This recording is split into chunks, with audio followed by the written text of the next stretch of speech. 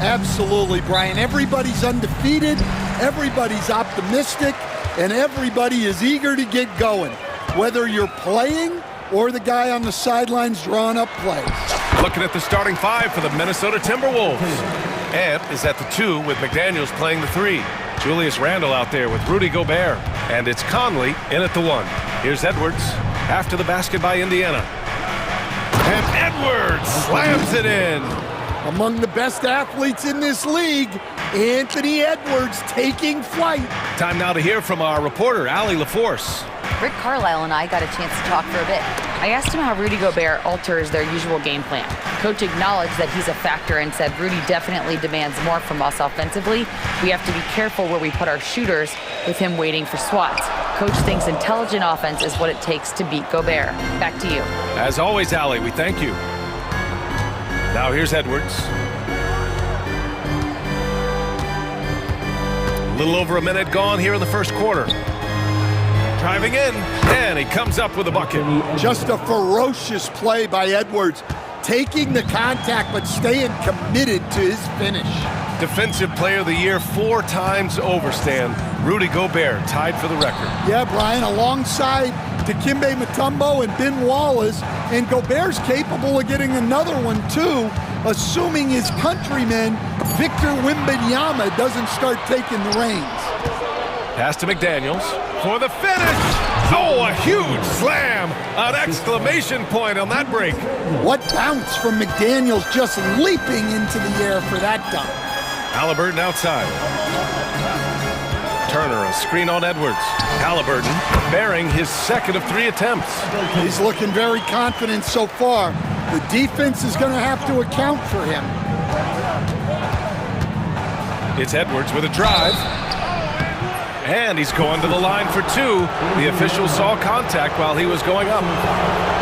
Grant, when it comes to Anthony Edwards, fair to say he's meeting expectations so far. Oh, no question, B.A. The first overall pick in the 2020 draft, Edwards has been anything but a bust. Now we are seeing him trying to compete for titles. Now here's Halliburton. 14 points his last outing. Drains the triple. And good work by Halliburton, outthinking the defense and creating an opportunity for himself. Here's Edwards. Over Turner. Edwards gets the bucket. Edwards got his 3rd bucket of the night. Well, early in this game, they've made one good play after another. Edwards against Halliburton. And he's going for the lob. And then Turner with the dunk. With good range of motion, Turner flashes the ability to be an effective alley-oop option. Randle on the screen. Edwards with it. Siakam covering. Here's Randle. And it's Randle with the jam. Oh, Randle put some extra on that slam, entertaining the fans and the broadcasters. Here's Halliburton. His 4th make in 5 tries. Solid start for him. The Timberwolves have gone 5 of 5 in this quarter. Solid. And the basket by Edwards. Edwards has got 10 points. Defensively, they've got to get more bodies in the paint. That's 3 straight field goals from below the free throw line. Here's Halliburton. And the dunk by Halliburton. Oh, Tyrese. That is how you complete a drive. Here's Edwards. Again gets it to go. He can't miss. 5 for 5. They have no answer defensively inside. All right, guys, we're lucky to have Shams Charania joining us now. Our 2K insider calling in with a story. What do you got, Shams? Well, guys, after their run to the conference finals last season, the Pacers moved to secure their roster moving forward, re-signing Pascal Siakam and Obi Toppin, and then extending Andrew Nembhard. With a young team that's already shown so much promise, there is upside in staying the course. This team should have some staying power for years to come, guys. No doubt about it. All right, Shams, appreciate the report. Now here's Edwards. He's got 12. Randle on the screen. Clock at 4. That 3's off the mark. Pacers trail by 3. Randle with a steal. And Gobert with the stuff. Yeah, Gobert making good on the threat of his height and length. Just hammering it down. Halliburton looking for an opening.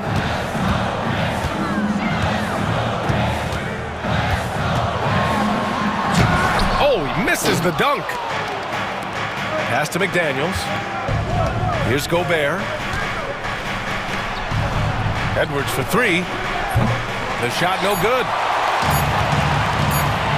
With one on the clock. Doesn't go for him. Offense is coming free and easy as we wrap up the first. It's Minnesota up by.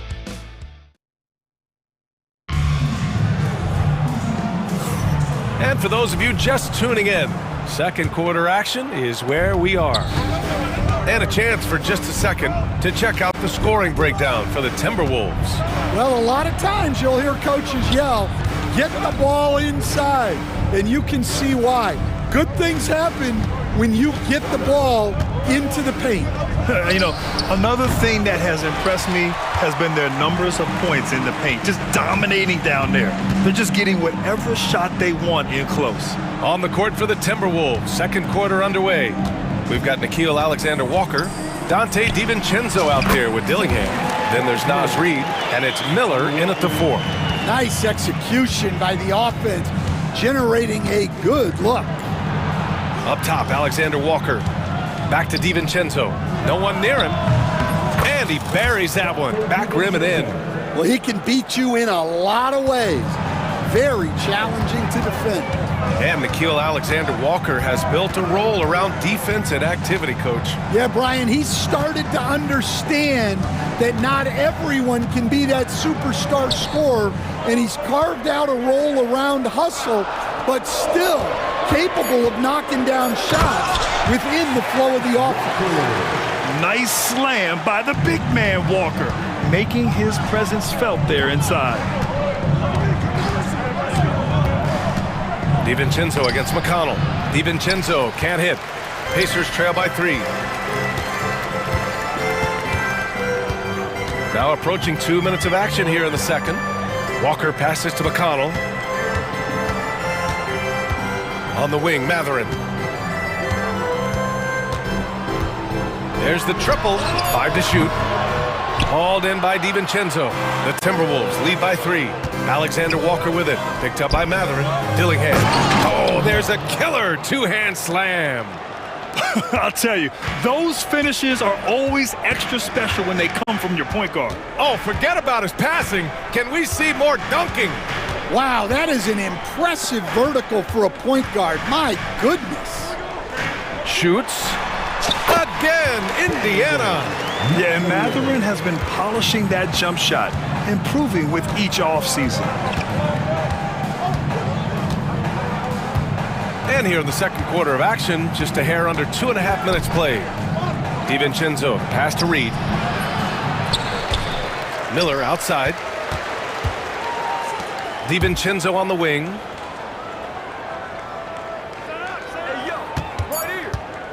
And Dante DiVincenzo is going to pick up the foul. That's his first foul. And great job to establish position and square up. Pacers trail by 3. Well, Coach, Minnesota turning back the clock last year. Most of their lineups had multiple bigs. Yeah, and we saw how effective it was, especially on defense. Minnesota led the league in defensive rating by a wide margin, and that length was a key factor. Yeah, tricky move by Mathurin, showing us how effectively he can run the pick and roll. And the call will be against Benedict Mathurin. That's his first foul. Personal foul. First team foul.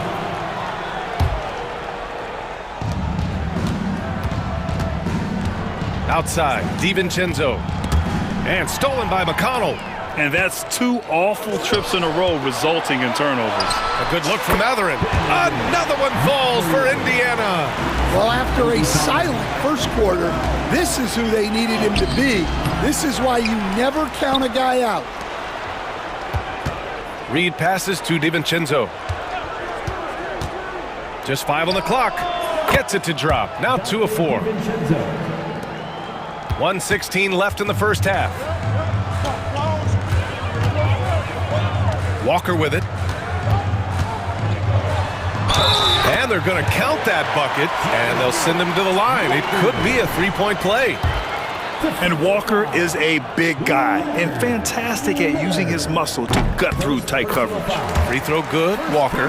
And Stan, after they traded for Rudy Gobert, it took some time for the Wolves to gel. It did, Brian. He's a unique player, and it's a process. But obviously a 14-win improvement last season.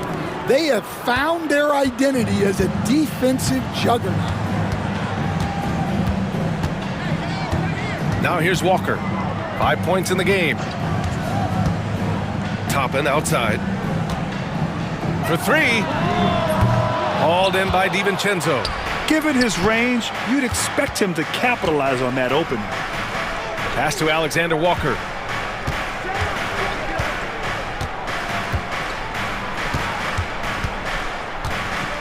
Miller on the wing. Outside, DiVincenzo. Shoots over McConnell. DiVincenzo can't hit. Well, that one should be in his wheelhouse, but just off the mark. Toppin outside. Shoots over Reed. Indiana again missing. And the first half comes to a close in a tie game. And we'll step away briefly, but get you right back out there for the start of the third quarter, right after the break.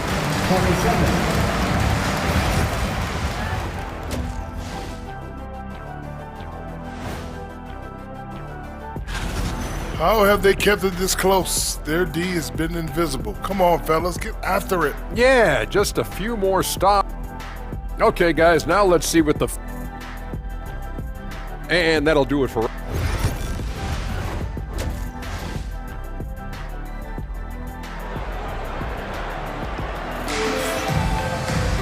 Second half of basketball is upon us, and we may be in for an exciting finish based on how close of a game we've seen so far.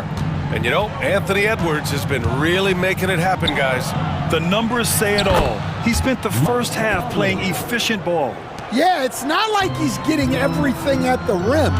He's playing smart and just taking what the defense gives him. Nesmith and Siakam are the forwards. Halliburton and Nembhard, the 1 and the 2. And it's Turner in at the 5 spot. So that's the group out there for Indiana. That one falls. Using focus and balance to convert jumpers, wow. Siakam has really improved his shooting. Now here's Edwards, guarded closely. Oh, Edwards bringing the heat. Did you guys see that? What an insane slam. Man, you got to have some hang time to pull that off. And Stan, while Edwards has pushed back, it hasn't stopped others from comparing him to his airness, Michael Jordan. And that talk is more about how his game reminds one of MJ and less about greatness. Edwards' career is just getting started. Here's Edwards. Oh, and Turner with a block. A ferocious shot blocker. Turner provides a sense of security to the rest of his teammates. A little over a minute gone here in the second half. Edwards, a pass to Conley. Outside Edwards. Clock at 6. It's rebounded by Indiana. And here's Halliburton. 11 points in the game. Let's go with a 3. And it's Gobert with a rebound. Man, that's his shot. Maybe he was too wide open. And the shot counts. He's fouled, and it's a chance for a 3-point play. NBA scoring has been climbing over the past decades, Grant. Is the league too offensive at the moment, do you think? Well, we know that people like scoring, the fans, players, everyone, but the league needs to make sure there aren't hamstringing defenders too much. So I think allowing some more physicality incentivizes the defender to defend, and now we have competition on both sides of the ball. And making 3 of their first 4 shots in this half is a strong start. Now it's about growing that momentum. Edwards, no good. The Pacers have gotten 3 of 4 shots to fall so far in the third. Siakam outside. Back to Halliburton. For the lead. Another one falls for Indiana. Well, he's a reason why they're winning right now. He's been efficient offensively, and his confidence continues to grow. Here's Edwards. Outside McDaniels. Hits a three-pointer. McDaniels got 5. Well, look, you want to put your guys in a position to succeed. McDaniels is more comfortable operating off the catch than he is initiating. Halliburton, the pass to Siakam. Oh, nice fake, but the layup's off the mark. Not really what we expected. You know he wants that one back. Randall outside. 2 minutes remaining in the third. There's a minute 59 left to play in the third quarter. Sinks that one from the post. And now it's a 4-point Timberwolves lead. Yeah, nice play by Randall. He can take up space in there and has great short area quickness. And Siakam gets it to go. Oh, just an easy reverse for him. He has nice feel and touch around the bucket. And he commits the intentional foul. I mean, I'm just not sure what he was thinking right there. I mean, he needs to get his head in the game. A new lineup here for Indiana. Here's DiVincenzo. 7 points in the game. Reed, a screen on McConnell. DiVincenzo against McConnell. Now here's DiVincenzo. Defense is right there. Off target with the open look. And that's one he wants back, just wide open, but not able to connect that time. Toppin shot is off. The Timberwolves have gotten 5 of 10 shots to go. Pass to Dillingham. Back to Reed. Here is DiVincenzo. Reed sets a screen to the left side wing. 4-3. Walker pulls down the board. And so it's Walker with it. He brings it up for the Pacers. 2-point game. After this game, they can look forward to Detroit, where they will match up against the Pistons. That'll be the first leg of just a 2-game trip for them. Wow, strong finish from Wiseman. When it's this close, every bucket matters. You need good looks. McConnell against DiVincenzo. Minnesota again missing. The Pacers have gone 6 for 9 in the half. To the inside, Walker, and the layup is good off the glass. Walker's gotten his 3rd basket of the night. These defenders really need to man up, particularly in the lane. For 3, DiVincenzo. Indiana with a rebound. Gets it off. He got it up in time, but it would not fall for him. It's still anybody's game as... And a moment now as we take a look at our State Farm assist of the game. Yeah, just shredding the defense with that feed. Zero chance to stop that. Now that is an elite level dish. What a great pass.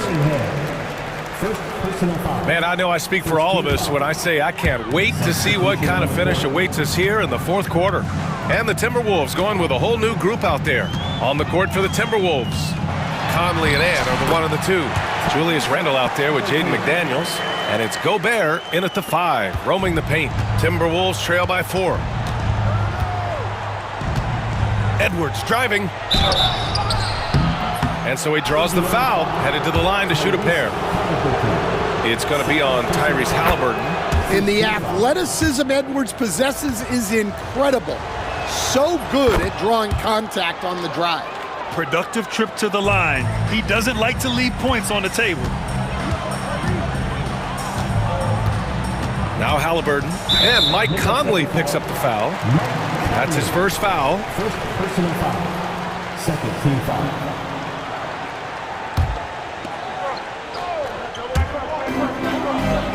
Halliburton, the pass to Siakam.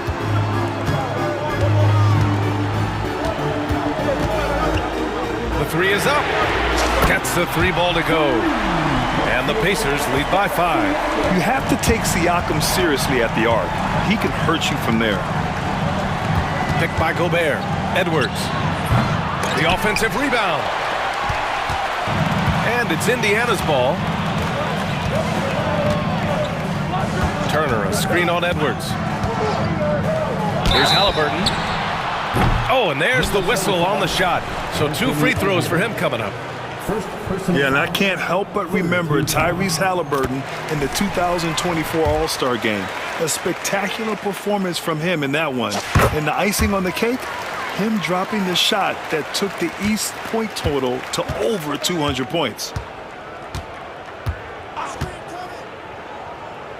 Pass to Gobert. Back to Edwards. This one for 3. The rebound by Turner. He's trying to find his shot, but at some point you have to start making these. Halliburton against Conley. Halliburton outside. Over Conley. The Pacers again can't hit. Timberwolves trail by 7. Edwards with it. Halliburton picks him up. Anthony Edwards rains one in. Well, you have to be careful with Edwards on the arc because he is completely fearless. Siakam against Randall. Siakam, the pass to Nesmith. Outside for Halliburton. Back to Nesmith. Shot clock at 6. No luck on that one. The Timberwolves have gotten just 1 shot to fall out of 3 attempts in the 4th. And Edwards slams it in. Well, we've seen this movie before. Edwards is rolling, and his energy right now is infectious. Halliburton, the pass to Turner. Back to Halliburton. Siakam against Randall. Halliburton outside. Siakam with a screen on Edwards. Kicks it out to Siakam. No good on the triple. For Minnesota, they've gotten half of their attempts to fall in the 4th. 2 for 4 now. And Edwards slams it in. Well, you need a bucket? Give it to Edwards. He's got that clutch gene. Minnesota is going 1 of 2 from deep in this quarter. With the teardrop. Gets the bucket and the foul. They'll pin that one on Pascal Siakam. Neither team able to build a lead and sustain it. After 6 lead changes, it feels like it could come down to 1 big play. Yeah, he's a guy you want at the line, and clearly not affected by the moment. Turner, a screen on Edwards. And miss after miss right now. Minnesota leading by 3. Conley passes to McDaniels. Now here's Gobert. Outside Conley. Pass to Randall. Count the basket. Oh, a rugged competitor. Randall's teammates trust his ability to make plays in big moments. Randall against Siakam. Outside Nesmith. Over McDaniels. And once again off the mark by Indiana. The Timberwolves have gotten 5 of their 7 shots to fall in this final quarter. 1:02 left to play in the 4th quarter. Here's Edwards. And Edwards slams it in. They're really settling into a nice rhythm now, starting to gain the upper hand. Yeah, you're seeing their offense in a flow. Now it's time for their defense to turn up the heat a little more. On the wing, Nembhard. There's Nesmith with the 3. And Indiana misses again. And lockdown defense against one of the best 3-point shooters in the league. Edwards looking for an opening. Randall outside. The kick out to Conley. Pass to Edwards. Takes a 3. Knocks down the long J. And it's a 10-point Timberwolves lead. Leaving nothing to chance. This run shutting the door on him. Yeah, this run has poured a bucket of water on any ember of a potential comeback.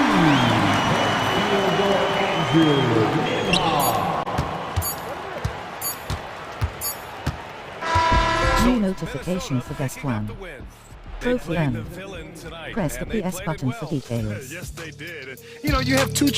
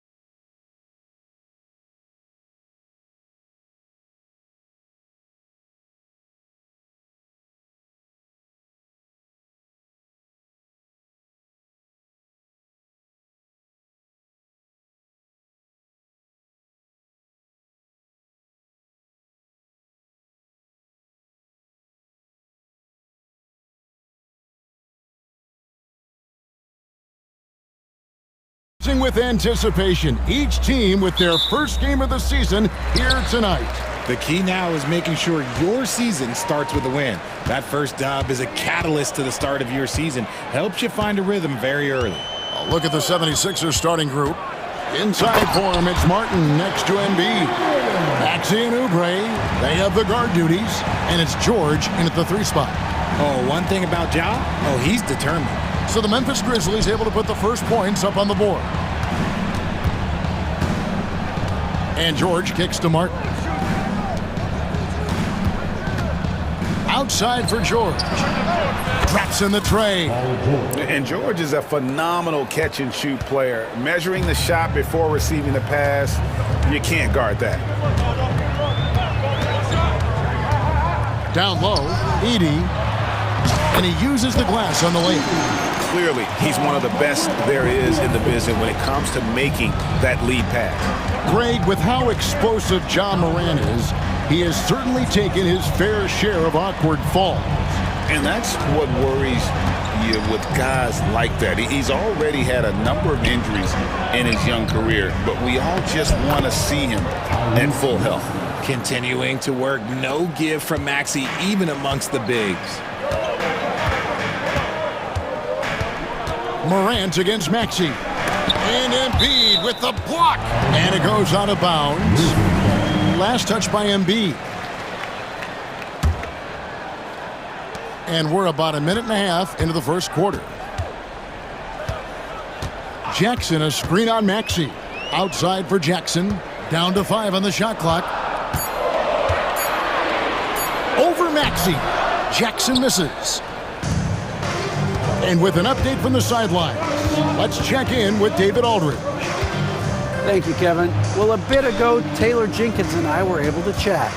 We talked about the game plan for Joel Embiid. He told me Embiid might be the hardest matchup in the league. We just have to try to make things difficult on him and make him work for every point. We'll see if they're up to it, Kevin. Thank you, David. And it's the Grizzlies with the ball after the miss from Joel Embiid.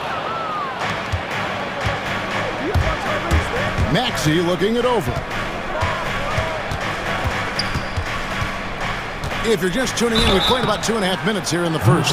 This team has handed a lot of responsibility to Tyrese Maxey, but Greg, he's lived up to it. And has grown very well into his role with the team, shown that he can be a scorer all over the floor. Amazing to think how far he's come in such a short amount of time. RJ, talk about a guy who can completely take over. Tyrese Maxey. Oh, I love his energy. I love his focus. I love his love for the game. He is relentless. What's amazing is that there's still so much upside there, Kevin. Just over 2.5 minutes played here so far in the first quarter. Bane kicks to Jackson. 6 to shoot. Here's Morant. And Embiid pulls it down. I thought he had that all sewn up, but somehow the defense just threw him off. Maxey with it. Now defended by Bane. Outside for George. Another miss by Philadelphia. And they had some botched coverage that turned into no coverage. To the paint, Oubre with the steal. And now the 76ers on the break. Here's Martin. It's good. He makes his first shot of the game. Well, that's why they're in front. Aggressive play at both ends. Nicely done. Outside for Jackson. Knocks down the 3-ball. One of many weapons in Jackson Jr.'s arsenal. He can spot up on you and make it look too easy.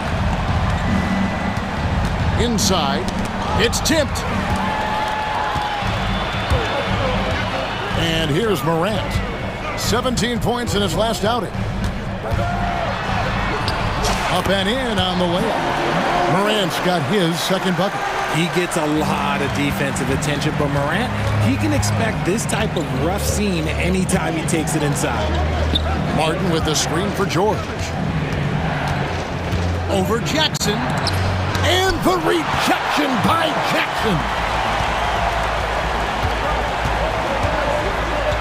43 seconds left in the first quarter. Morant against Embiid.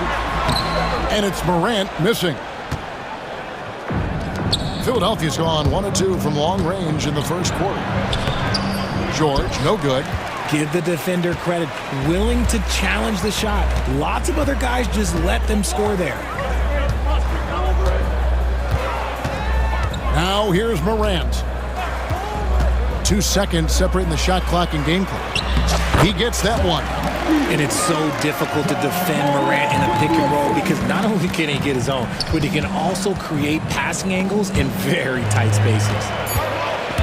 Outside Jackson. Gets it off. And the last shot before the buzzer is off. 1 quarter in the books, and it's been a close one so far.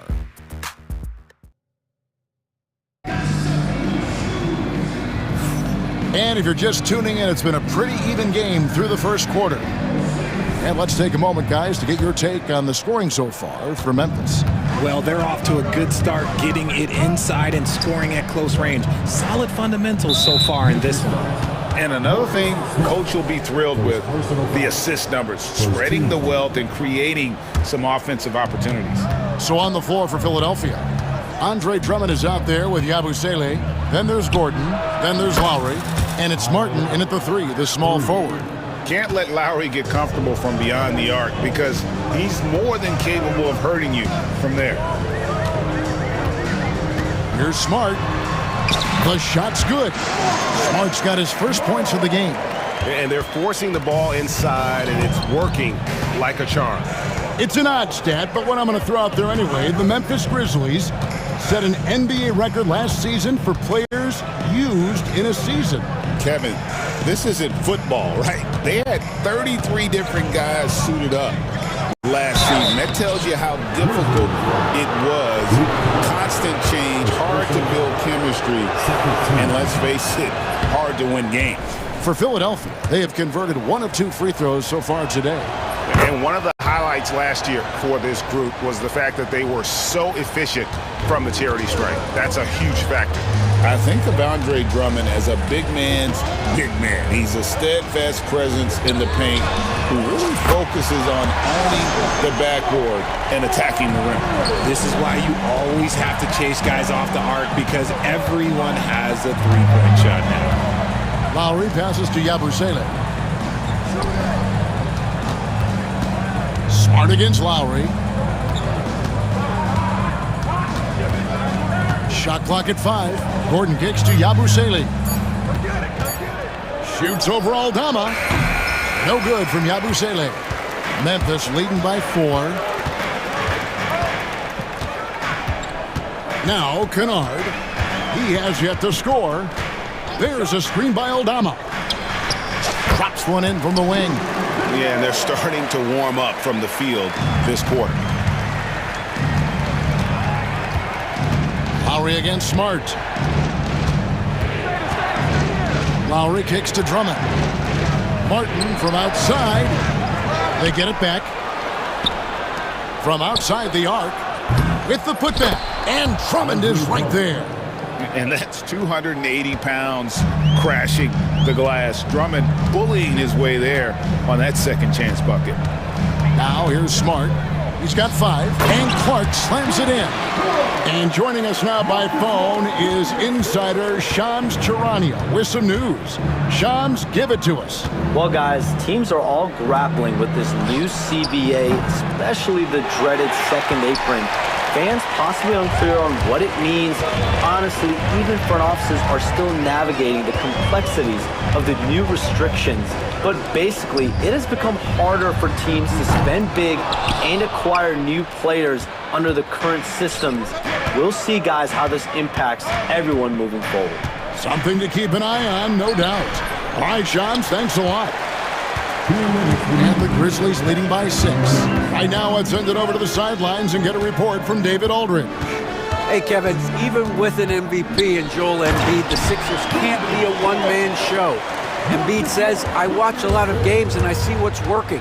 Good basketball means cutting, moving, guys getting off the ball, and it's moving and not sticking. But you need the right guys to execute that system. And I think we've got the right guys. Kevin? I know you and I agree they do, David. Thank you very much. Here's Smart. Philadelphia able to drain the three. Pass to Aldama. Back to Smart.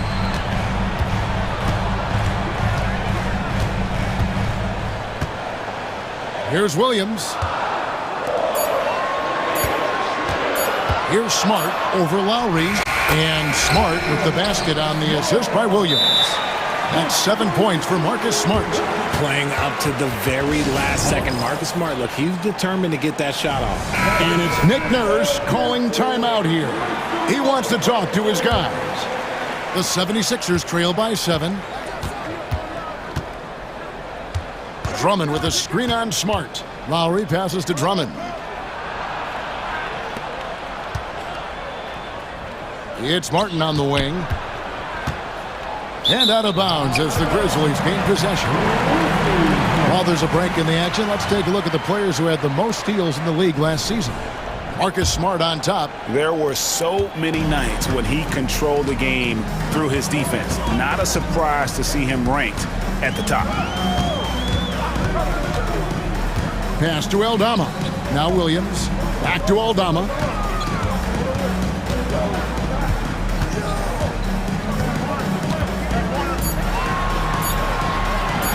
The jump hook again, Memphis. And now you see them starting to really work the ball inside. Lowry kicks to Yabusele. Now here's Drummond. To the middle, stolen. Kennard on the wing. Lowry covering. The shot's good from Kennard. And now it's an 11-point Memphis lead. Big miscommunication on defense. He recognizes it and quickly takes advantage. Yeah, they're going to do a much better job of putting a little bit of pressure on him on his way to the hoop. Lowry for three. That one misses. And so it's Memphis holding on to an 11-point cushion as we get ready to take a break. Their defense has been active. Thank you, David. And we'll be back after halftime as the third quarter gets underway.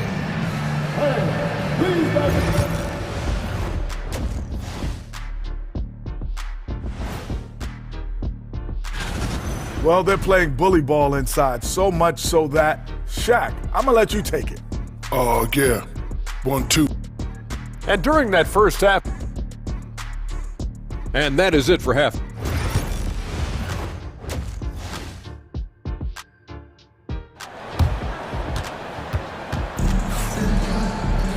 And with the second half upon us, we'll find out if this game becomes the route that it's threatening to be.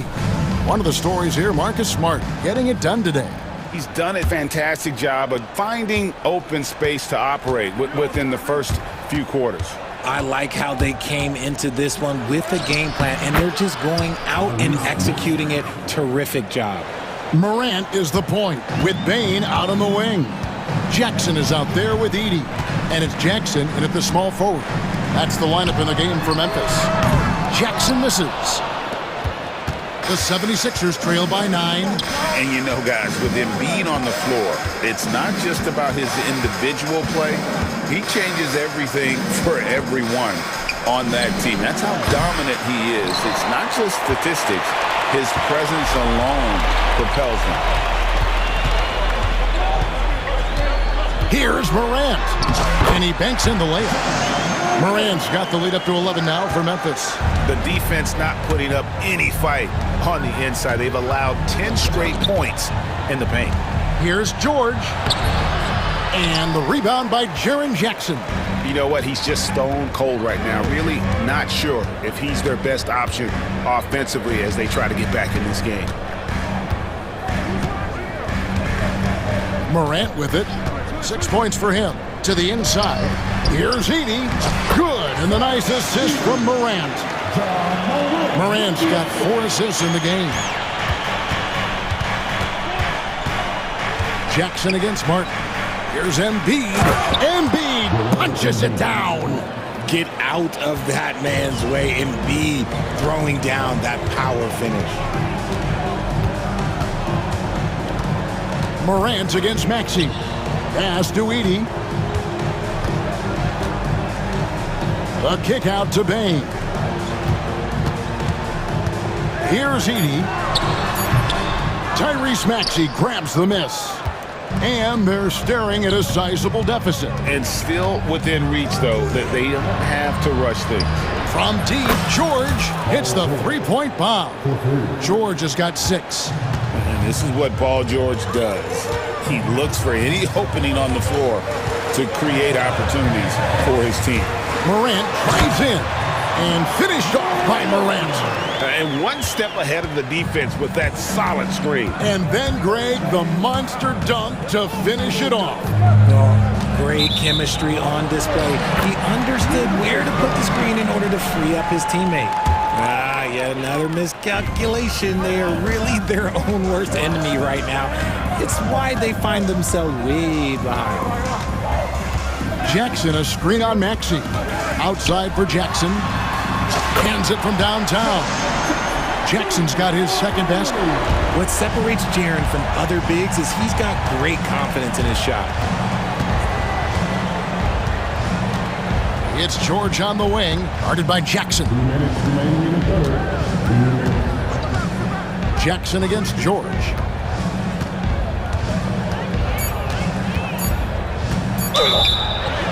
And he makes the bucket, gets the whistle, and now a three-point play chance here for him. Solid play there from PG, absorbing the contact, but staying with that shot for the and one. And Nick Nurse, Greg, the 26th head coach in 76ers franchise history. And Kevin, known for his creativity and that outside-the-box thinking. I think it's a good fit with this forward-thinking front office. Sometimes Morant just makes this look effortless. He's such a gifted passer. Maxey, no good. Not quite enough defense. That time around, just lucky he was off. Morant surveying the D. Pass to Edie. And all around the rim that time before dropping in.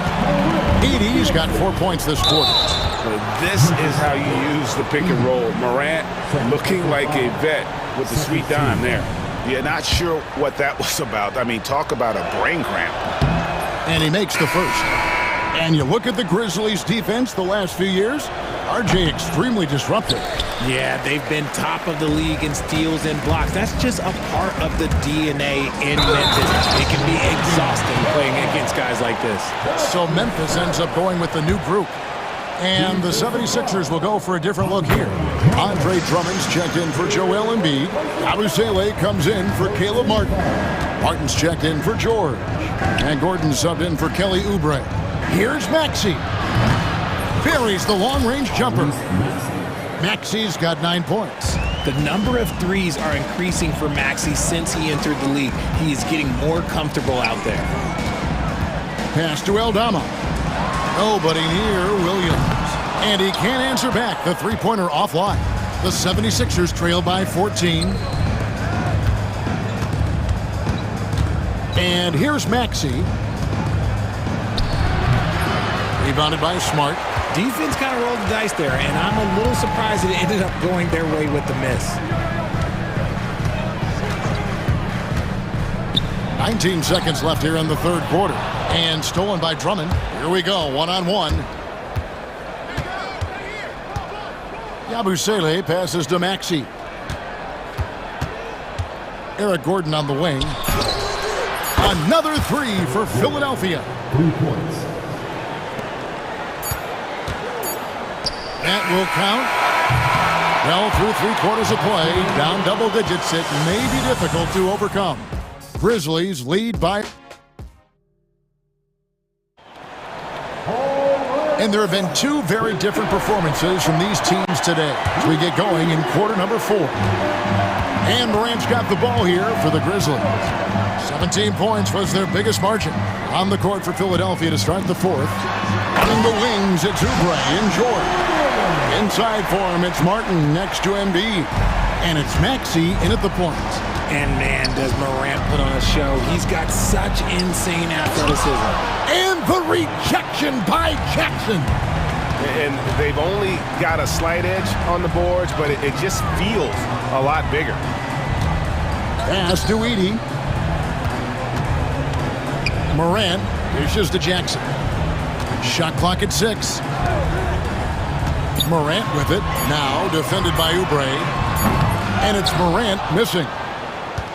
The 76ers trail by 13. Jackson passes to Morant. And then Morant slams it in. And this is what John Morant does best. When he finds his rhythm on offense, he is almost impossible to guard. Here's George. The Grizzlies pull it in. Okay, now I think he's starting to get in his own head right now. Maybe he's overthinking things a little bit, and as a result, he's just been off. Jackson kicks to Morant. It's good from long range. And you can see Ja's been working on extending that range. Here's George. The turnaround jumper. Count it. And he's been much more assertive here in the second half, getting to his spots, executing with ease. Here's Morant. Banked in off the glass. Morant's got 9 points in the quarter. Whatever adjustments were made in half, boy, they are working. He's looking like a different player since the break. Maxey passes to George. Off target from outside. He just looks off this quarter. Looks like he's forcing it a bit right now, a little bit in his head. And that one's good. Morant's got 19 points. And not hard to see why they are giving up points on this run. Just too many good looks from in close. Martin with the bucket. Unselfish play by Maxey. He's learned to get his teammates involved. Memphis leading by 18. Fourth quarter of play, and we're about 2.5 minutes through it right now. Jackson setting the pick here for Morant. Rebound by Joel Embiid. Embiid's got his 6th rebound on the night. Here's Maxey. The Grizzlies pull it in. Jackson's got 5 rebounds tonight. Now, here's Bain. Jackson, a screen on Oubre. Bain passes to Jackson. Rebound by Joel Embiid. Embiid's got his 7th rebound of the game with that last one. Here's George. Drives to the hoop. And it's Paul George with the finish. And putting his explosive athleticism on full display there. George is capable of some highlight reel dunks. Jackson has the open look. Good, and a nice assist from Morant. Morant's got assist number 8 now on the night. Maxey kicks to Oubre. Tried to come right back with the 3 of his own, but it's no good. Morant outside. Inside, here's Edey. It's hauled in by the 76ers. Embiid's got 8 rebounds in this game. And tonight's battle is going to end with a very clear winner, leaving nothing to chance. Impressive win for the Grizzlies. Their inside game was what secured them the win tonight. They had their way in the paint, and those are all high percentage shots, but the defense couldn't stop them from getting down low. And it'll go down as their first official win of the new year. And this is a great way for them to kick off this season series. 2 more games ahead, and they've taken the mental advantage with this win tonight. And we watched one guy all night long, guys, and looking at the stats just confirms what a dominant game he had. What a night tonight it was for Ja Morant.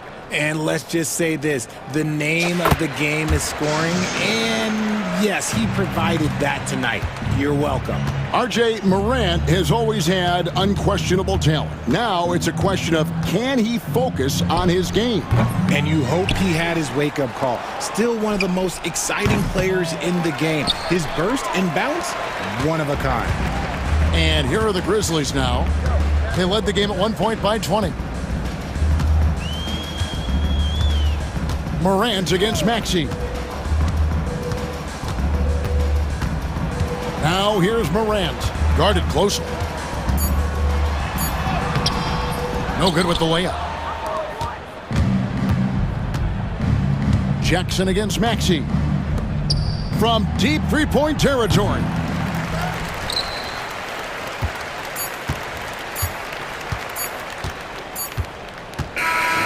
So no problem for Memphis as they get the win. It It was a tale of two teams tonight, one that was in total control, operating flawlessly, and the other just... Thank you for that, David. And that'll do it for the first game of the NBA season. Along with Greg Anthony, Richard Jefferson, and David Aldridge.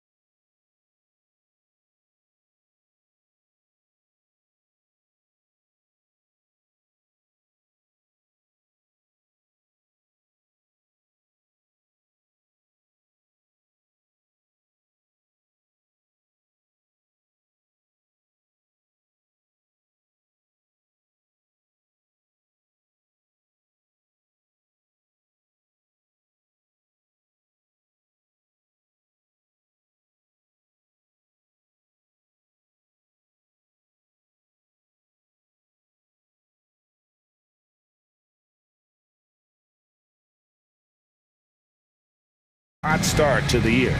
So let's take a look at the starters for the Dallas Mavericks. At one forward, Thompson. At the other forward, Washington. The star backcourt, Doncic and Irving are the guard set. And it's Gafford in at the center, locking down the middle. And for Minnesota, Edwards on the wing. He's joined by McDaniels. Rudy Gobert is out there with Julius Randle. And it's Conley in at the point. A nice shot by Doncic.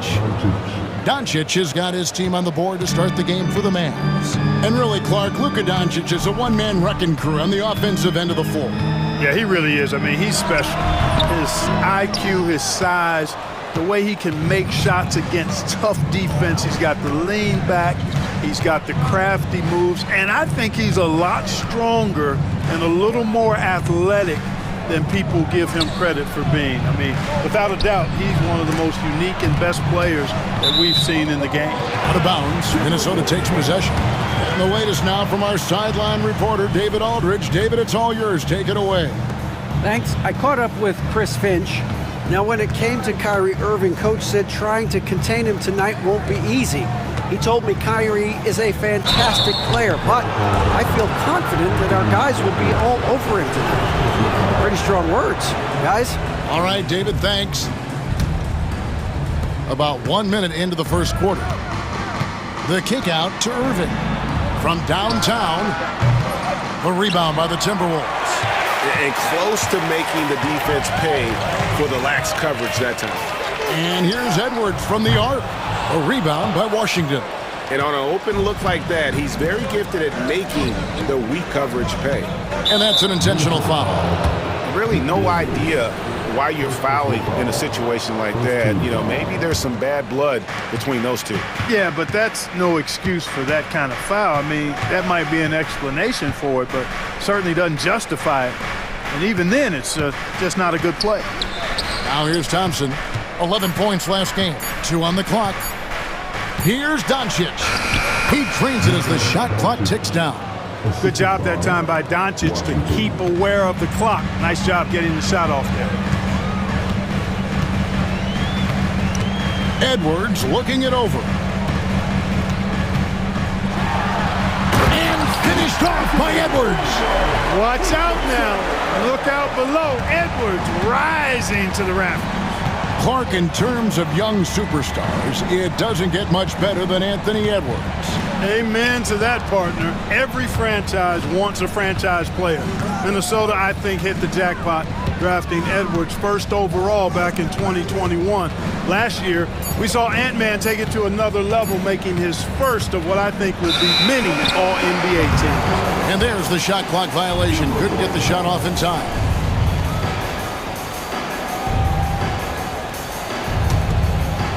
Here in the first, just under 2.5 minutes played so far. Pass to Randle. Back to Edwards. Randle, a screen on Irving. Outside for Randle. Nice ball movement by Minnesota. Edwards, that's good. Built like a linebacker, Edwards is not your average off guard, folks. Washington with this screen on Conley. The drive by Doncic. Lays it up and banks it in. Doncic has got 6.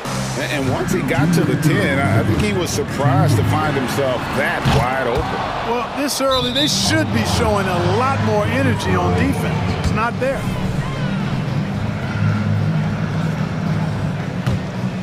The Mavericks leading. Pass to Washington. Irving against Edwards.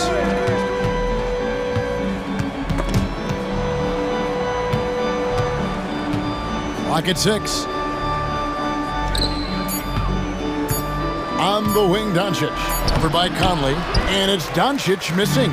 Well, you know, this is what happens. You can't afford to lose concentration, even for a nanosecond. Here's Edwards. Bounces high off the rim and drops. He's got 6. And with the way he can rise, Edwards able to get that shot off anytime. And Greg, it didn't take long for Anthony Edwards to prove himself in the NBA. There's so much to like about his game. As outstanding as his offense is, his defense cannot be overlooked. He is a lockdown presence when he needs to be. No one near Randall as he lets it go. And the three ball is good. And, you know, he's evolving his offense over time, Julius Randle. And I think the coaching staff is happy to see it. They like to see him take and make these shots. And there's the call on Rudy Gobert. That's his first foul.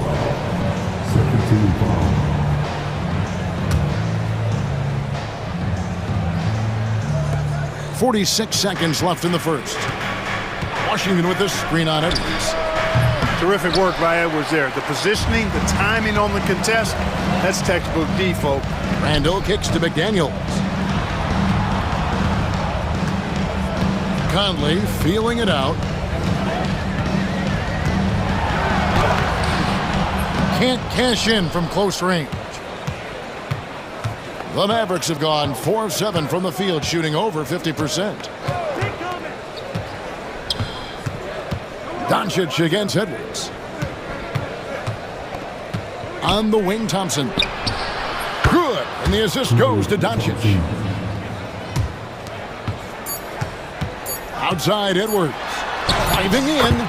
Yes, that goes in. Edwards got 8. I tell you what, it's almost like stealing to watch how he plays the game from this seat. Anthony Edwards has been leading the charge for Minnesota. He notched 8 points in the quarter and has that terrific basketball instinct on display.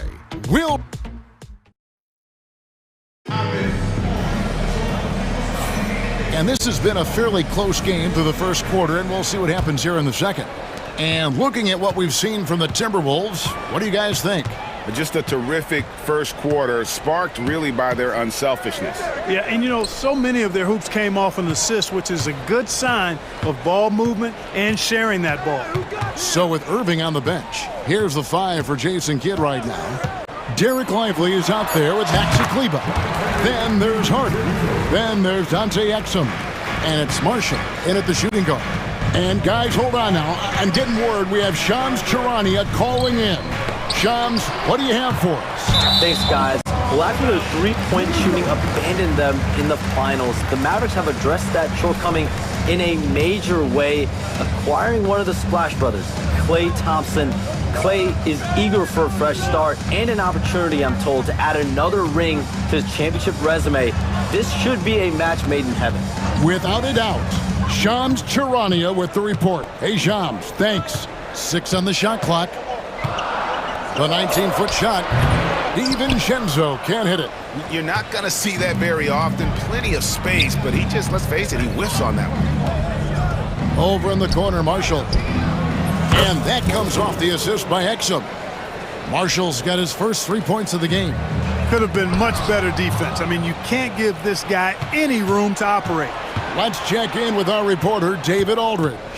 Kevin, thanks very much. The Mavericks have been much improved defensively. Coach Jason Kidd says when you're leaning on Luka offensively to deliver, and he does, you have to be able to cover him. Not just him, but Kyrie. The focus on playing defense and protecting one another is at a high right now. It can't just be 3 guys. It has to be all 5. Kevin?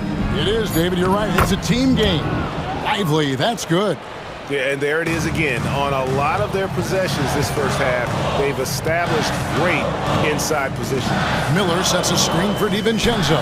To the middle. And Miller throws it down hard. Love the pass from Reed that time. These guys love playing with him. To the wing on the left. And here's Marshall from the arc. Dillingham with the rebound. And he drops in the layup off the glass. DiVincenzo's got his second basket of the game. Just focusing on the task at hand, that's all you can do. Yeah, these teams trading punches right now. I mean, it's table tennis. Back and forth we go. 2 free throws coming up, and they call the shooting foul. And this season's still very young. Greg, what are you looking forward to this year? Well, Kevin, I'm always interested in the rookies, seeing which guys step up the leap to the NBA can be a huge one, so you never know what will happen with some of these young players. 7th in scoring, and also they were in the top 10 when it came to fast break points. You had to be ready to get back in a hurry, or this team would run it down your throat. And Greg, what stands out to me the most is their turnover ranking. They were never careless with the ball, never played out of control. Hardy, no good. Tell you what, the defense was lucky there. I mean, leave him that open from range, he'll typically knock it down. You gotta love his hustle, leaving the defense no time to react. And you know, you're gonna get those buckets, guys, when you're quick to get out on the break. Get that ball up the court as fast as you can. Marshall passes to Kleba. Exum deciding where to go with it. Kleba sets the screen for Exum. Cranes the three-pointer. Exum's got it all tied up now for the Mavs. And the D has gotten a little bit laxed here defending the triple. Out to Miller. Back to DiVincenzo. Launches it. And Lively pulls it down. And the great shooters know when they've got enough opening to go for the three. I didn't think it was a bad choice on that possession. Marshall passes to Kleba. A special move before the shot. Kleba's got his first 2 points. And you're not going to pass up that kind of And Clark, while he might be someone who doesn't stand out, Maxi Kleba is vital for this team. You know, Kleba usually averages in the single-digit scoring, but he's a 6'10" floor spacer, which puts a lot of pressure on the opposing defense. He plays a lot of the 5, and he more than holds his own defensively. He's a nice rotational player. They time it right, they can end this quarter with a 2-for-1. And that's how you want to end the quarters. Takes the 3. Dillingham, no good. The Mavericks have gone 4 of 8 so far here in the second quarter. Marshall passes to Lively. Here's Exum. Jacks up a 3. Takes a 3. Dillingham with the rebound. Something that's kept this game close is the fact that the rebound stats for both teams are almost identical. The battle to a standstill on the boards has really been something to watch, and the game's not over yet. We'll see if one of these teams maintains more energy than the other going down the stretch. And here's Marshall from the arc. So the clock runs out with the score tied going into halftime. And now let's catch up with David Aldridge, who's standing by from the sideline. All right, Dave. Thank you, David. And we'll be back for the third quarter of action following halftime.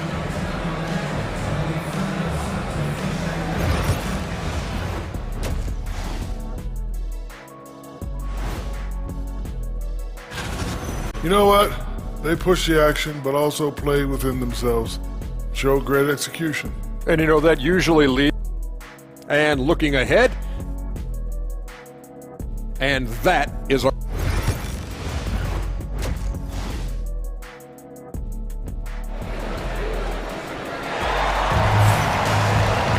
And we're halfway through this one. Plenty of basketball left in a game that's been fairly even so far. You have to like what we're seeing from Anthony Edwards. He's done a fantastic job of finding open space to operate within the first few quarters. And you know what? It helped that they had a few guys with very hot hands on the perimeter, too. Conley and Edwards are the guards. Randall out there with McDaniels. And it's Gobert in at the center position. That's Chris Finch's 5 as we get into the second half. Irving with a clean look. Hits the jumper in space. Irving's got his first bucket of the game, and he's on the board for 3. Kyrie Irving, what a touch from deep. There's always a surprise, isn't there, Clark, in the offseason? Let's go back to 2022. That offseason, the Timberwolves going all in on Rudy Gobert. Basically, Kevin, they traded 5 firsts plus a bunch of good players for Gobert. It was derided at the time, and I can understand why, but Rudy's defense has taken them to another level, and he's actually been a little better offensively than people thought he would be. Timberwolves trail by 3. Here's Edwards. Rebounded by Gafford. Well, they'll be happy with that look, even though it didn't fall. You know what? That's a confidence shaker for him, though. I mean, that's a shot he expects to make every time. It's a great move, and he catches the defense completely off guard. Yeah, if that's a harbinger of things to come, he's looking at having a very big second half. That's a textbook example of how to move the ball. Boy, you got to love that action. Irving finds Thompson. Back to Irving. Dallas moving the ball around. Puts up a three. Good! Thompson makes it look so easy. And how's that for an answer? Thompson getting his revenge in style there. Randall a screen on Irving. For three, Edwards. The Mavericks pull it in. Far from an ideal start here. I mean, this half just 1 for 4 so far. And the foul called on Edwards. That'll be his second foul of the game.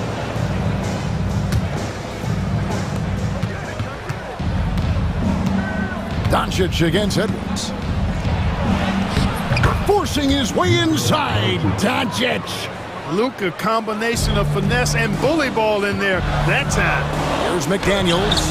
Basket good. McDaniels got 5 points in the quarter. It all started with the pass. That's what coaches love to see, ball movement. And now the latest from our reporter, David Aldridge. Kevin, Mike Conley's leadership is huge for the Wolves. Rudy Gobert says his presence on the court, but especially in the locker room, is invaluable. Coach Chris Finch said he's given us everything and more. Conley says to have this kind of trust from everyone is why I'm here. This is what I'm supposed to do. Kevin? He is a class act. David, thanks. Out to Doncic. Shot clock at 2 from deep three-point land. And rebounded by McDaniels. Timberwolves trail by 5. And Clark, it's hard to compare Luka Doncic to any other player we've seen before. I would certainly agree with that. Ditto to that, Kevin, because he is unique. His pace is never hurried. He never gets rattled. He complains to officials a little bit more than I'd like to see, but he's strong. He's got great touch and feel, and he scores at all 3 levels, and he's a brilliant passer. Doncic gets to Washington. And now here comes Conley leading the break for the tie. He takes it up and lays it in. Conley's got the game tied up here for the Timberwolves. Nice hustle from Conley that time. When the break is available, he really gets after it. Doncic outside Irving. Washington with this screen on Conley. And on the way from Irving for 3. And here's Edwards. He'll bring it up for Minnesota for the lead. The muscle from Edwards. Edwards just doesn't allow defenders to bottle him up. Great focus and persistence. Shot to stop the run. Outside Irving. A 3-ball. Gets the 3-pointer to fall. Irving's got 8 here in the quarter. The Timberwolves have gotten 5 of 8 shots to fall for them in the third quarter. A nice 62% from the field. Edwards getting the close range, too. Well, if it ain't broke, don't fix it. They keep getting it in the paint and continue to score consistently. And Jason Kidd is called timeout. He wants a minute here to get things straightened out with his team. And it's a completely new lineup for Minnesota.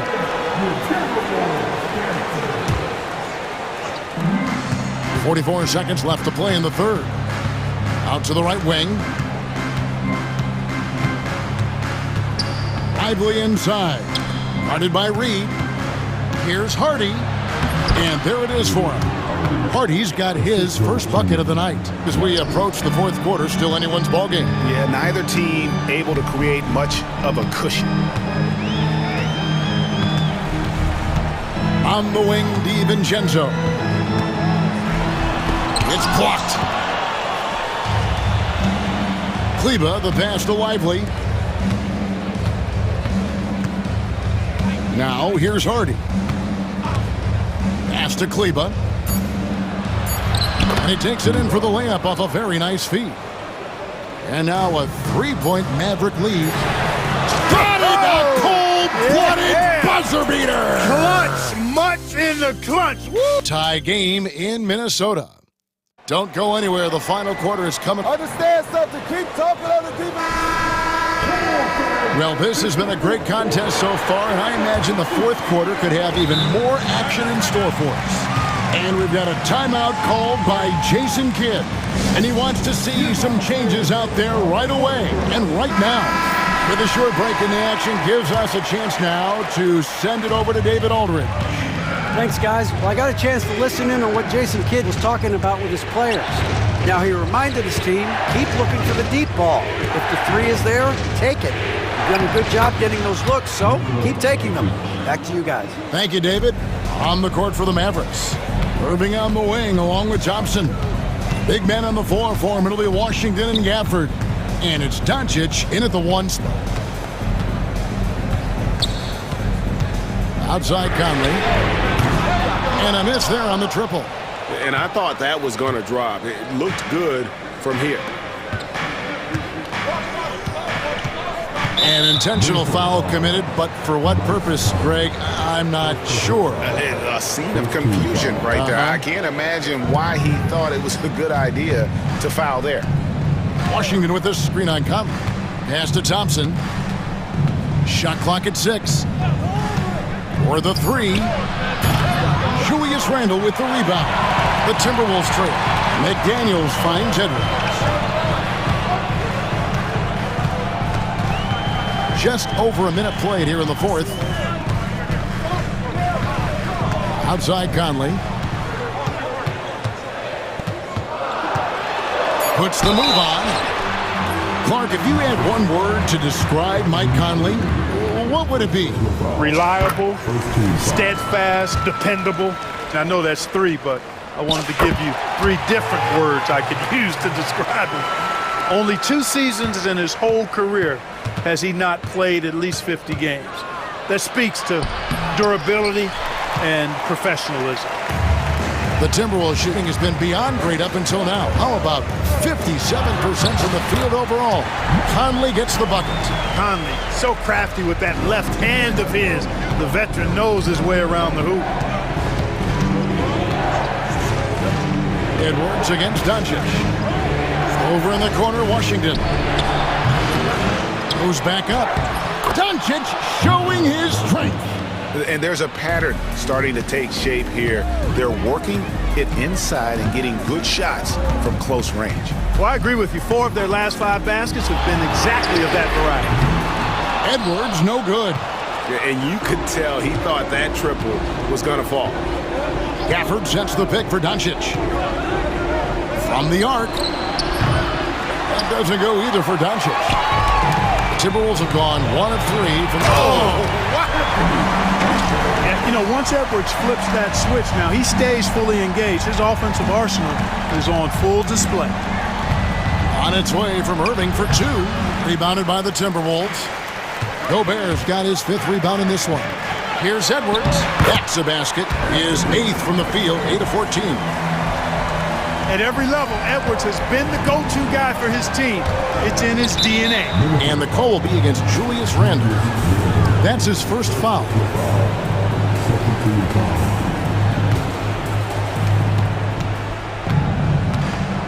Doncic against Edwards.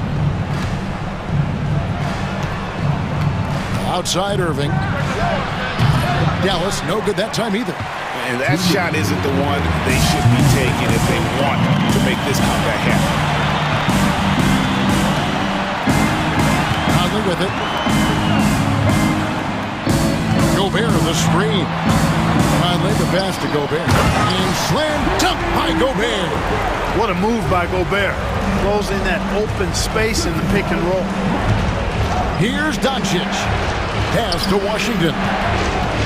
Right side Irving. It's stolen by Edwards. And here's the fast break. Randle leading it all the way. Edwards kicks to Gobert. 3-pointer Randle. Rebounded by Gafford. Gafford's got 6 rebounds here tonight. Washington with the screen on Edwards. Irving passes to Washington. Back to Irving. There's the 3. Connects from three-point range. Irving's got 11 points here in just the second half. Do not expect anything less from Irving. A clutch performer. We love knocking down the big shots. Over in the corner, Randall. Timberwolves passing it around. Stolen by Washington. 3-on-3. Here's Irving out to Doncic. Stolen by Michael Conley. Washington against McDaniel.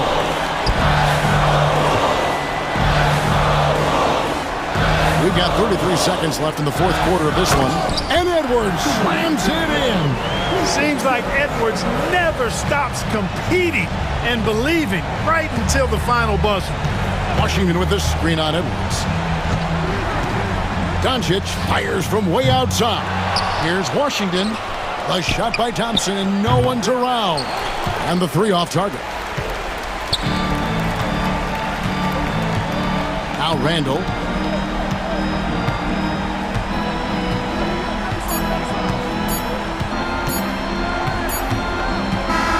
And so the Timberwolves take the win. It was a fantastic ball game, and they did a great job. All right, DA, thanks again. That concludes the first game of the NBA season. For Greg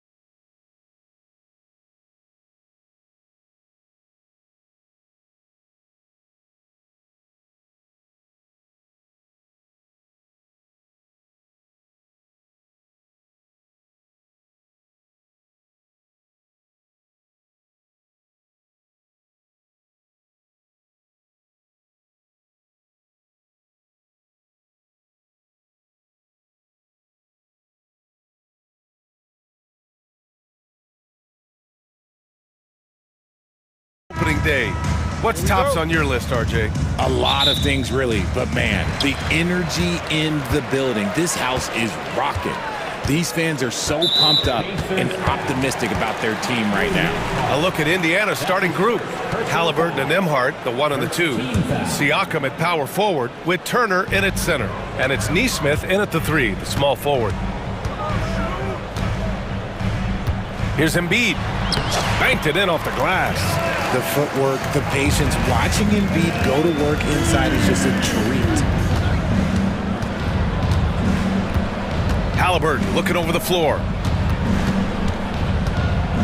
The floater. It's hauled in by Oubre. Maxey on the wing. He's guarded by Nembhard. Outside Maxey.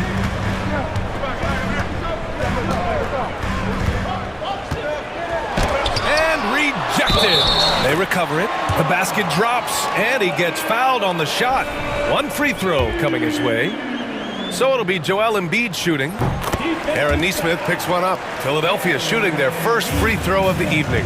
And Grant, I know you played a part in Embiid's decision to join Team USA. Yeah, B.A., I spent a lot of time talking to Joel Embiid and convincing him to play for us in the U.S. men's national team. And the basket by Siakam. A long swing player. Siakam uses that 6'9" length down low. Now here's Maxey, tightly guarded. Out to Oubre. Martin, left side, stolen by Siakam. In transition, here they come. Outside Nesmith, pass to Halliburton. Fires for 3. He's now 1 for 2 with that bucket. At the perimeter, Halliburton has a lot of confidence. He's just about always ready to take that shot. Here's Maxey. The layup misses. And you don't see that every day. Usually he'll convert when he gets that close to the rim. Halliburton with the ball. Guarded now by Maxey. Nembhard, the pass to Halliburton. And it falls. 2 for 3 from the field so far. Offensively, they've been pretty sharp. 3 for 4 so far. A moment to hear from Allie LaForce. Earlier, I spoke with Nick Nurse. We talked about this matchup here tonight, specifically what his team wants to do against Miles Turner. Coach told me we need to push him out of the paint whenever we can and make him a jump shooter and live with those results. If we can do that, I think we'll be in great shape. Guys, back to you. Okay, good stuff. Thank you, Allie. The 76ers have gone 3 of 5 here in the opening quarter. And Aaron Nesmith picks up the foul. That's foul number 2 for him. And that puts them just 1 foul from the bonus. Just over 2.5 minutes played here in the first. Kicks it to George. The 3 ball. Indiana with a rebound. And we're joined now by Shams Charania. He's calling in with a story. Good to have you, Shams. What's going on? Thanks. Well, the Sixers this summer signing Paul George to create a star trio, along with the great value signings around the edges, really is widely regarded as one of the league's most improved rosters. And guys, this team is poised to compete with the league's best. They have a big 3, and they have a real chance now to win a championship. No doubt about it. Appreciate the update. Thanks, Shams. Here's George. It's wide right, hits off the rim. See, that miss right there, it's why teams try to avoid the mid-range jumper these days. Turner, a screen on Maxey. Here's Nembhard. And it's Indiana scoring again. Gotta fight harder to get over those screens. Yeah, as soon as these guys feel contact, they are just disappearing like they're not even there. You gotta show some fire and keep defending.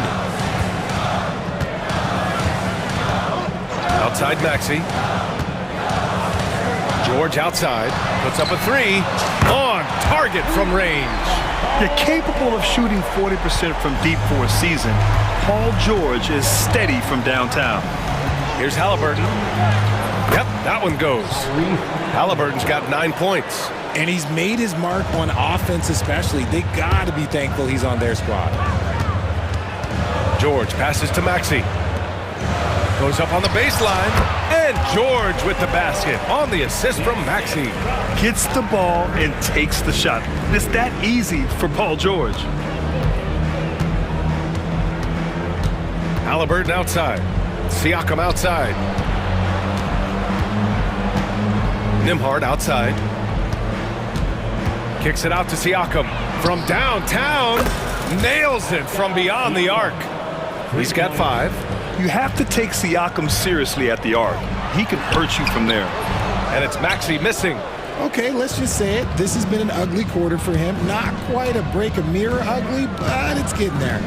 Three-pointer, Halliburton. It's rebounded by George. Maxey on the wing. Connects from downtown. I know what they say, defense wins championships, but you need some bucket getters too now.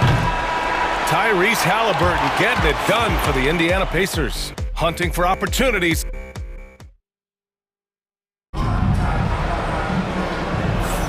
And some good action in the books as we get back to a game that's been pretty close so far here. All right, let's quickly break down the game we've seen from the Pacers so far, guys. Well, their offense is clicking so far, capturing the momentum here early on. Credit the game plan coming in. They've identified some weaknesses, and they are exploiting them. Eric Gordon is out there with Kyle Lowry. Then it's Andre Drummond. Then there's Kenyon Martin. And it's Yabusele in at the power forward position. That's the group on the floor for Philadelphia. Well, Grant, as you always say, in the playoffs, you need a player who can score in isolation. That's true, B.A. And in a 7-game series, defenses disrupt your set offense. If your stars can go mano-a-mano and create something out of nothing, that's often the best you can get. And from the sideline, let's catch up with Allie. Brian, the Sixers' 2 stars make a great pairing. Maxey, said of Embiid, since I was a rookie, he's had the ultimate faith and believed in me. And Embiid said of Maxey, he's something else. Always smiling with the same energy. Good games, bad games, always the same. People like that set the tone for everybody else. Brian? That's a good call, Allie. Thank you. Here's Drummond. And it's going to be a 3-second call. Here's a look at the schedule for Philadelphia. On Wednesday, they'll take on Giannis Antetokounmpo and the Milwaukee Bucks. Then on Friday, they kick off a road trip in Toronto, where they'll take on the Raptors. And for their matchup with Detroit, it's a good checkpoint to see how they fare. It's the 5th contest on the year for them and a chance to evaluate where they stand. Toppin finds Walker. Toppin, a screen on Lowry. Back to Toppin, 6 to shoot. 3-pointer off the mark. And I'm surprised that didn't go down. I mean, I'm sure he is too. Here's Yabusele, guarded by Toppin. Pass to Drummond. Here's Lowry. Misses from short range. The Pacers have gone just 1 of 3 to begin the second quarter. And it's Mathurin missing. And he probably thought he was going to bury that one. Lowry against Walker. Lowry, the pass to Martin. Back to Lowry. Pass to Drummond. Back to Gordon. Over McConnell. Philadelphia with another miss. Indiana leading.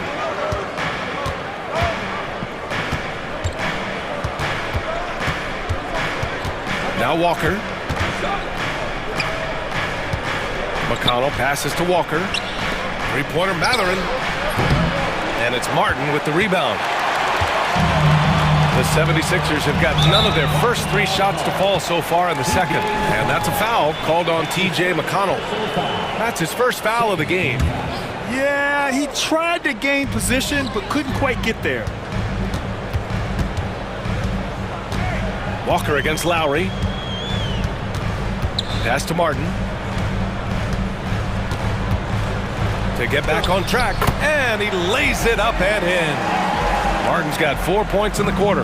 Got it in close, and unless it's an open 3, that's the key to efficient offense. Mathurin against Martin. 3-pointer. And that one's good. Benedict Mathurin for 3. Mathurin's got his first bucket of the game, and he's on the board for 3. If you're looking for ways to help your team, that's last on the list. Not only a terrible shot, but also at the worst possible time. That's just not a good idea. The Sixers trailing. Lowry surveys the D. Here he goes. And it goes out of bounds. That one off Lowry. Squads that love to run. Last year's team leaders in fast break points. The Pacers fourth, fifth best, Philadelphia. And these two squads that can run the floor at a lightning pace, they piled up more than their share of fast break points last year. Here's Walker. Count that one. Walker's got his first points of the night. And such a strong guy. Walker could live in the paint. Walker against Lowry. Indiana with a rebound. And this is their first time matched up with Philadelphia this year. Last year, this team got the better of them in the season series. So they're looking to correct that. And here's Toppin from the arc. Drops in the three. Now it's a 7-point Indiana lead. I mean, just so alert with his head on a swivel. Walker able to find the open man. And here's Lowry from the arc. Mathurin with a rebound. Credit to him for trying to get that three right back. Missed the shot, but that's a fighter's mentality. Nice fake there to create the shot, but it's no good. Offensively, it's been a struggle for him. Yeah, they need to string together some shots to have any kind of chance. Pass to Martin to halt the run. And it's Wiseman with the rebound. Well, the defender's stopping the developing fast break. That looks like a transition take foul. Indiana shooting their first free throw tonight. And one thing Benedict Mathurin has no shortage of is raw athleticism. Now it's just a question of him honing that physical ability to be an effective pro-level player. You got to move past that one. I mean, they'd want him to take that again. Yeah, it's a great look for him. One they'll try and manufacture again. Those are the shots you want him to take. The big-time throwdown. Check him out. Keeps the grip on that rim after the finish. A little extra emphasis. Here's McConnell. Shot is good. Off the back rim and in. And the Pacers lead by 8. I just love the ball move. Lowry outside. And the ball out of play. The Pacers will have it. Substitution on the court. And so it's Indiana up by a healthy 8 points at the end of the period. Great shot selection right now. All right, Allie, thanks for that. We will see everyone right back after this break, ready for the second half.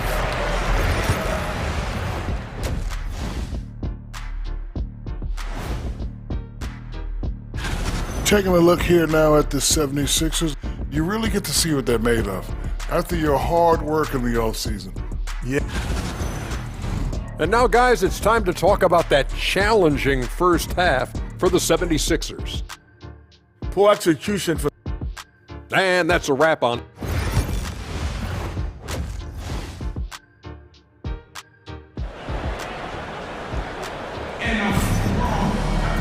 Well, for those just tuning in, thanks for being with us. Second half of this game still to play. Boy, you gotta like what Tyrese Halliburton has done in this game.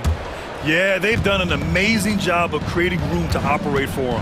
And then, of course, executing. I like how they came into this one with a game plan, and they're just going out and executing it. Terrific job. Second half underway. Here's who Rick Carlisle's got on the floor. Nesmith and Siakam are the forwards. Halliburton and Nembhard, the 1 and the 2. And it's Turner in at the 5, down low. Shocking that he just bricked that one. The defense got real lucky there. And let's send it over to Allie LaForce. Paul George spent some time talking about his idol. He said, the person who motivated me as a kid was Kobe Bryant. Growing up in Southern California, watching him every day, I wanted to emulate him. I attacked the game the same way he did, trying to work on every deficiency, play both ends, and be a competitor. His impact lives on, Allie. Kicks it to George. 5 on the clock. Here's Maxey. Yes, and it's George picking up the assist. Maxey's got his third basket on the night right there. Capitalizing from the mid-range. Maxey just taking what he sees and making it available. From 18 feet away, a nice shot by Halliburton. And the Pacers lead by 10. And just not letting up at all. I mean, you have to love this approach. You want to get the ball to the guys who make plays.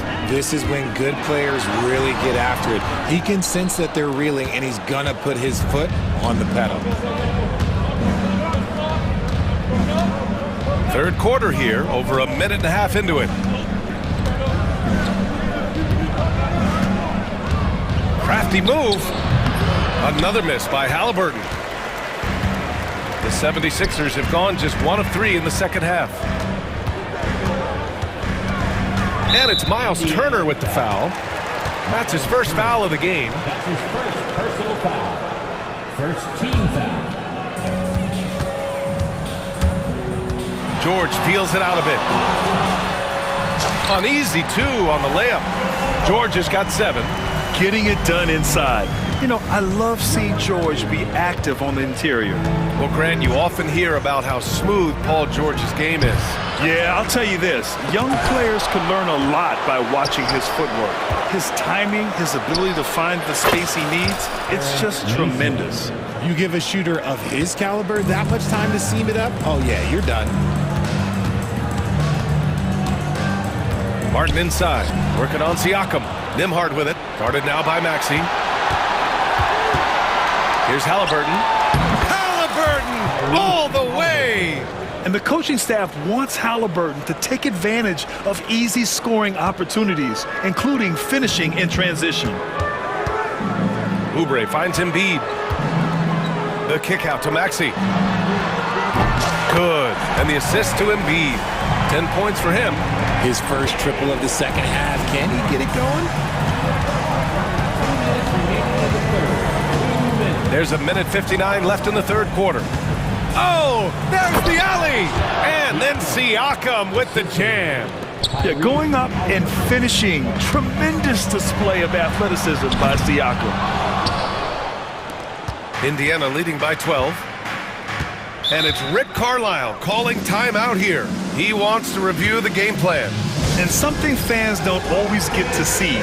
Some of the closely guarded secrets that happen in that huddle. And we see it so often. One little tweak to the game plan and everything falls into place for a team.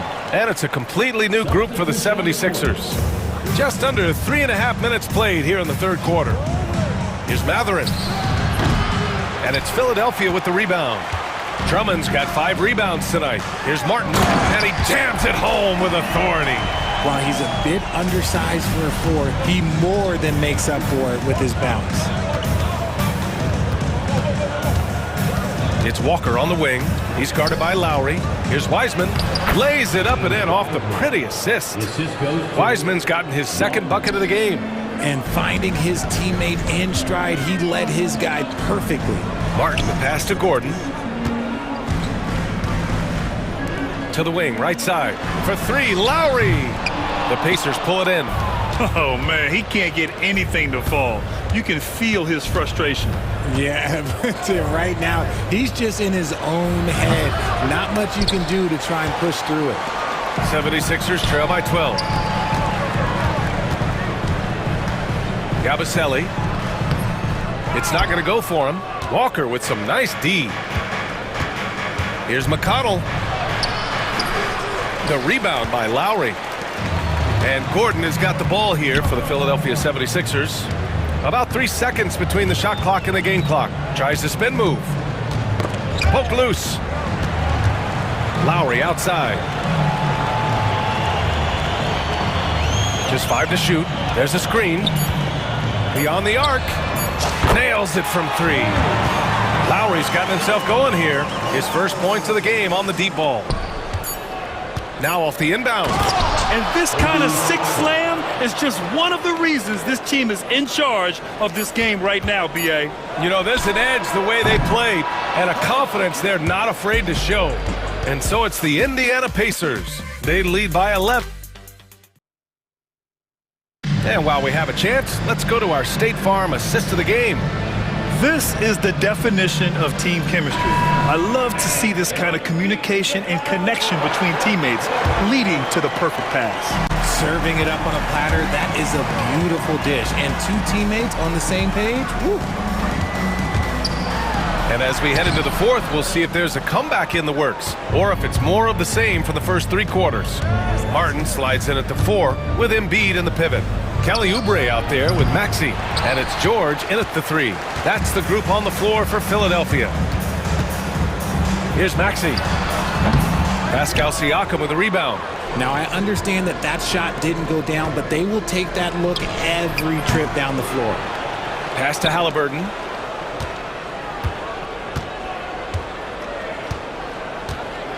Shot clock at 5. Shoots over Oubre.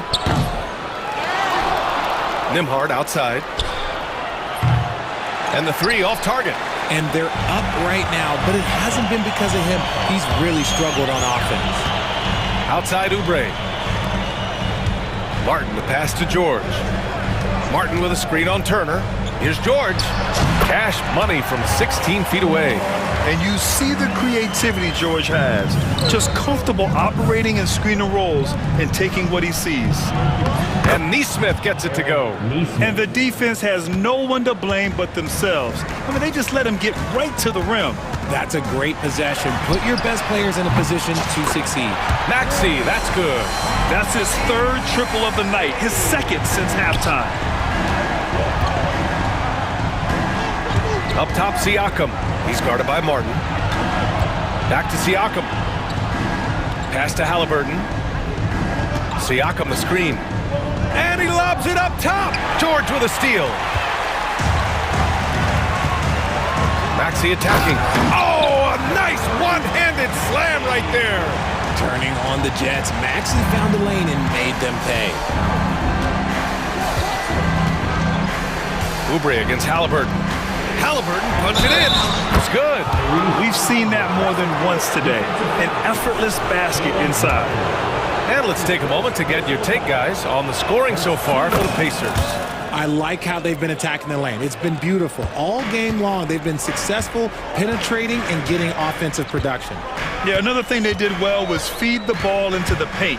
They really utilized their size there tonight. Halliburton against Oubre. Turner, a screen on Oubre.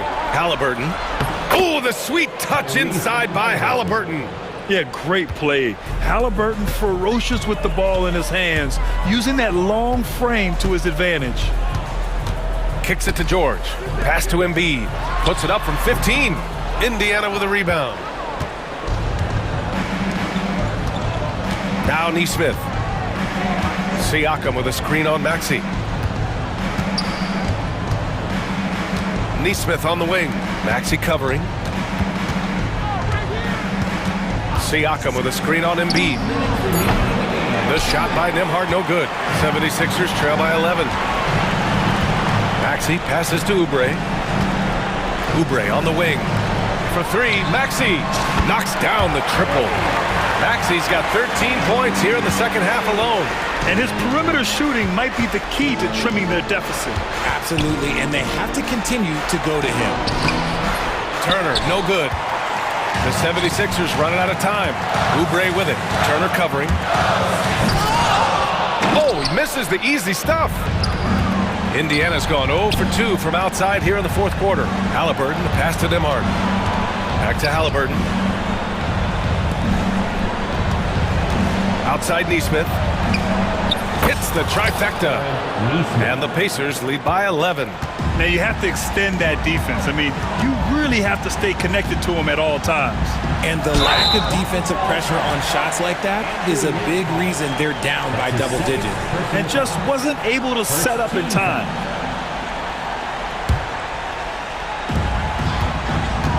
For 3, Maxey. And it's Tyrese Halliburton with the rebound. Surprising to see him miss here, but they'll be happy with that shot in those possessions.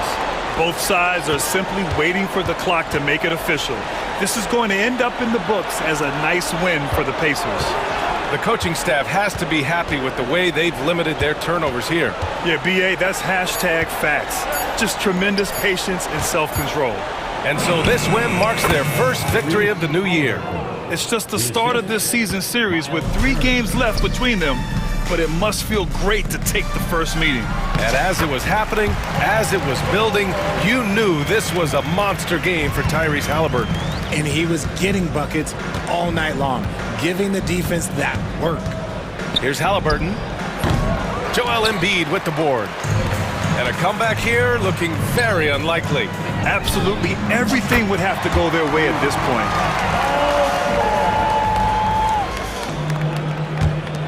16 seconds left in the fourth. Oubre against Halliburton.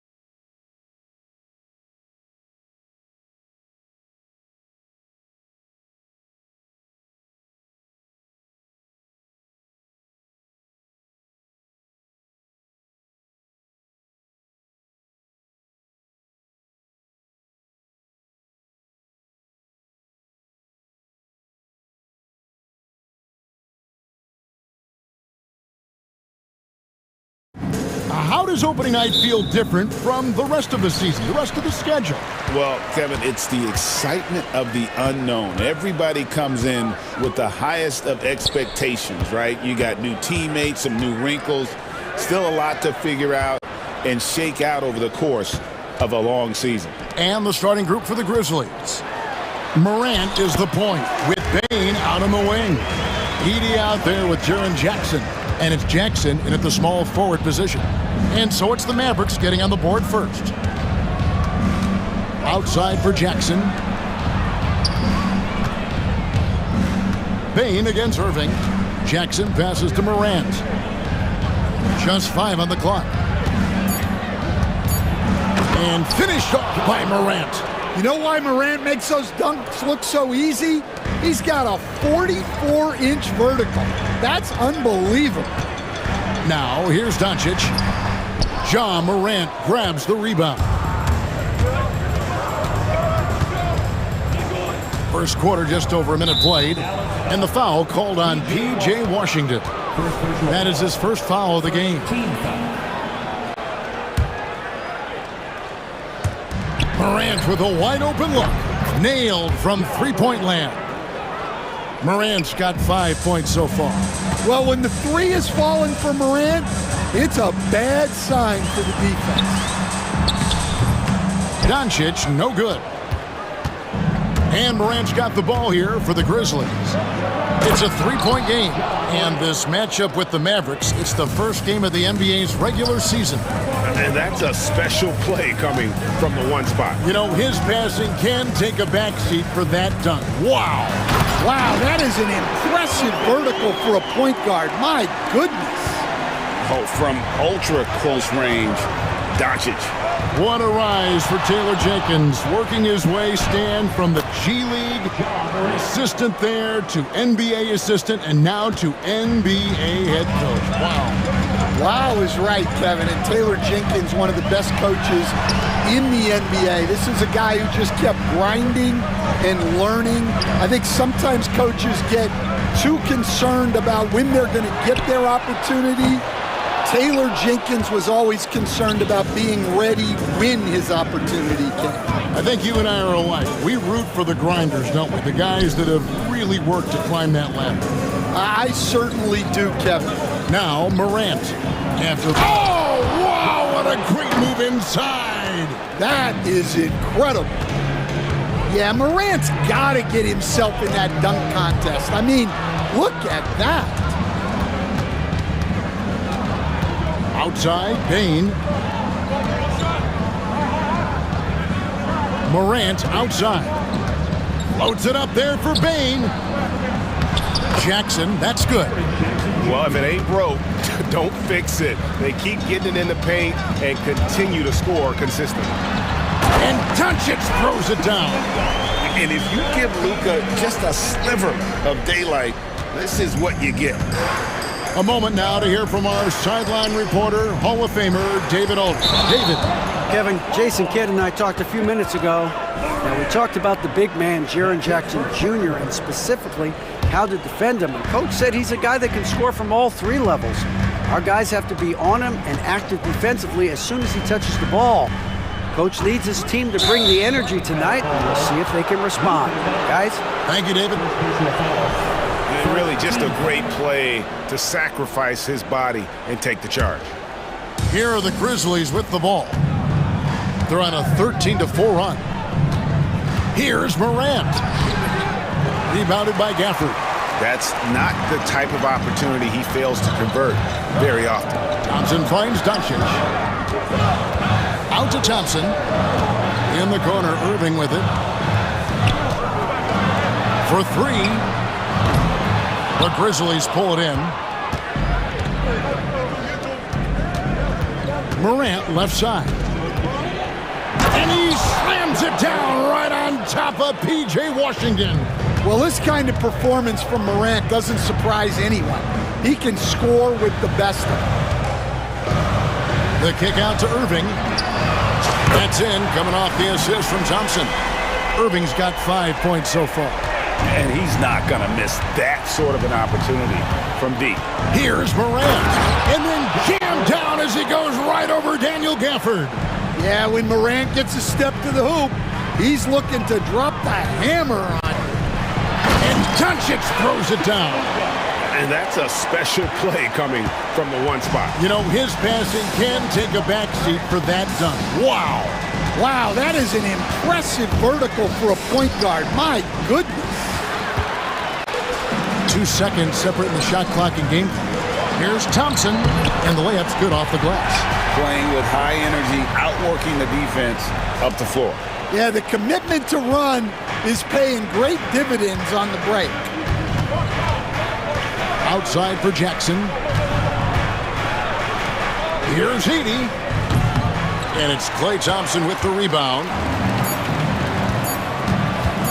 Irving from long range. Oh, and he just knocked down the buzzer beater.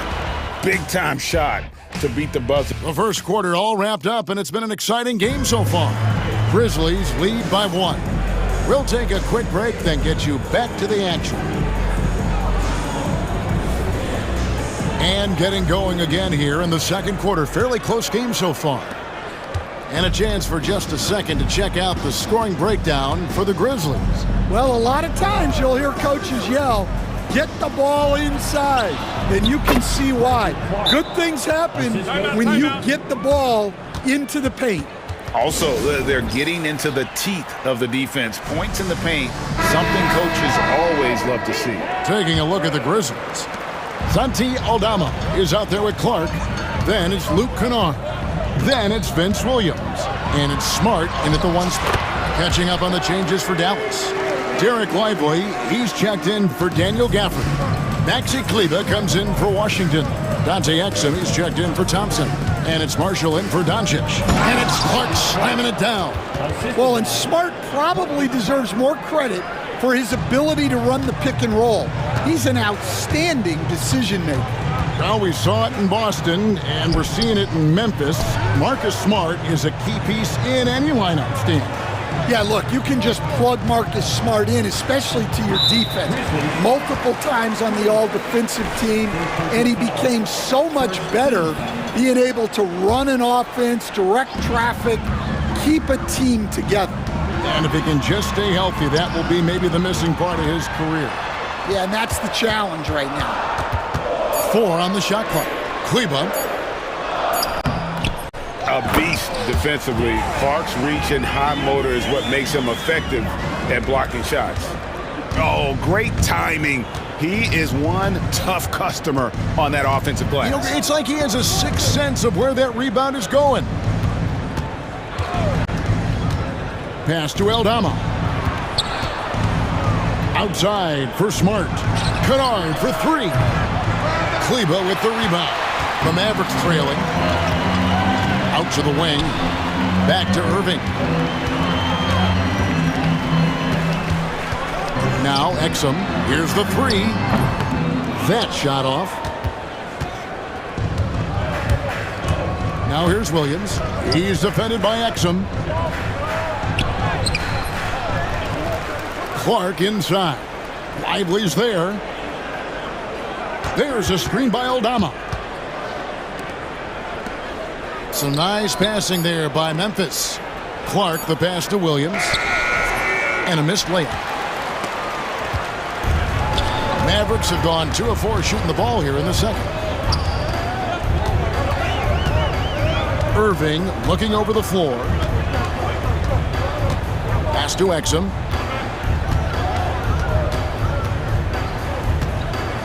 Back to Irving.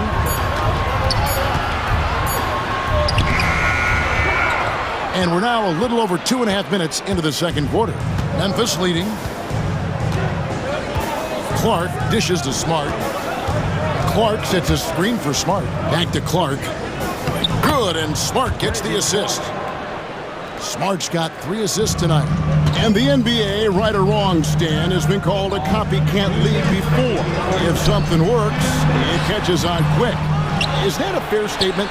Well, I think it is to some degree, Kevin. Certainly, we all watch each other and learn from each other, and you're always looking to see what someone else does in their system that would fit into what you do, but you can never fully copy another team because the personnel is different. Yeah, every roster is different, isn't it? And you've got to tailor things you want to do with what you've got. That's exactly right. So if my personnel's not the same as yours, I might be able to take a little bit of what you do, but I can't take it wholesale. And they blow the whistle for a foul. He was trying to disrupt the fast break opportunity. Dallas shooting their third free throw attempt of the game. Free throw, good, Irving. And Irving is one of the most gifted players we've ever seen. I mean, who still continues to play at a high level. Pass to Marshall. Kleba kicks to Marshall. Dallas again missing. Something that's kept this game close is the fact that the rebound stats for both teams are almost identical. Smart on the wing. Covered by Irving. Smart passes to Clark. Score the basket. His fourth. He's only missed 1 of his 5 shots tonight. Moving it around, 8 of their last 10 coming off assists. Down low. Smart with the steal. And they're moving it up. Here's Kennard. And good, as it just snugs right down through the net. And we're seeing some great ball movement out of this group, guys. Irving against Smart. Here's Kleba to the left side wing. Lively the pass to Irving. Clock at 6. Second shot opportunity. A baseline J. Lively, that's good. And Kevin, they started the game shooting it so well. I'm surprised they haven't continued. They've got to get back to their strength. Just 2 seconds between shot clock and game clock. Lobbed up there for Clark. Throws down the alley-oop slam. Oh, phenomenal alley-oop slam there. They are taking advantage of a team that looks lost out there. Lively is screen on Smart. Irving kicks to Marshall. Irving up top. And finished off by Lively. That's just a great pass. Excellent vision to see the open spot in the defense and lead him to the score. So that'll be it for the first half. Fairly even battle underway in this one. It's the Grizzlies. They lead by 4.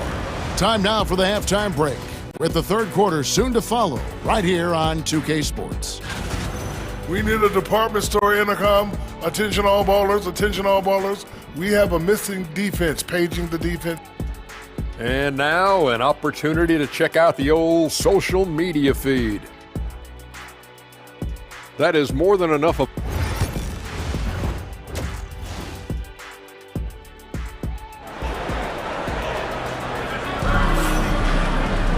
And if you're just joining us, we've played through the first half in a game that's been fairly even so far. Guys, Ja Morant has been sensational.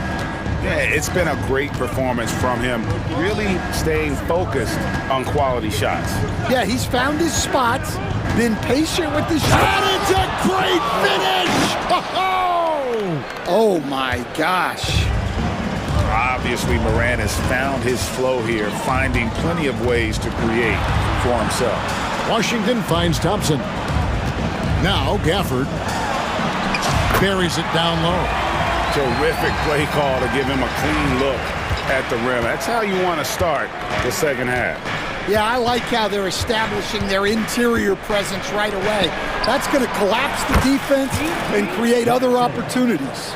Terrific dime there. Morant realizing his responsibility to share the wealth with his teammates. Here's Doncic. Count it! And he'll have a chance for a three-point play. Zach Edey picks one up. And guys, the D has to show a little more fight on the interior than they did on that trip. And this is his first trip to the line tonight. And taking a look back at his performance at the line a year ago, rock solid 79%. Morant, and finished off by Morant. And the agility, the hops, Morant just explodes off the floor. You can see, and coach, you can feel Ja Morant's star power, and his presence on the floor is such a factor. It affects the game. Yeah, it sure does. And it even affects the energy in the building. His play is so dynamic, athletic, energetic. I mean, you can't sit and watch a Ja game. He's going to get you on your feet. He is one of a kind for sure. Well, after 3 straight makes, that's their first miss of the half. Gafford sends the pick for Doncic. Crafty move. Doncic going to work. And making 3 of their first 4 shots in this half is a strong start. Now it's about growing that momentum. The 3 from Morant. Mavericks with the rebound. Up top, Doncic. Guarded by Morant. Doncic, no good. And so it's Bane who brings up the ball for the Memphis Grizzlies. Their biggest lead of the game was 9. And foul on the shot. He'll shoot 2 at the free throw line. It's on Luka Doncic. No question, he got bumped on that shot. And the first one drops. You coach Stan at various levels for 30 years. How has the transition been to the broadcasting business? Well, Kevin, it's been great because of people like you and because I'm undefeated. Right. But do you miss the aftermath when there's at least a score sheet? There's a scorecard that says win or loss. I do miss that. There's no question. I miss the competition. I miss the camaraderie of building toward a result. But I've started to get some of that in broadcasting as I've gotten to know my partners better. Well, it's great being your partner. Likewise. Washington passes to Thompson. Back to Washington. That's in, coming off the assist from Thompson. Thompson's got his 4th assist in this one. The high basketball IQ of Klay Thompson, finding a better look there. Morant makes it off the glass. Morant's got 6 points in the quarter. Well, they have leaned on him offensively with good reason. Efficiency will help you win a lot of games. Here's Doncic. And Thompson kicks to Irving. Another 3 for Dallas. Boy, they have been terrific from beyond here in the second. It's Morant with the drive. And it's Luka with the rebound. Mavericks trail by 5. On the wing, Thompson. The kick out to Irving.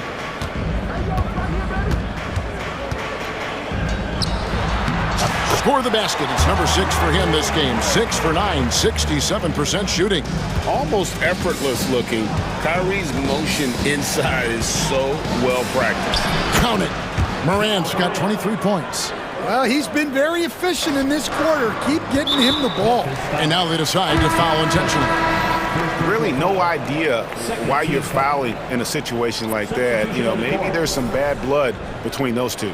And it's a completely new group on the floor for the Mavericks.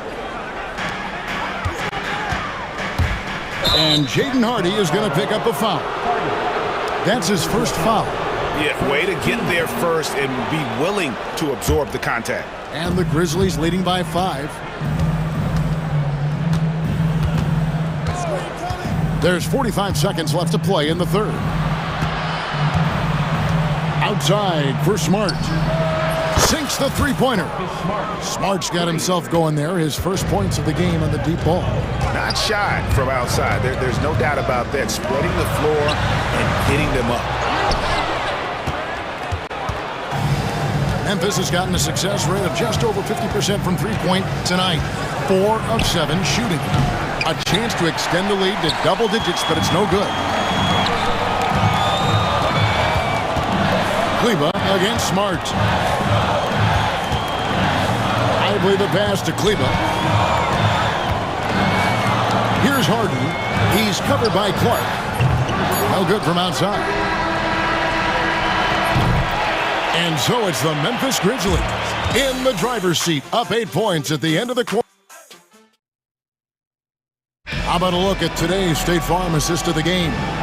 And how about the floor generalship right here? I mean, showing us why they're always in good hands when he's the man in charge. Well, he really just helps tie this team together. They know they can count on him to set them up. The fourth quarter has arrived. So good to have you with us. So on the floor for Memphis, We've got Vince Williams. Santi Aldama is out there with Brandon Clark. Then it's Marcus Smart, and it's Kennard in at the shooting guard. Memphis moving that ball around.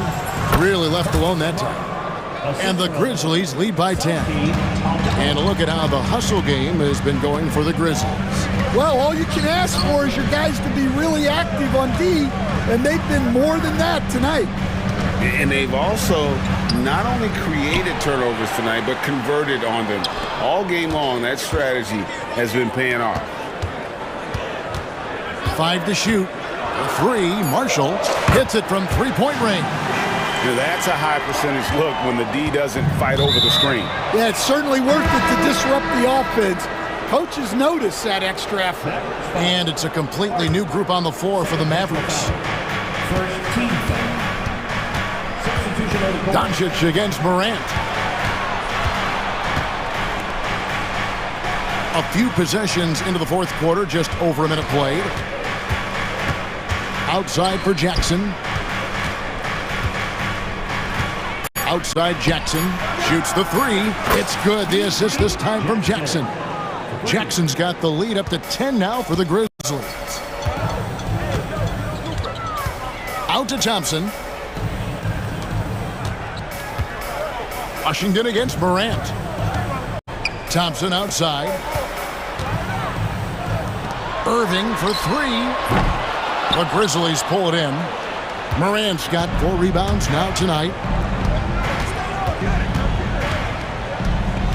Game moves along. 2 minutes gone here in the fourth.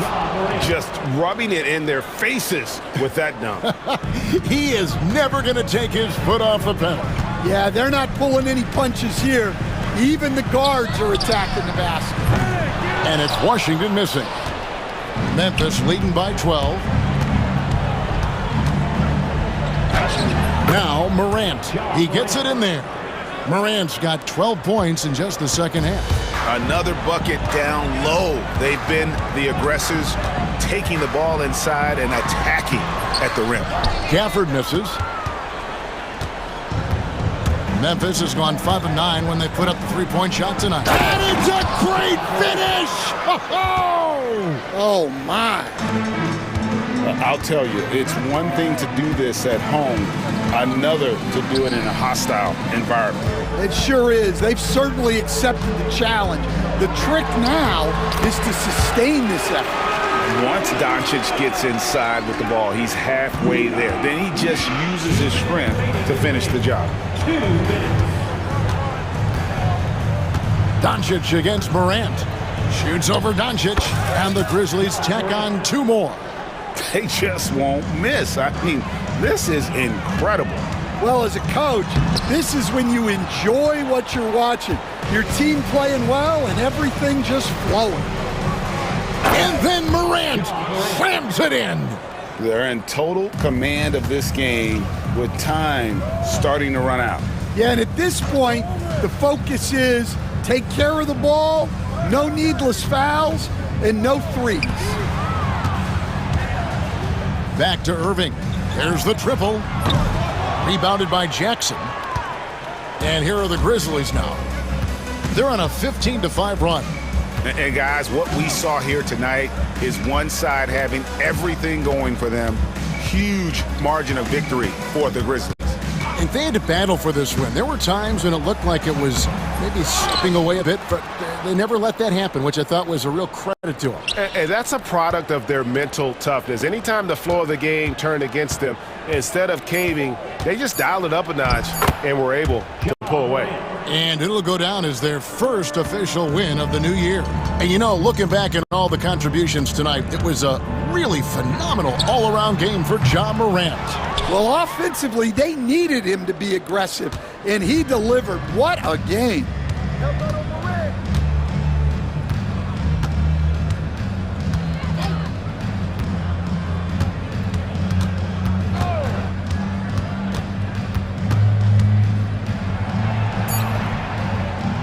It's rebounded by Doncic.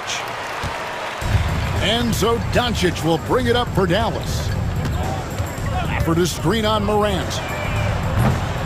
And it's Doncic missing. Here's Edie.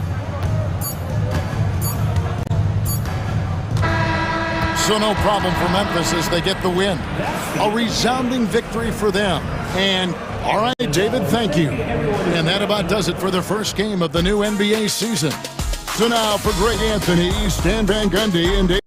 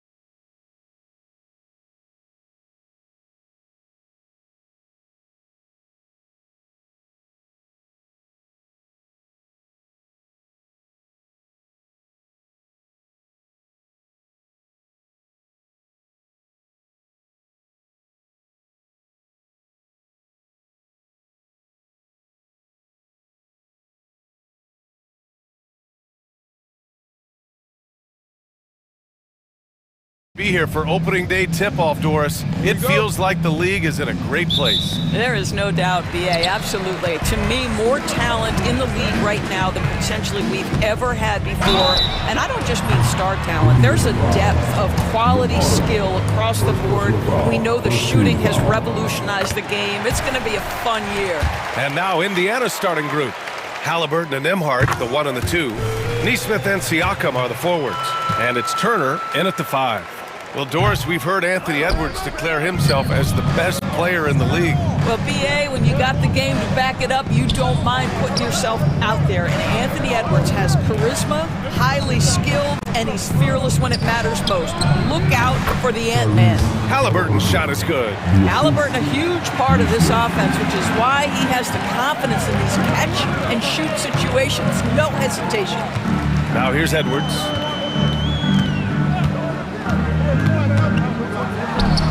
And good. Got the friendly bounce off the right side of the rim. You want to run your offense through him, a reliable scoring option.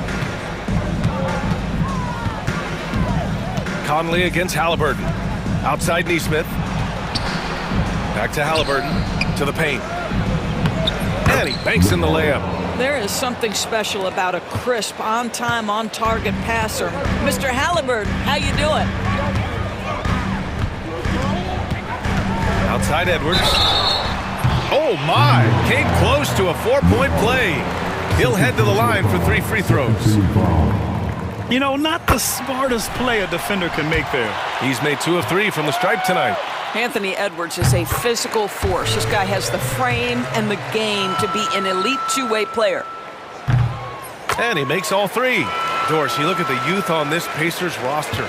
Plenty of upside moving forward. LBA, there is no doubt one of the strengths of this team is the chemistry of the young pieces you just referenced. And remember, this group plays a unique style, the fastest pace in the league, one of the most dangerous offenses in the league. A ton of fun to watch this Pacers roster play together.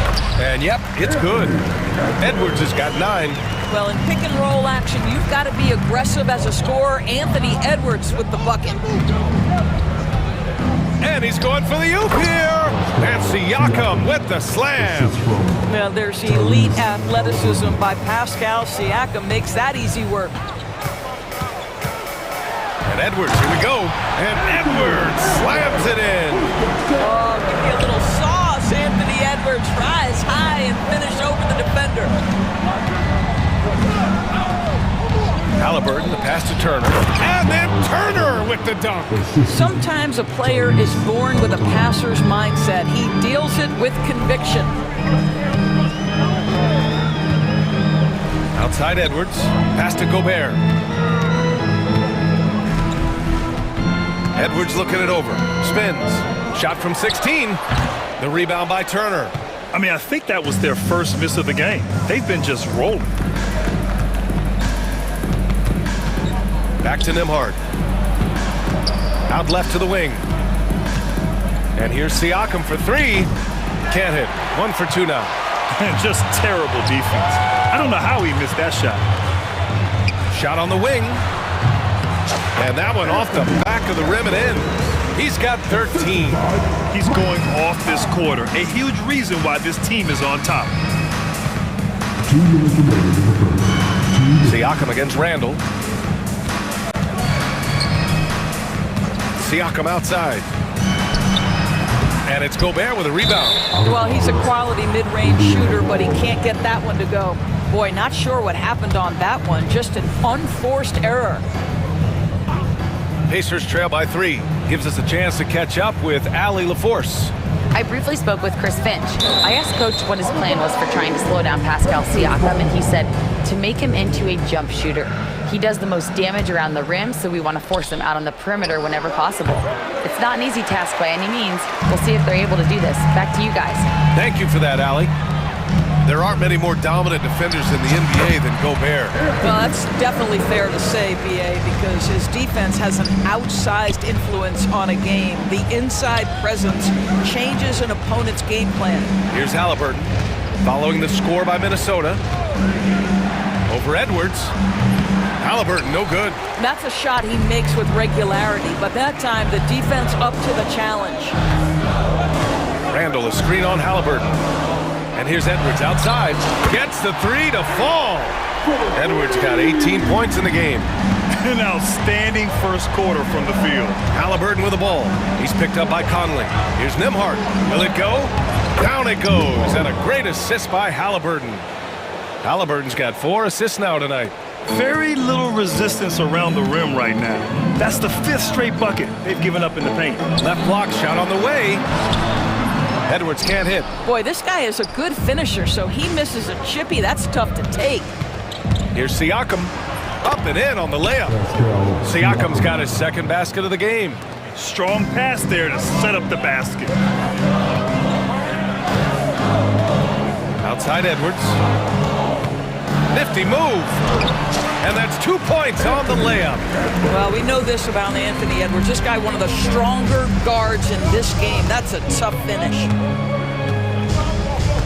Halliburton for 3. That bucket makes him 3 for 5. This guy is putting his fingerprints all over the game in this quarter. He has flat out dominated the offensive end.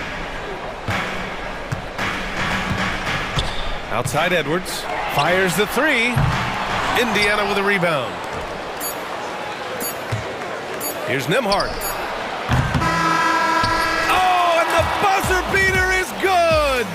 Makes his selection just in time. Anthony Edwards has been on display for Minnesota.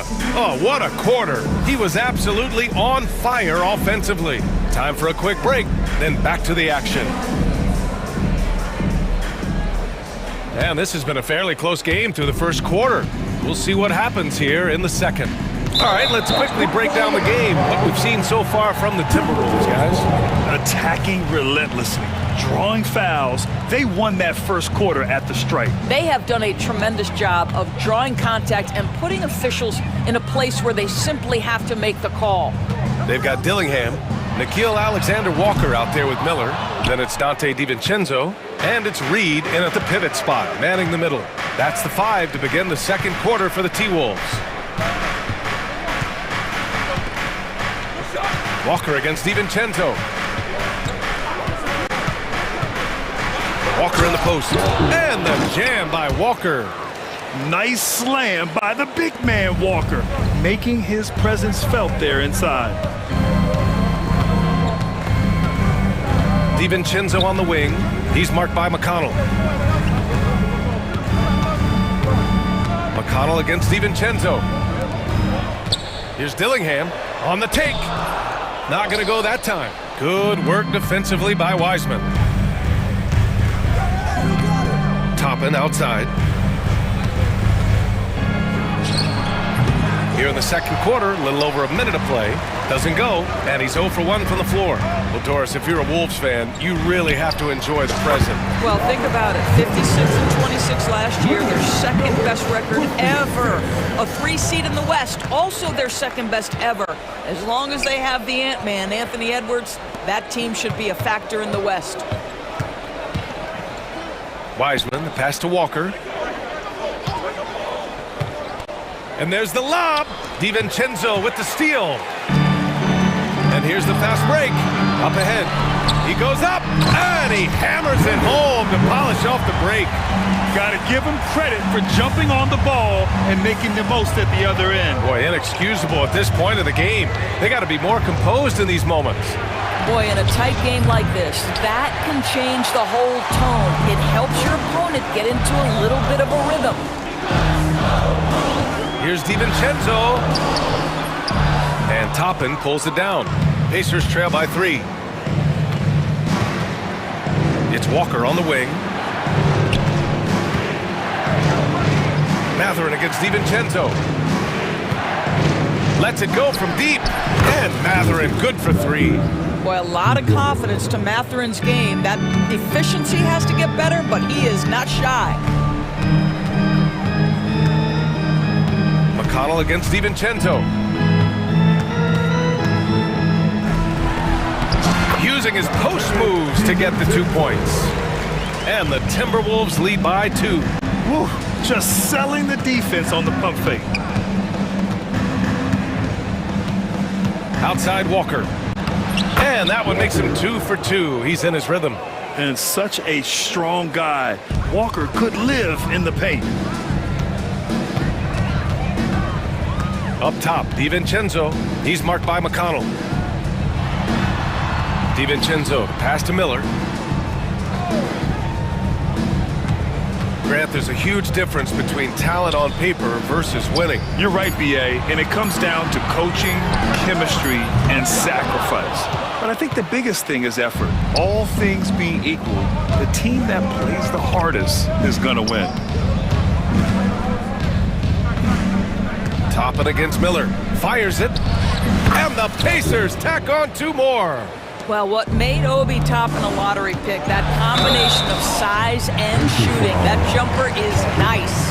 Well, there's no question. Pascal Siakam has raised the ceiling of this Pacers team. Yeah, absolutely. He complements Halliburton's up-tempo style very well. And defensively, he shores things up with his ability to guard 1 through 5. Walker with it. Tipped away. Pass to McConnell. 1:03 left in the first half. Now here's Toppin. Down to 5 on the shot clock. Shoots over Miller. And the shot falls short that time. Not a lot falling for him in this quarter. He's got to stay aggressive, try to break through. See if you can get an easy opportunity. Reed for 3. It's hauled in by McConnell. And so it's Walker with it. He brings it up for Indiana. And this is the first season matchup for them against Minnesota. And they were able to come away with wins in both games last season. Impressive, to say the least. These two teams could easily end up meeting to decide the NBA championship. Tonight could be a preview of something with more on the line down the road. A slam dunk by Reed. Yeah, Naz Reid knows the angle at which to set a screen, and he's got the mobility to be the guy to finish it. And here's Walker. Pass to Matherin.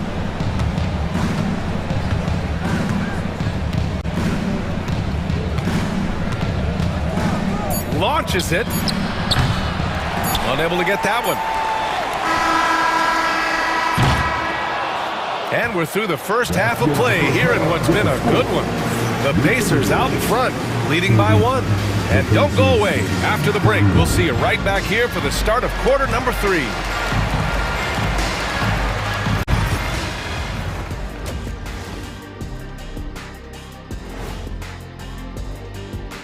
Hey everybody, the New York Knicks trailing the Celtics out in Boston.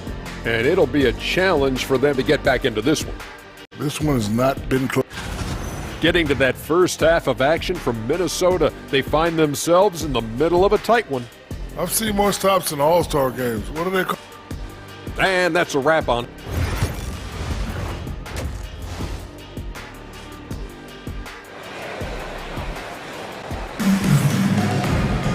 And after a fairly even first couple of quarters, this second half could turn out to be a great one, as both teams trying to gain an edge.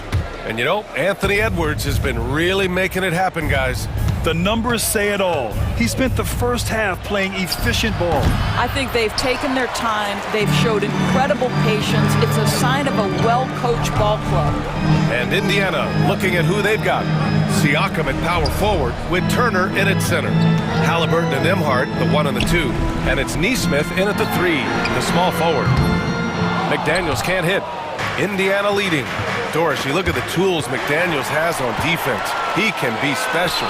He can. There's incredible length, the reach, the strength. McDaniels very much able to be a shutdown defender against the best offensive players in the game. Edwards with it. Turner covering. Edwards, the pass to Gobert. And it's out of bounds to Minnesota. All right, some time here to take a look at the 2K leaderboard. Here were the league's top shooting squads from last year. Number 1, the Pacers. Tremendous efficiency on offense. They were willing to put in their work to get great looks. Here's Edwards. And unable to get the go-ahead bucket there. Here's Nembhard. And counted from 19 feet away. Nembhard's got 8. Timberwolves trail by 3. Fader on the way. And the basket by Edwards. Every aspect of Anthony Edwards' game is on display. This guy has been cooking from the outset. Halliburton against Edwards. On the wing, Nembhard. Turner, a screen on Edwards. Back to Nembhard. Fires the three. That's good. And Halliburton gets the assist. Halliburton's got assist number 7 tonight. Strong. Oh! Edwards with the highlight reel jam. How about the handle of Anthony Edwards? So much tighter. That is so good. Halliburton, the pass to Siakam. Outside Edwards. Outside Conley. Halliburton with the steal. In transition, here come the Pacers. And he gets it to go, hitting off the back of the rim. Nembhard's got 7 points here in the quarter. Good, solid start to the half, hitting 3 out of 4. Oh, got that one up quick. Well, after netting one in the first half, that's the second deep ball to go down for this guy. Three-pointer, Halliburton. Oh, wow. Drew the contact, and that three almost went in. So he'll go to the line for 3 free throws. It's on Anthony Edwards. Indiana shooting their first free throws. First trip to the line in this one. All right, Doris, where do you think Halliburton ranks among the NBA's best point guards? Well, he's certainly, B.A., got to be near the top of the list. Number one, his vision is absolutely tremendous. He can create on the fly. As importantly to me, it's his spirit and presence, the joy he brings to the game. Nembhard with it, now guarded by McDaniels. Nembhard, the pass to Turner. Back to Nembhard. Nesmith with it. Pass to Siakam. Shoots over Randall. Siakam, no good. Timberwolves trail by 4. For 3, Conley. Pacers with a rebound. Turner's got 5 rebounds tonight. Siakam in the post. McDaniels covering. Outside Nesmith to the middle. Here's Turner. Laid it in with a nice touch off the window. Turner's gotten his second bucket.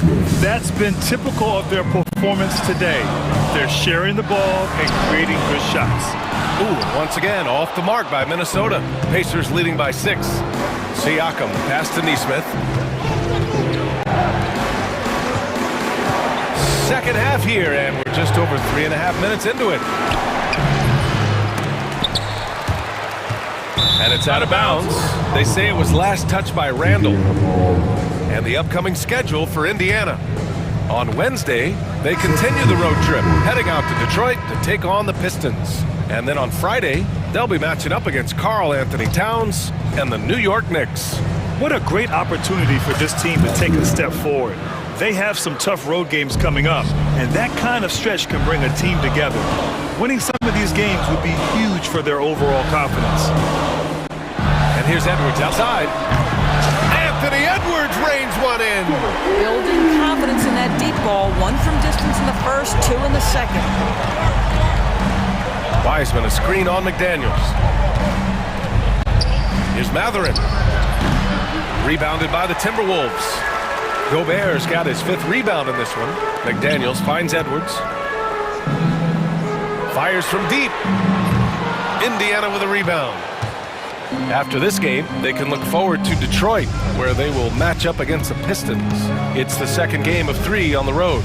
A clear look from McConnell. And he sinks that one, hitting the back of the rim on the way in. McConnell's got his first bucket in this one. Outside Edwards. Matherin with a rebound. And Walker's got the ball here for the Pacers. They lead by 7. There's a screen by Toppin. McConnell passes to Toppin. From 12 feet. That shot missing. And so it's the Indiana Pacers closing out the quarter with a 7-point lead. Getting lots of... All right, let's take a look at our assist of the game presented by State Farm. He's always near the top of the list for this honor. I mean, passes like these are his specialty. Well, this is why great point guard play is so critical in today's NBA, and we see it right there on display. With 3 quarters behind us, let's see what this 4th period holds in store. Amp is at the 2 with McDaniels playing the 3. Rudy Gobert is out there with Julius Randle. And it's Conley in at the 1. So that's the Timberwolves 5. This guy very comfortable operating in the painted area. All Obi Toppin needs is a little bit of room to get that shot off. And Edwards puts up a deep 3. Walker pulls down the board. We all know he's a good shooter, but from that distance, I don't think so. Boy, we're seeing it more and more. Guys looking to create additional space by stepping back further from the line. And here's Edwards outside. Fires in the triple. Edwards has got 33. That's his 3rd triple this half, and that's after hitting only 1 before that. Edwards against McConnell. Pass to Matherin. Back to McConnell. And stolen by Edwards. Conley with the ball. And it's Toppin picking him up. Boy, that foul looked intentional. Not exactly what you'd expect here. Yeah, I know. It just doesn't make sense given the situation. I mean, I'm just not sure what he was thinking right there. I mean, he needs to get his head in the game. A new lineup here for Indiana. Picked by Gobert. Here's Edwards. The rebound by Turner. Turner's got 6 rebounds here tonight. Halliburton against Conley. Halliburton, the pass to Turner. It's Siakam with the drive. Oh, and he got fouled on his way up. He'll head to the line to shoot 2. It's on Anthony Edwards. Yeah, this guy does such a tremendous job creating contact. Pascal Siakam, give him the up fake and draw the foul. And one thing that Siakam has always had a knack for, Grant, cutting to the rim and finishing plays. Yeah, he plays so well when he has space to move. He's just great off the ball, and that fits with any team. His ability to convert at the rim makes his cuts that much better. Halliburton for 3, and once again off the mark by Indiana. Timberwolves trail by 4. Right side Conley. Pass to Edwards. Picked by Gobert. The open shot by Edwards. The rebound by Turner. Turner's got 7 rebounds in the game. Siakam looking it over. And stolen by Edwards. And now the T-Wolves on the break. And it's Randle with the jam. Well, that's the defensive impact of Anthony Edwards making the steal and setting up easy offense. Lee Smith passes to Turner. Edwards against Halliburton. Back to Turner. Pass to Halliburton. And it's Halliburton. Gets it to go inside. Halliburton has the kind of personality that keeps him steady in big-time moments. How about that? Unfazed. And Edwards slams it in. Anthony Edwards relishes big-time moments, and he delivers right there. Siakam the screen. Here's Halliburton. And count the basket. He was fouled, and he's going to the line for 1 more. And a look at how the offensive approach has been going so far for the Pacers. What stood out to me was their passing. They moved the ball effortlessly and have been able to find those holes in the defense. The other thing that's been impressive is really just relentless driving the basketball. Doesn't matter if the defense is there, they are challenging them and getting it done. Pacers leading by 5.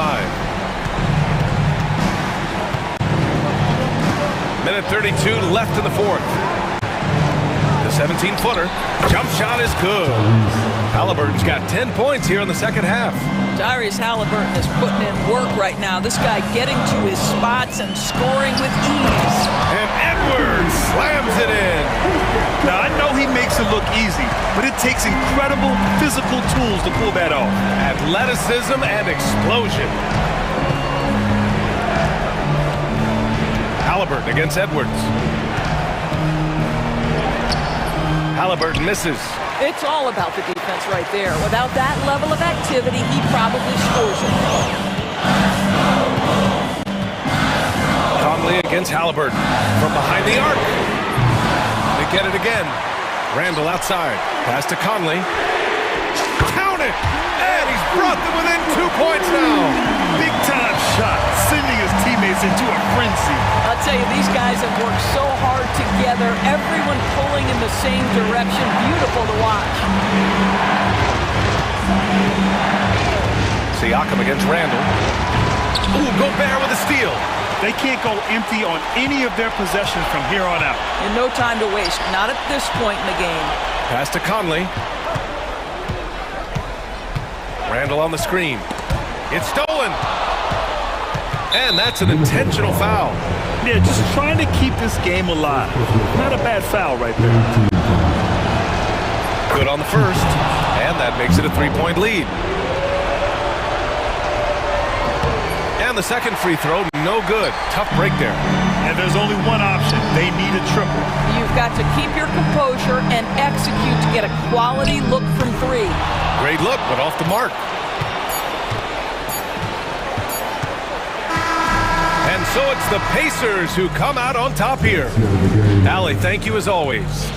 And that'll do it for this inaugural game of the NBA season. For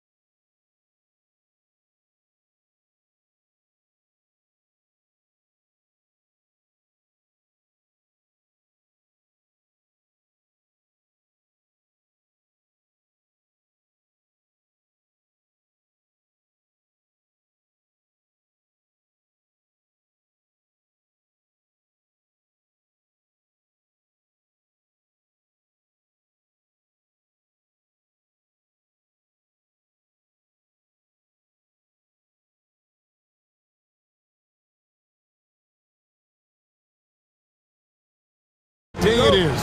Greg, what are these players feeling as they tip off this new season? It is always exciting to start a new season. Players are just filled with hope and optimism, especially after putting in all that offseason work. Look at the opening lineup for the Memphis Grizzlies. Morant is the point, with Bane out on the wing. G.G. Jackson is out there with Jackson, and it's Edie in at the 5 spot. Now, here's Maxey. Here's Oubre, and he's fouled pretty hard on that shot, but he's got the chance to pick up the points at the line. That one's on Morant. Oubre able to get here a lot with how aggressive he is with the ball in his hand. Greg, no one questions the Grizzlies' talent. The challenge has always been availability. Yeah, whether it's been injuries or suspensions, it's hard to get into a rhythm when you're missing key players. But when they're all on the floor, Kevin, they can beat anyone. And that's exactly what he's looking for, draining the triple. George finds Embiid.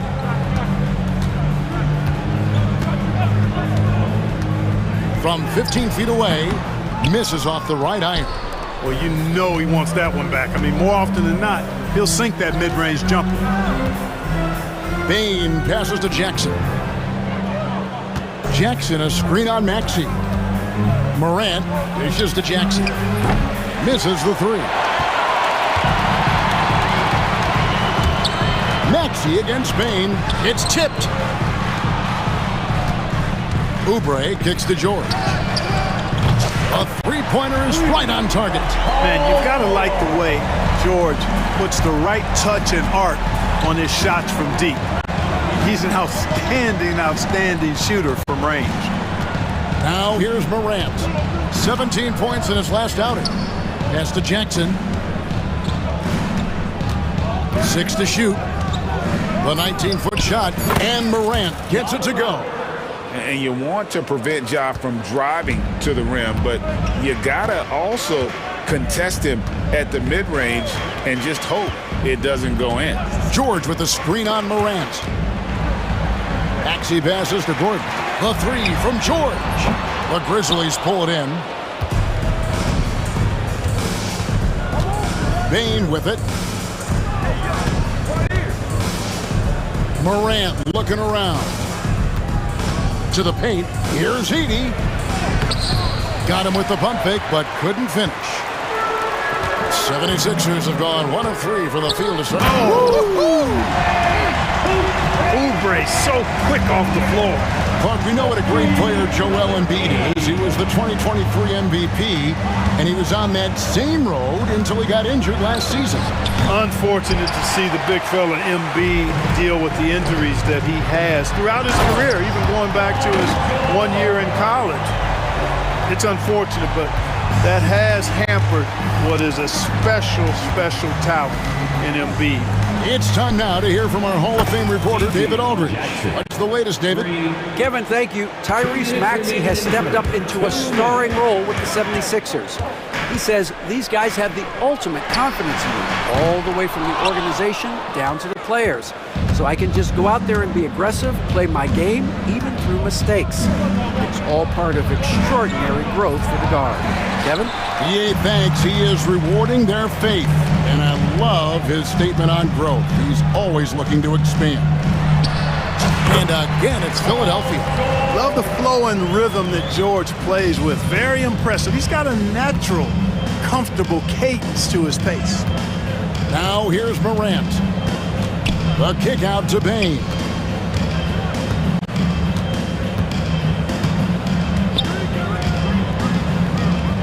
Back to Morant. Jackson, a screen on Maxey. And it's Morant missing. The 76ers leading by 3. Here's George, and he drives in. Embiid dishes to George. Oubre, left side.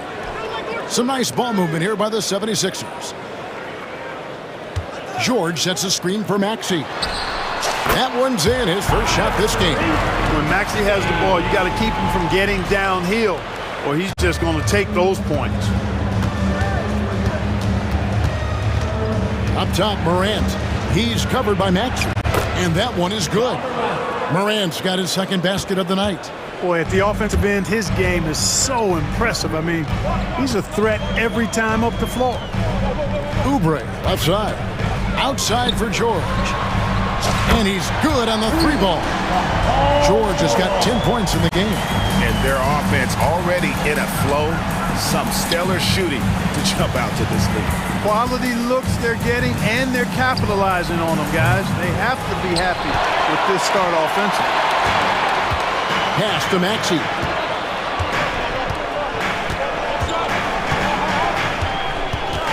Embiid sets the pick for Maxey. Over Bain. Paul George, he's been the guy making things happen for the 76ers. He got into...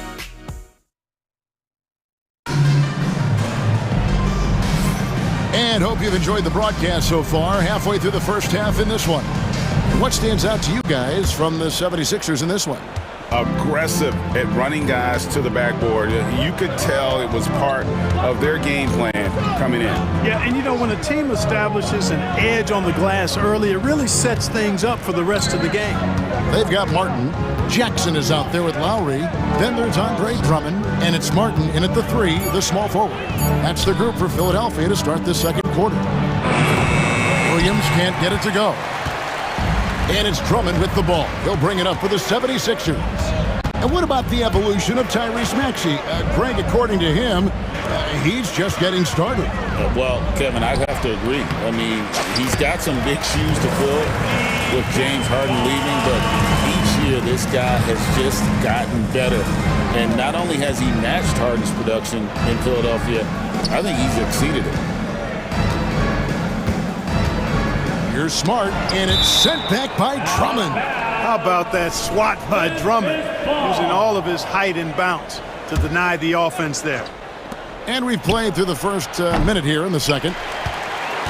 Philadelphia leading by 8. Inside. And it's Drummond with the jam. Oh, I dunk you very much. He can really fly, and you combine that, Greg, with some nice penetration, too, and you've got 2 points. A lot of bounceability there, guys. I mean, well above the rim. That's what makes him dangerous. The Grizzlies trail by 10. Outside, Smart. The kick out to Williams. Pass to Clark. On the wing, Williams. Guarded by Jackson. Clock at 6. Bombed up there for Clark. Takes the alley-oop pass and dunks it down. Williams. And maybe that'll trigger them. Impossible not to get pumped up after that. Yeah, well, you could see the immediate reaction of the guys on the bench. They are pumped up. And that's what those alley-oops will do for a team. Ignition, switch, ignite. First personal foul. First team foul. Second quarter of play with around 2 minutes gone so far. Jackson kicks to Lowry. Martin the pass to Jackson. 5 on the clock. Clark against Drummond. Pass to Lowry. The tray. Good for the basket. Starting off 1 for 1 with that shot. A little role reversal here for Lowry. Typically, Kyle is the one setting others up. Here's Smart. No good from Clark. Yeah, and that was lining up to be a huge alley-oop, but they just couldn't quite connect. And you know, guys, always a tough catch on the lob. Placement and timing have to be close to perfect. Jackson can't get that one to fall. You know, he looks a little off-kilter to me this quarter, still trying to find his rhythm. Outside, Smart. Pass to Aldama. Fires for 3. That's no good. Misses his first shot of the night. And they've got a big lead, not just on the scoreboard, but really in the rebounding numbers as well. And what I like about it, it's been a physical brand of basketball. It's had a little sandpaper element to it. Gritty and rough, but that's how you win games. And without looking at the scoreboard, you think they were the team trailing and trying to fight their way back. Yeah, I love the energy they're playing with. I say it this way. Good teams, championship teams, play against the game as much as they play against the opponent. Nice uptick here in their second chance points in this quarter. Outside for Lowry. With the drive. And the rejection by Clark. Now, here's Kennard. Nothing on the board. And guys, there are some you can give that shot to, but let's be clear, he's not one of them. Terrible job there by the D. Outside Lowry. 56 seconds left in the second quarter. Martin with the screen for Jackson. From the stripe, it's Clark with the rebound. And the stroke definitely lacking confidence this quarter. Nothing on target. Kennard kicks to Smart. And again, it's the Grizzlies from deep. And I could watch threes from the corner all day. Smart seems to have a feel from there. Here's Lowry. Here's Martin. The shot's good on the assist by Lowry. Martin's got 5 points so far. When you allow good scorers to get uncontested shots at the rim, no wonder you're losing. You know, he should be getting extra attention from the defense, not less. Williams finds Kennard. The shot and game clock separated by 4. No good on the triple. And here's Martin. Pass to Lowry. Up in time. And that one released in time, but no good. And so it's the Philadelphia 76ers with a 10-point lead. Thanks so much, David, and we'll step away briefly, but get you right back out here for the start of the third quarter after this break.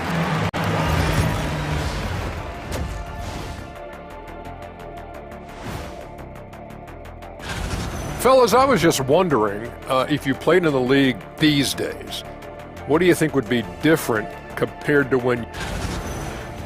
And moving on now to that first half. Tough sledding so far for the Memphis Grizzlies. It's not a... Thanks for joining us.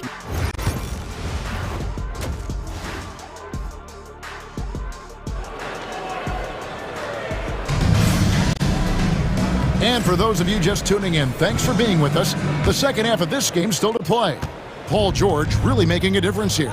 Man, he's been running wild on him through that first half. Absolute dynamite on offense. And you know what? I'll be interested to see just how much he's got left in the tank. That first half had to take a lot out of him. Kicking off the second half, here's Taylor Jenkins' 5. Morant is the point with Bain out in the wing. John Jackson is out there with Jackson. And it's Edey in at the center position. So Clark, the last couple NBA seasons featuring 14 of the top 15 team offensive ratings in league history. You know, I think that's testament to the skill level of the players. And certainly you hear some coaches talk about defense being legislated out of the game. It is an entertaining product. That's part of the drive for more offense. But I guess I could agree that there does need to be maybe a touch more balance and not so tilted toward the offense. Here's George. That's good, and that's Embiid with the assist. George has got 12 points in the game. Yeah, this guy certainly knows how to take over a game. I wonder who made George mad tonight. They're paying for it now. Here's Edey. Plays it up off the glass. I like the play call. Very solid, making perfect use of the pick to get a great look. Maxey against Morant. George sets a screen for Maxey. Pass to Oubre. Outside, George. A three-pointer off the mark. And the great shooters know when they've got enough opening to go for the three. I didn't think it was a bad choice on that possession. It's such a sweet three-point stroke there, and it can really open things up inside because as good as he shoots it, it forces the opposing bigs to have to step out on the perimeter. This is turning into a slow start here in the second half. Seems like they left that offense in the locker room. Edey gets the bucket. Everything working for him out of the half as they've hit 4 of their first 5 shots. Philadelphia's gone 0-2 from deep to start things here in the second half. Here's Maxey. Kept alive. George. And George with the stuff. Utilizing that size, George able to get it off the glass and sends it back in. Just over 2.5 minutes gone by here in the second half. Morant dishes to Jackson. Morant left side. A kick out to Bain. At 3 off the mark. And Embiid has got the ball here for the 76ers. And Clark, we know the last handful of years, the 76ers have been a threat in the East. 7 straight years of playoff runs. Can't get past that second round barrier though, Kevin. But as far as success, they've been as consistent as it comes in the East the last decade. Morant outside. To the inside. Edey. It's hauled in by the 76ers. Embiid's got rebound number 7 for him tonight. George with the ball. He's picked up by Morant. Whistle blows. Bucket is good. And he'll have a chance at the line to make it a 3-point play. You know, it's the muscle and size of Embiid that allow him to score through contact. And Joel Embiid is a giant center. Clark, his size, his arm span. How does his sheer size, do you think, affect the game? Well, he's a mountain of a man. Not only is he tall, he's wide, and he's deep too, Kevin. In other words, he's hard to get around. And he's also hard to challenge because he's north and south. So, and you factor in his touch. This guy does things that I've not really seen a guy of his size do, particularly when you talk about pity-patting the dribble and knocking down face-up jumpers all the way out to the three-point line. It should almost be unlawful for a guy north of 3 bills to be doing that. And while we've got a moment, let's send it over to our terrific reporter, David Aldridge. David? Kevin, thanks. For the NBA, content continues to be king. Commissioner Adam Silver says the biggest issue for streaming services is what's called churn. To cancel is just a click. So, it's more pay for play these days. We have to focus on people staying with you and having great content throughout the year. Kevin? You know, he's doing a great job, isn't he, David? Thank you so much. And Lowry does a good job of getting off his shot in that mid-range area. Smart bangs home the trifecta. Smart's got 6. Boy, from the looks of it, it appears the defense is fine with him taking that shot, but he makes them pay when they do. Lowry, good. And the 76ers lead by 9. Lowry is a fearless scorer despite his lack of size, and he's never one to back away from the trees inside. Here's Aldama, and he converts the layup. And their outside game is simply evaporated here in the second half. Not a lot of great looks from deep. The 76ers leading by 7. Lowry looking around. Outside for Martin. Pass to Jackson. Fires from deep. Oh, and he nails it just in time. One eye on the rim, one on the clock. What a play. An ideal. And so it's the Philadelphia 76ers going into the break with a 10-point lead. Their shooting has been the big key. Their percentage from the field so far has been terrific. And don't go away. We'll be right back. And a chance right now to show you our State Farm assist of the game. Yeah, an easy choice tonight. Look at the precision on this pass. Put it on a platter for him. Served him up a tasty room service dime right there, boy. And this is it. Glad to have you along for this 4th and final quarter. They've got Embiid, Tyrese Maxey out there with Gordon. Then there's Oubre, and it's George in at the power forward position. That's the group on the floor for Philadelphia. He had 6 points from long range in the first half, but nothing's fallen here since. Williams finds Kennard. Clark, a screen on Oubre. Wound up there for Clark. An emphatic alley-oop jam. And hard to decide which was better, the pass, the catch, or the slam. Oh, there's no wrong answer. Sensational alley-oop. Tell you what, you wouldn't know they're the team trailing when they're able to pull off plays like that. You know what? They're winning, though, despite the fact that he has just been really off. 4th quarter still young, just over a minute play. Kennard, the pass to Clark. Here's Aldama. Good on the 3-point shot. And now they're shooting it pretty well. That was not something we would have said in that first half. Maxey on the wing. Guarded by Smart. George sets a screen for Maxey. And the foul on Marcus Smart. That is his first foul of the game. And you can see he just didn't get squared up with his feet. Those are always tough to judge, but I think the official got that one right. So Memphis ends up going with the new group. Embiid, the pass to Oubre, stolen by Jackson. And here we go. Fast break, and Morant's got it. Uses the glass to finish the layup. Out in the open court, few defenders can match up with Morant. He's too fast and skilled. Here's Maxey. The 19-footer is on the money.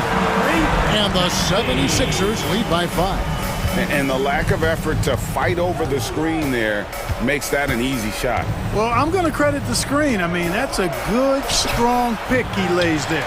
Man, I can't believe he blew that gimme, guys. Well, I know he's frustrated about that. Well, they'll be happy with that look, even though it didn't fall. You know what? That's a confidence shaker for him, though. I mean, that's a shot he expects to make every time. And here's George. He'll bring it up for Philadelphia. Just over 2.5 minutes played now here in the final quarter of regulation. That one goes. Count it. Well, that's a smooth-looking jumper by Paul George. I mean, he's one of the more gifted scorers in the league, and there's no place on the floor where he can't hurt you. Here's Morant. That's good. Basket number 5 on a 5-for-8 night shooting. A true leader. You can tell Morant takes pride in stepping up when it matters most. Here's Maxey. Laid in with a nice touch off the glass. Yeah, the D has not been able to keep the ball out of the paint at that end of the floor. Maxey against Morant. Look at the clock, a little under 3.5 minutes gone here in the fourth. Jackson misses. They can burn some clock if they want to. And get a little breather as well. George against Jackson. George, no good. The Grizzlies trail by 7. It's Morant with the drive. Jackson kicks to Jackson. Morant against Maxey. And finished off by Morant. A huge shot from Morant. Wow, you see why they put the ball in his hands in those situations. 59 seconds left in the fourth. Morant with the steal. And it's Memphis on the break. Here's Jackson. And that'll be 2 free throws coming up. Officials on the call with the foul. It's on Kelly Oubre. Yeah, way to play an attack mode and get to the line. And, you know, the defense gets their money's worth on that foul. Stopping the layup and not giving up the and one. He's perfect from the line this time. Fruitful trip to the line there. He's made this a one-possession game now. George against Jackson. George dishes to Embiid. Oubre passes to Gordon. 76ers moving the ball around. Shot clock at 6. It counts. No fear in Maxey, folks. This guy is ready for the big moment and welcomes the challenge. Maxey against Morant. Jackson from long range. The Grizzlies with another miss. And he commits the intentional foul. Eden. That's his second personal foul. Second team foul. And now we've got the intentional foul. That's his second personal foul. Third team foul. He hits the first one, and that increases their lead to 6. And he hits both free throws here. So now it's a 7-point game. You know, important for him to come through at the line there because they want to expand that lead. Outside for Jackson. Got it! Jackson. And now they trail by just 4. It's been this way since halftime. Tremendous production from beyond the arc. Boy, it's been a 3-point barrage. They came out gunning and have not stopped. You have to foul, but I'm sure they would have liked to foul someone different. They didn't really have another option. I mean, I thought they did a nice job getting it in his hands and making sure he was the guy who'd go to the line. clutch free throws there. That should ensure they're going home with the W. Timeout called the Grizzlies. They're trailing by 6. Any ideas on strategy being discussed right now in that huddle? There's still a sliver of hope. Yeah, but they've got to score and then foul immediately. Here's Morant. Payne for 3. The shot comes out. So the 76ers win it. It was much appreciated, David. And that'll do it for the first game of the NBA season. For Clark Kellogg.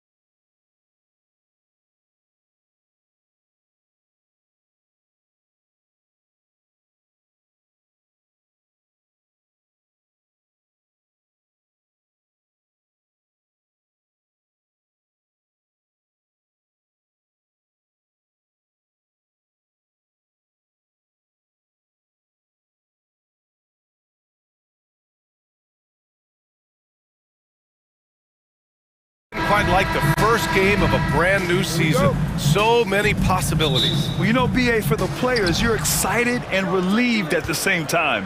You get to see all the hard work you put in during the offseason pay off. Looking at the starting five for the Minnesota Timberwolves. And he's at the 2 with McDaniels playing the 3. Rudy Gobert is out there with Julius Randle. And it's Conley in at the 1. Well, we know Edwards has an outstanding skill set, but what makes him truly special is his competitive will and ability to handle high-pressure moments. And here's Thompson for 3. Rudy Gobert with a rebound. And you just can't afford to give up that kind of look very often. Here's McDaniels. And it's good. Fought through contact, hit the shot, and will go to the line. Stan, a late first-round pick in 2020. Jaden McDaniels, one of the top young two-way players in the league. Well, Brian, last season he was rewarded with a big money extension. His play tailed off just a bit, but still a key player for them moving forward. A guard that can truly do it all. Doncic has tremendous power. Here's Edwards. And Edwards slams it in. Attacking the rim with power. Tremendous finish. Here's Doncic. Irving for 3. Pure from three-point range. Don't blink or you'll wonder what Kyrie did with the ball. Pass to McDaniels. The 3. And the shot's off. 1 for 2 in this one. Dallas has gone 1 of 2 from three-point land so far. And here's Thompson for 3. Gets rebounded by Minnesota. This game against Dallas here, it's their first meeting of the season. This team downed them in last year's conference finals, ultimately ending their championship dreams. Well, given how tall and lengthy Gobert is, it makes sense why he looks to score inside. Nice bucket there. I mean, come on, that's a shot you expect him to make. And Conley gets it to go. The assist from Edwards. And the coaching staff has to be happy with how they've shot the ball here early on. Doncic against Conley. And Doncic, here we go. Pass to Gafford. Thompson outside. Gafford with a screen on McDaniels. The 3 from Thompson. Kept alive. Kicks it to Doncic. From outside the arc. And no good. New notification for Alexei Viskrivensov. FuelSense wireless controller battery level is low. A nice flow and rhythm to their offense. Let's send it to Allie LaForce, who caught up with head coach Jason Kidd. Allie? I asked him about Julius Randle and why he's so hard to stop. Coach said it's the ball handling, the spin moves, and the ability to finish against length. They want to try to force him right and take him out of his rhythm. Something many teams have tried, but few have accomplished. Guys? Allie, thank you. And the basket by Edwards. Edwards got 9 points. They're not messing around. 5 of their last 6 buckets have come from the interior. Well, Grant, as long as the Mavs have Luka Doncic, they'll be a contender in the West. Yeah, no doubt. Luka is the special guy who can carry a team. He's an MVP candidate year in and year out. And Dallas is just very lucky to have him. Now here's Conley. Pass to McDaniels. Back to Conley. Lets the 3 fly. And again, it's Minnesota with a 3. This has been just a dreadful start for them defensively. Not good at all. Trying to find a spark here. Yes, indeed. A rough stretch offensively. They could really use a basket. And here's Minnesota now. They're on a 19-7 run. Randle finds Conley. Throws it up high. And the ball goes out of bounds. Last touch by Conley. And here we have the 2K leaderboard with last year's best three-point shooters. Mike Conley, 3rd. He shot with nearly unmatched confidence from the arc last year, and the numbers and his position on this list clearly reflect that. Doncic against Conley. Unloads. Can't hit that one. Randle with some nice D. Pass to McDaniels. Doncic against Conley. 55 seconds left to play in the first. Shot clock at 5. Gafford grabs the miss. Mavericks trail by 12. Here's Doncic. And Doncic with the jam. What? Wait. Hey, dunks are always for the big boys. Emphatic move by the point guard. Well, in this league, you can see powerful plays from anyone and anywhere. Your position no longer dictates your scoring options. And Minnesota with possession here.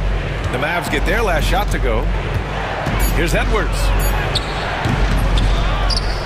Outside for Randall. Now 5 seconds separating the shot clock and the game clock. Pass to Conley. Launches a 3. Mavericks with a rebound. Gafford's got 4 rebounds in the game. From deep, here's Doncic. And the three-pointer goes. Doncic has got 9 points. Well, with his skill and confidence with the ball, if you put him in position, he'll reward you. And so it's the Minnesota Timberwolves closing.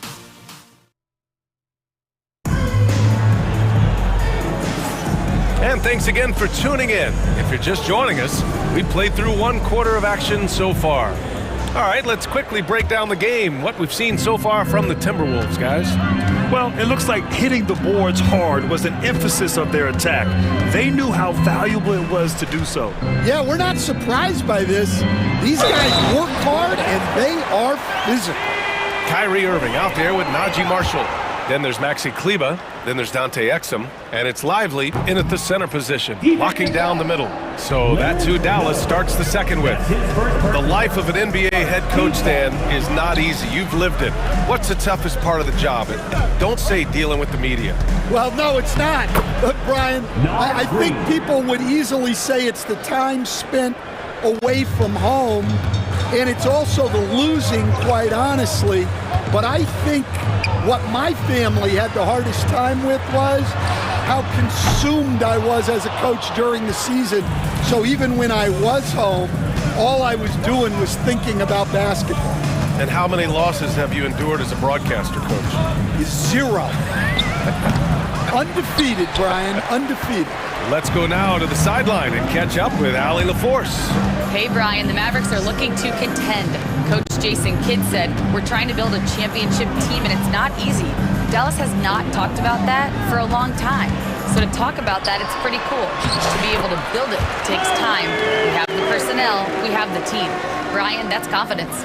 Yep, and they're in win now mode, Allie. Thank you. Outside, DiVincenzo. Shot from the wing, and the basket is good. Well, you guys know I love analytics, but I still like the mid-range, especially when he's taking the shot. Out to Kleba. Back to Irving. The 3 is up. The shot off that time. And they just continue to dominate the boards. All right, we've now got our 2K insider, Shams Charania, on the line. He's got a special report. Shams, it's all yours. Hey guys, arguably the most exciting move on draft night was the Wolves trading up to acquire Rob Dillingham with the number 8 pick. Dillingham is known as the top shot creator in this rookie class, but defense has been something to keep an eye on. So we're better to go than an elite defensive team that needed just another player to take them over the top offensively. The Wolves look at Rob Dillingham as a potential point guard of the future to replace Mike Conley Jr., guys. A big test. Shams, thank you. And the ball out of play. The Timberwolves will have it. A look now at the leaderboard to see which teams had the toughest defenses this past season. The Timberwolves, number 1. And their gritty mentality when it came to defense was really infectious. They were the best last year at holding opposing teams to low-scoring totals. Here in quarter 2, we played a little over 2.5 minutes now. Rebounded by Marshall. Mavericks trail by 8. The try by Irving. Oh, he got him with a pump fake, but he couldn't finish. 2 minutes remaining. Left side, DiVincenzo. Miller outside. Outside, DiVincenzo. It's rebounded by Dallas. Well, the defense just dared him to take that one. Poor execution on their part, but they got lucky. Irving for three. Drills it from deep. Irving's got 8 points here in the quarter. A huge part of Kyrie's game. He's so good at capitalizing from outside. Reed sets a screen. The three, DiVincenzo. Counted from distance. And the Timberwolves lead by 8. Well, when you look at what he's provided them on the offensive end, it's been an important part of why they're leading. Irving, the pass to Exum. From the arc. And the Mavericks, another three. Just incredible. I mean, he's really making it rain out there, knocking them down one after another. Well, what I love about his three-point shooting is the spacing that he's adding. It makes things a lot easier for everyone else. Now here's DiVincenzo. 9 points in the game. Miller, the pass to DiVincenzo. The three-pointer off the mark.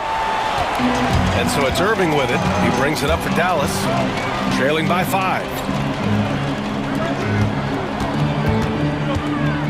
And we've got 28 seconds left in the first half of this one. Exum passes to Lively. Stolen by Reed.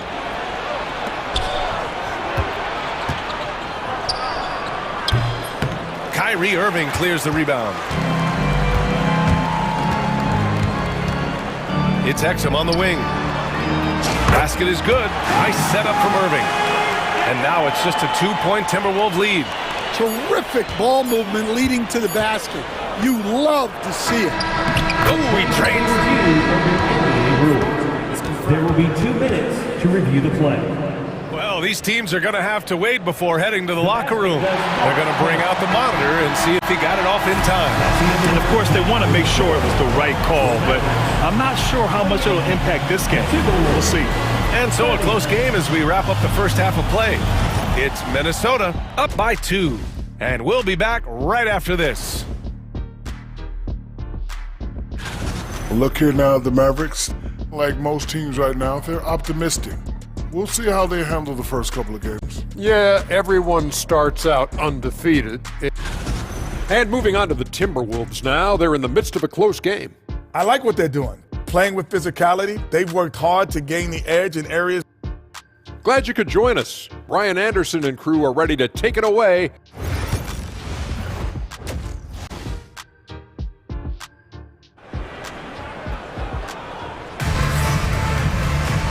And as we get into this third quarter, as we've seen so far, neither team able to create much separation on the scoreboard. Well, you look at Kyrie Irving in this game, he's been everywhere. Through the first 2 quarters and change, his perimeter shooting continues to be spot on. Yeah, he's been locked in tonight. Through the first 2 quarters, he's been a huge factor from outside. Kicking off the second half, here's Chris Finch's 5. Conley and Ant are the 1 and the 2. Julius Randle out there with McDaniels. And it's Gobert in at the 5, roaming the paint. And Doncic is a walking triple-double threat. His versatility and confidence is really special. Here's Edwards. Oh, hits the outside fadeaway. Edwards got 11 points. Easy look when the defender isn't fighting over the screen. Yeah, it's certainly worth it to disrupt the offense. Coaches notice that extra effort. Washington finds Gafford. Doncic outside. He takes it in. It's rebounded by Rudy Gobert. Gobert's got rebound number 7 tonight. This has been a close game in a lot of ways, but they do have an edge on the boards. Conley against Irving. The shot by Conley, no good. Mavericks trail by 3. In 2024, Luka Doncic recorded 6 consecutive 30-point triple-double games. That's right, B.A. The first time anyone has done it in NBA history. So if you didn't already believe in Luka magic, well, there's some proof that the magic is real. And that's gotta hurt. A turnover for a free run at the rim. And now we know who has the momentum. A sequence like that really does sting. I'll tell you that much. Doncic outside. It's rebounded by Minnesota. Outside Conley. Randall, the pass to Conley. Randall, a screen on Doncic. There's the three. The shot by Conley, no good. Yeah, not his best night in terms of shot selection. Lucky for him, his teammates have picked up the slack. Blocked. Yeah, nice swat by Randall, using his size and good anticipation to get in the shooter's way. Out to the right wing. Here's Gobert. Randall outside. Outside Edwards. Jacks up a three. Mavericks with a rebound. Gafford's got 5 rebounds tonight. To snap the cold streak. Ooh, and he took a hard foul on the shot. So he'll head to the line to shoot a pair. They'll pin that one on Julius Randle. With all the insane shots Kyrie can hit, he might be the last guy in the league you want to D up. Grant, we all know how good Kyrie Irving is, but he's especially lethal in the fourth quarter. And his clutch moments go far beyond his series winner in the 2016 finals. He thrives in high-pressure moments and has done so his whole career. Here's Edwards. Oh, he packs it down! That is incredible. Wow, this is how explosive Edwards can be. He finishes with such force at the rim. And here's Doncic outside. It's rebounded by Rudy Gobert. Gobert's got 8 rebounds in the game. It's McDaniels on the wing, defended by Thompson. Here's Edwards. Inside, Edwards lays it in. And guys, the way this defense is getting manhandled down low, I have to wonder if they're at 100% right now. And Jaden McDaniels picks up the foul. That's his first foul of the game. 13 foul. And we've got a timeout from Jason Kidd. He wants a few moments to regroup with his players. Well, some great scores in the NBA right now, Stan. Anyone you think doesn't get enough credit for their offensive talents? Wow, Brian, that is a tough question. So many guys putting up such big numbers right now. Devin Booker maybe still a little overshadowed by Kevin Durant. De'Aaron Fox maybe overshadowed by Sabonis. And Tyrese Maxey certainly is overshadowed playing with Embiid. And it's a completely new group here for the Mavericks. The Timberwolves lead by 7. Ooh, anticipated the pass. It's a turnover. Here's Marshall. DiVincenzo covering. Marshall passes to Exum. Here's the 3. Offensive rebound. It's Dinwiddie on the wing.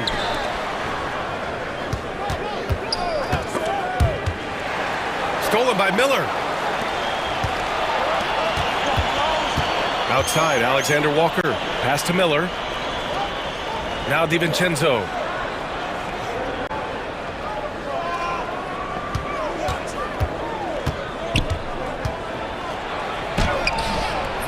Mavericks with the rebound. They'll face the Spurs at home after this one. That'll be the end of a 3-game homestand. Again, the miss by the Mavericks. And here's Miller. He'll bring it up for Minnesota. Since the second half started, they've only given up 3 points. Oh, he really fought for that one. Battling through contact to complete the play.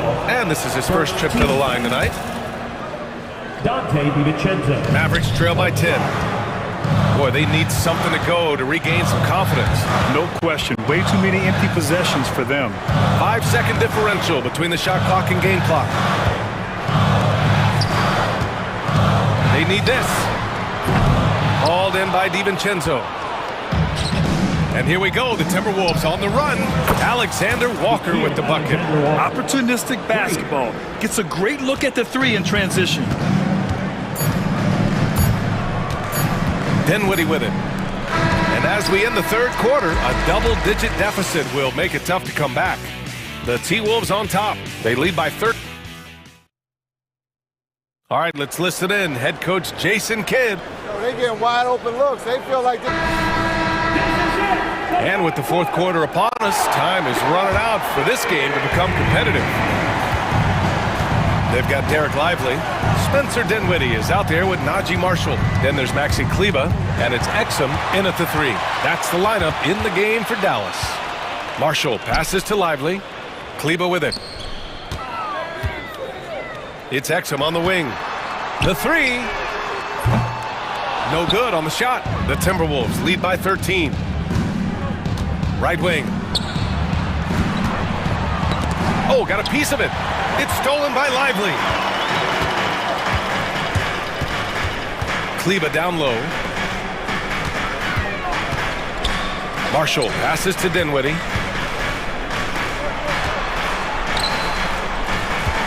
Six on the shot clock. Pass to Exum. Offline with a three.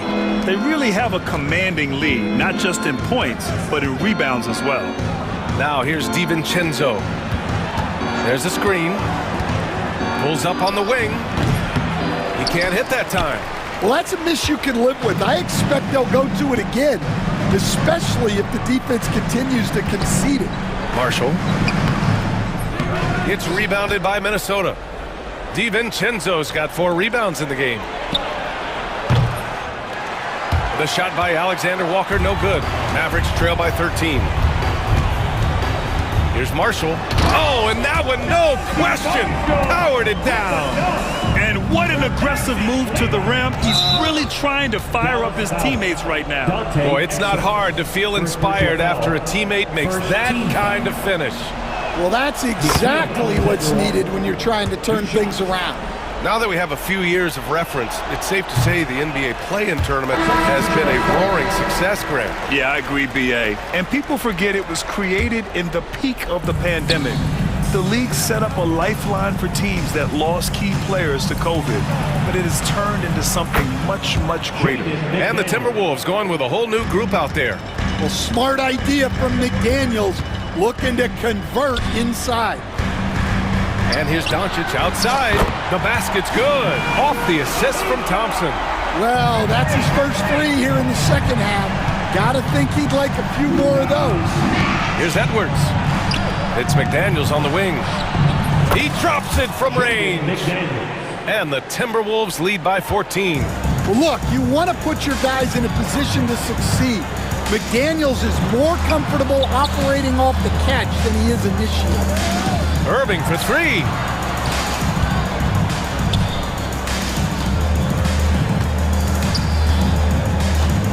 Out to Thompson. 3-pointer. And Dallas hits again from deep. Not too many players have ever had the feel for the three-point shot like Clay. He was born to shoot the deep ball. Going all the way to the rack. McDaniels against Washington. Gobert passes to Conley. Gobert on the high post. Gobert working inside. And a look at how the hustle game has been going for Minnesota. Well, they've shown just outstanding effort defensively, and it's resulted in several forced turnovers. And we also got to talk about the number of points they've scored in transition, just jumping all over the opposition in this regard. And the shot goes down. And Kyrie loves putting on a show. This is what makes him so much fun to watch. Minnesota leading by 11. Here in the fourth quarter, just under 2.5 gone by. Here's Edwards. And a foul called on the way up. So he'll take 2 from the free throw line. Well, when Edwards is pulling out pump fakes, it's borderline unfair. He's off on the second. Dallas has gone 2 of 4 from the perimeter here in the fourth quarter. Irving, no good. Minnesota has gone 1 of 2 from deep in this quarter. Gobert passes to McDaniels. Gobert against Doncic. Now Gobert. From the baseline. And misses it off the right side of the rim. The Mavericks have got 4 of 8 shots to drop here in this final quarter. And a comfortable win for them here. Game is out of reach. Good performance for the Timberwolves. A pair of tremendous rebounding teams. And these guys played a little harder tonight, and that was the edge they needed. And so this win marks their first victory of the new year. Yeah, this is far from the last word in the season series. Still 3 more meetings between them and plenty of motivation to square things up. And when you look at the game, the one thing that helped fuel this team to victory was the efficiency for Anthony Edwards. Terrific initiative. Not content to let the game come to him, he went out and made it his own. Here's Edwards. Fires from way outside. The shot that time not on target.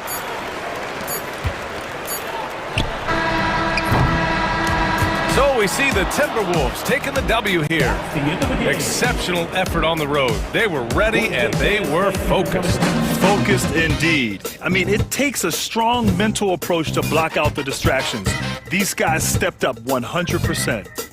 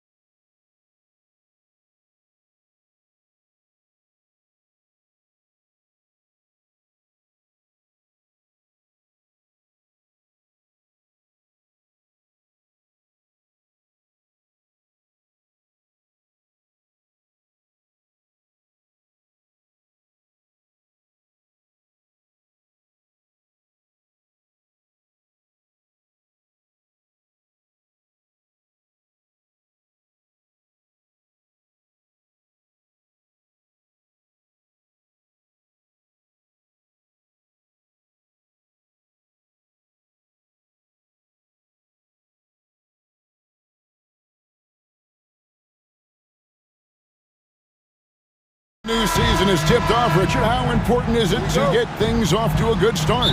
I'd say it's fairly important, but this is a long season, Kevin. It's about sustaining a high level of play consistently. Now a look at Philadelphia's starting lineup. They've got Embiid, Kelly Oubre out there with George, and there's Gordon, and it's Maxey in at the point. Neesmith, his three-pointers off the mark. And here's Embiid. He'll bring it up for the Philadelphia 76ers. Maxey against Halliburton. Outside, Maxey will not go.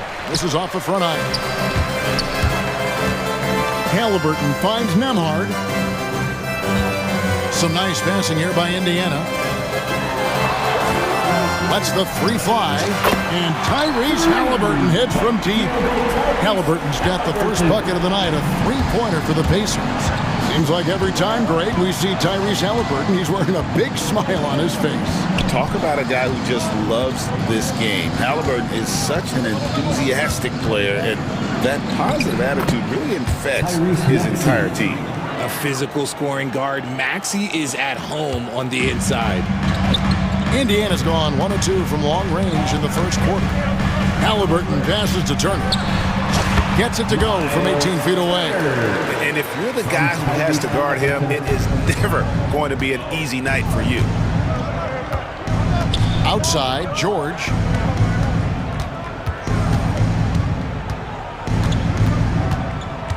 Oubre outside. Outside for George. Just 5 to shoot. Eric Gordon on the wing. That falls. Nice feed that time from George.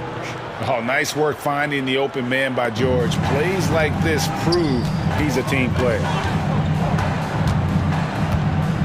Siakam, a screen on Maxey. Siakam outside. Over George. Siakam's shot is off. 76ers have gone 2 for 4 from the field so far today. So they take the lead. Tyrese Maxey. Maxey's got 5 points so far. The number of threes are increasing for Maxey since he entered the league. He is getting more comfortable out there. Halliburton passes to Neesmith.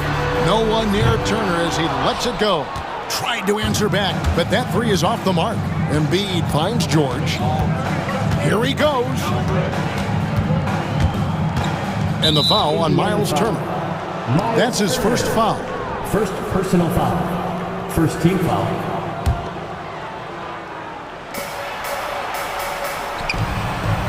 Halliburton against Maxey. Outside for George. Offline with his three. Indiana trailing here.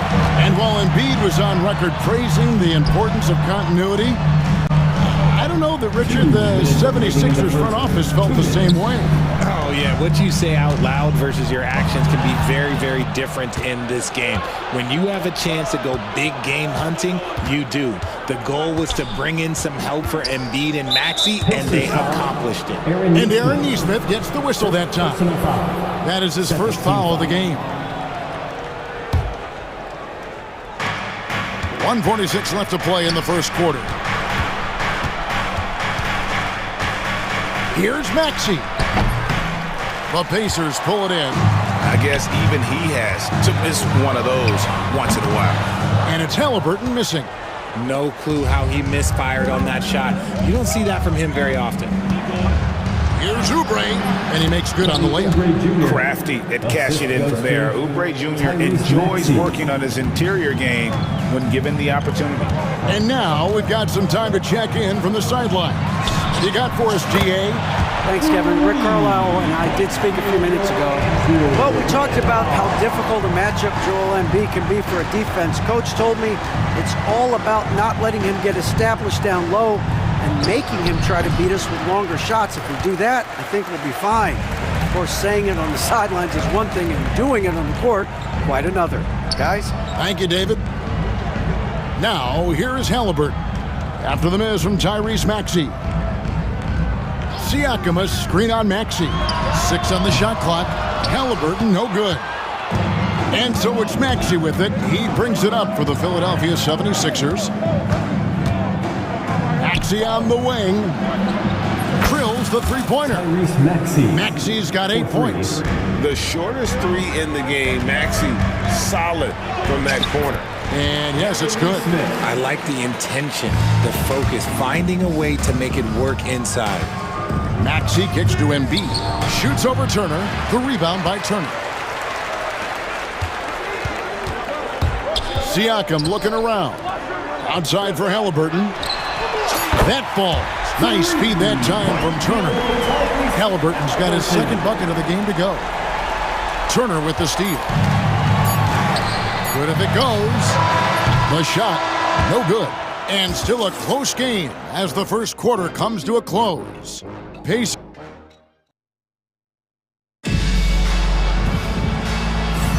And we hope you're enjoying the game. Both teams tonight keeping things pretty even so far in the scoreboard.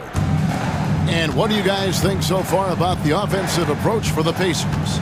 Well, so far, their long-range shooting has been the story, doing damage from deep. And I also have to bring up their passing game. They've been moving the ball with great precision so far and creating great looks for their teammates. So to begin the second quarter for the Philadelphia 76ers, Martin is out there with Caleb Martin.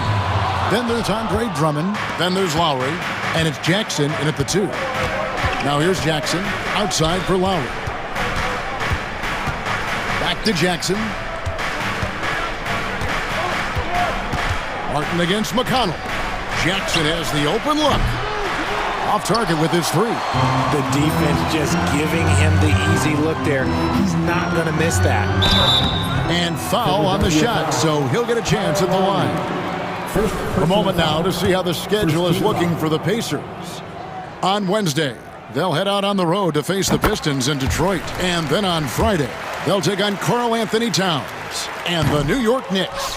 And Kevin, I think you have to look at this as an opportunity to take a step forward. Sometimes tough road trips can bring the best out of a team and bring you closer together. And the basket by Lowry. Can't let Lowry get comfortable from beyond the arc because he's more than capable of hurting you from there. Toppin passes to Mathurin. And it's good off the back rim and in. Obi Toppin. Philadelphia's gone 1 of 2 on 3-pointers here in the second quarter so far. Martin against Toppin. Martin with the bucket. Just focusing on the task at hand. That's all you can do. Yeah, when the game is up for grabs like this one has been, it's all about the attention to detail. Now here's Walker. Still without a basket. Yep, it counts. And the Pacers lead by 1. Well, we've seen this a few times, Richard. Players getting booed at home. And that's got to be painful for a player. You get taken back a little bit. For some players, it's deserved. But it's always a surprise. But you have to be self-aware. Did you deserve to get booed? In most cases, it's true. A young guy who is ready to attack. Mathurin gets the ball and goes straight into his shot. Here's Lowry. Again, Philadelphia. Okay, let's throw out the analytics for a moment. When he's taking the mid-range, it's a winning shot. McConnell finds Walker.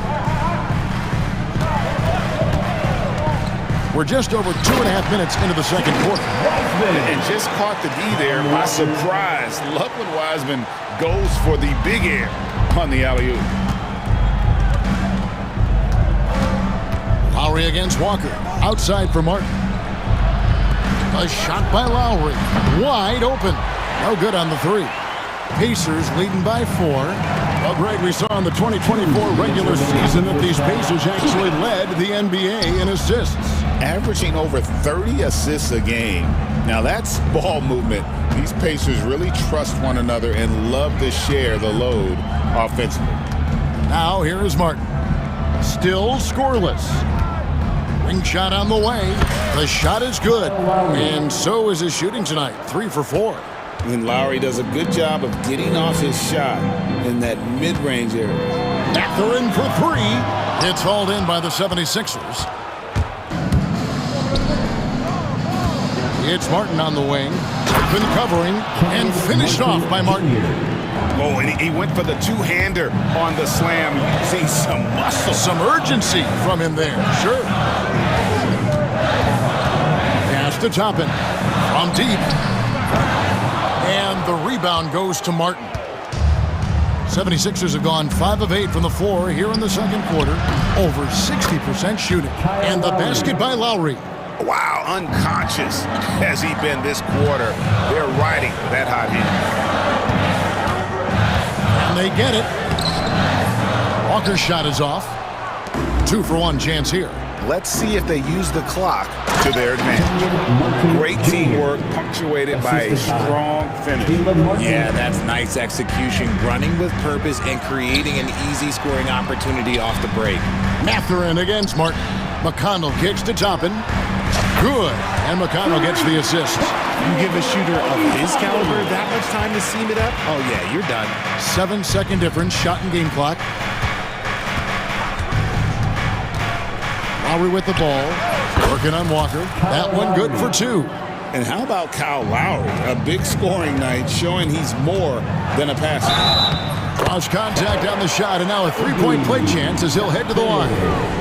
What a play there. The hoop plus the harm. Pacers have converted 1 of 2 free throws so far today. Second team foul. 15 seconds left to play here in the second quarter. Martin with a screen on Walker. Walker with the rebound. You often expect him to convert these types of shots, but the D must have made their presence felt to prevent that one. Kyle Lowry firing on all cylinders for the 76ers. That quarter had to take. Thanks, David, and we'll be back shortly following halftime to get the third quarter underway.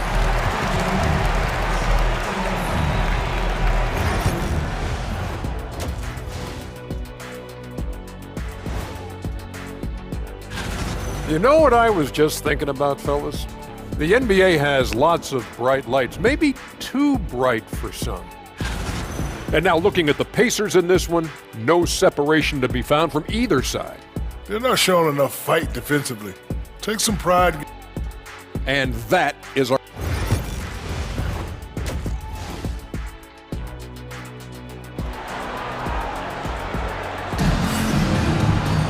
And we've got second half action for you. Thus far, a pretty evenly contested game. Kyle Lowry has just been sensational. You just love the patience in that first half. Waited until he got the look he wanted. You love guys who can get their shots within the flow of the offense. Halliburton in the backcourt. Nembhard to his side. Siakam is the 4, and he'll be next to Turner at the 5.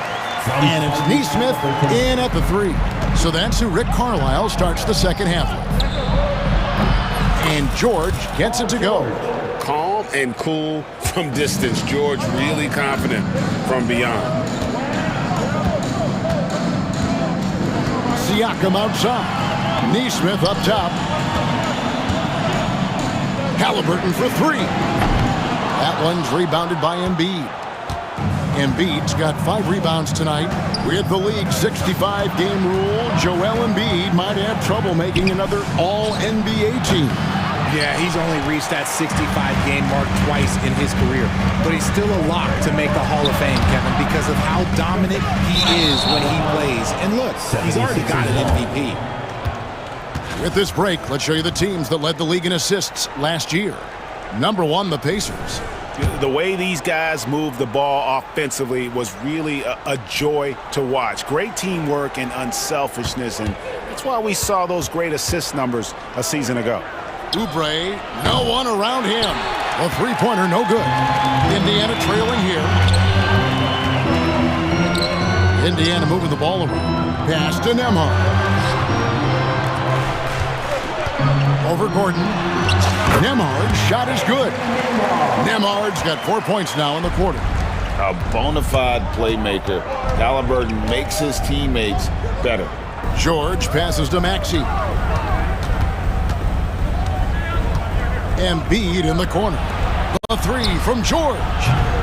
The rebound by Turner. Turner's got 4 rebounds in this game. Siakam. And contact on the shot, so he'll be... And yep, we thought we might see it. And the coach's challenge has been triggered on the personal foul call. The play will be reviewed under NBA rules. 2 minutes are allowed to review the play. So fast that it's really tough to catch everything in real time. The wonders of technology. We've seen replay reviews so effectively, and involving the coaches by being able now to challenge like this is something a lot of people have been hoping for. And so the word is in. They've decided that the call stands as it was made on the floor. And you know, even if a coach still feels this wasn't the right call, you got to acknowledge the effort being put in to reviewing it. The double checking, and the game continues on. No good on the free throw. And Greg, we know the Pacers have to improve defensively. But where do they start? Candidly, Kevin, I feel like they're too soft. Giving up offensive rebounds, cheap fouls, they've got to be tougher mentally and physically, especially on the interior. Maxey passes to Embiid. Turner with the steal. Pass to Nembhard. Maxey against Halliburton. From past the arc. It's hauled in by the 76ers. And even though he hasn't been himself, it hasn't affected his team too much. They've still got the lead. Just devastating. George making it look easy with that move. And here's Halliburton. He'll bring it up for the Indiana Pacers. They trail by 1. Pass to Nesmith. Three-pointer. Offensive rebound. And we're going to have a jump ball. It's tied up there. Violation. Jump ball call.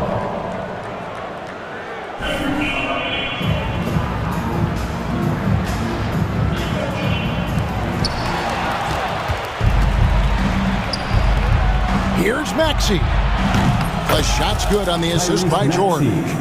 Now it's a 4-76ers lead. Now that's confidence right there. This is when you know Maxey is feeling it. 2 minutes. And a wide open look for Halliburton. And right away, they match it with a three-pointer of their own. And an eye for an eye. Both teams working to stretch the floor. This is today's NBA. Hey, we see this kind of exchange more often than not. So Indiana ends up with a new group on the floor. Here's Lowry, and Wiseman sends it back. And on a per-minute basis, Wiseman already gets a lot of blocks, and his defensive awareness will only improve with time. The kick out to Walker. Shot clock at 6. Toppin, no one around him. And the Pacers, another 3. A great competitive game so far. And from the look of it, this one could go right down to the wire. Stolen by Walker. Toppin with it. And it's Martin picking him up. Toppin can't get it to go. Philadelphia's gone into the three-point range 4 times since halftime and buried 2 of them. Stolen by McConnell. Down low. Martin with the block. Now the 76ers on the break. Lowry kicks to Martin. Jackson down low. He's covered by McConnell. Off on the layup. Shoots. And it's Toppin. That time on the assist by Walker. Toppin's got the lead up to 4 now for Indiana. And it's Lowry penetrating. Outside for Martin. Back to Martin. Pass to Lowry. Martin with the screen for Lowry. Over Walker. And the basket by Lowry. Lowry's got 14 points for the game. And he is an elite level decision maker. Lowry understands when to pass out of that pick and roll and when to shoot. Here's Walker. Tapping a screen on Lowry. Goes up on the wing, and the Pacers tack on 2 more. Just 4 seconds left in the third. And offensively, a great show for the fans through the first 3 quarters. It's been a fun game to watch. Pacers. And a moment now as we take a look at our State Farm assists of the game. And the winner today, the big fella here with the sweetest of dimes. What a plus it is to have a post player who's got this ability to find. I feel like we've seen more slick passing big men in the league today than we've ever seen. Well, what a terrific game it's been so far, with this fourth quarter sure to bring more pressure-packed basketball. On the court for Philadelphia to start the fourth, they've got Paul George, Gordon out there with Maxey, then there's Kelly Oubre, and it's Embiid in at the 5 down low. For a star like him, you get lots of opportunities at the line, and he's great at cashing them in. And it's Halliburton penetrating. When he wants to, Halliburton can get to the hoop. Boy, he is tough to slow down. And the whistle blows. It's going to be on Tyrese Maxey. That's his first foul. Yeah, really good defensive play to cut him off there and square up. So it's the Pacers now. They lead by 4. Here's Neesmith. No good with the triple. It hasn't been his best game, but his team is still doing just enough to be up. And the shot goes down. George has got 9 points now in just the second half. And this is the effort you want to see out of your guys, win or lose. You can't question the desire of these teams. It's going to be difficult for either side to get separation. And the shot goes in from Siakam. Siakam's got the lead back up to 4 now for the Pacers. Maxey looking it over. Outside Gordon. Back to Maxey. And slam dunk by Maxey. Getting up and finishing. Maxey leaving no doubt. Now Halliburton. Siakam, a screen on Maxey. Halliburton for 3. And it's Joel Embiid with the rebound. And you could tell he thought that triple was going to fall. Kicks it out to Maxey. To tie it up. Hangs. And it's good on the way in. Maxey's got it all tied up now for Philadelphia. I'll tell you, when Maxey gets into his rhythm, he can go all night long. Neesmith, the pass to Siakam. Indiana moving the ball around. Halliburton for 3. Rebound by the 76ers. Embiid's got 7 rebounds in the game. Here's Maxey, and it's sent back by Turner. And I would not test Turner. And Miles has led the NBA in blocks and just has great timing on his jumps. And you want him taking big shots for you in big moments. That one was as easy as it gets. Yeah, it's clear why they go to him in these moments. They know he's going to deliver for them. Massive hoop there from Siakam. We've seen him do it in the finals. This guy showing he's made for big moments. George dishes to Gordon. Embiid finds George. It's tipped. Fast break. Here comes Indiana. Halliburton right side. And stolen by Maxey. And now Philadelphia on the break. Here's George. Pacers with the rebound. There's 1:54 left in the fourth quarter. Oh, he blocked it and deflects off the backboard.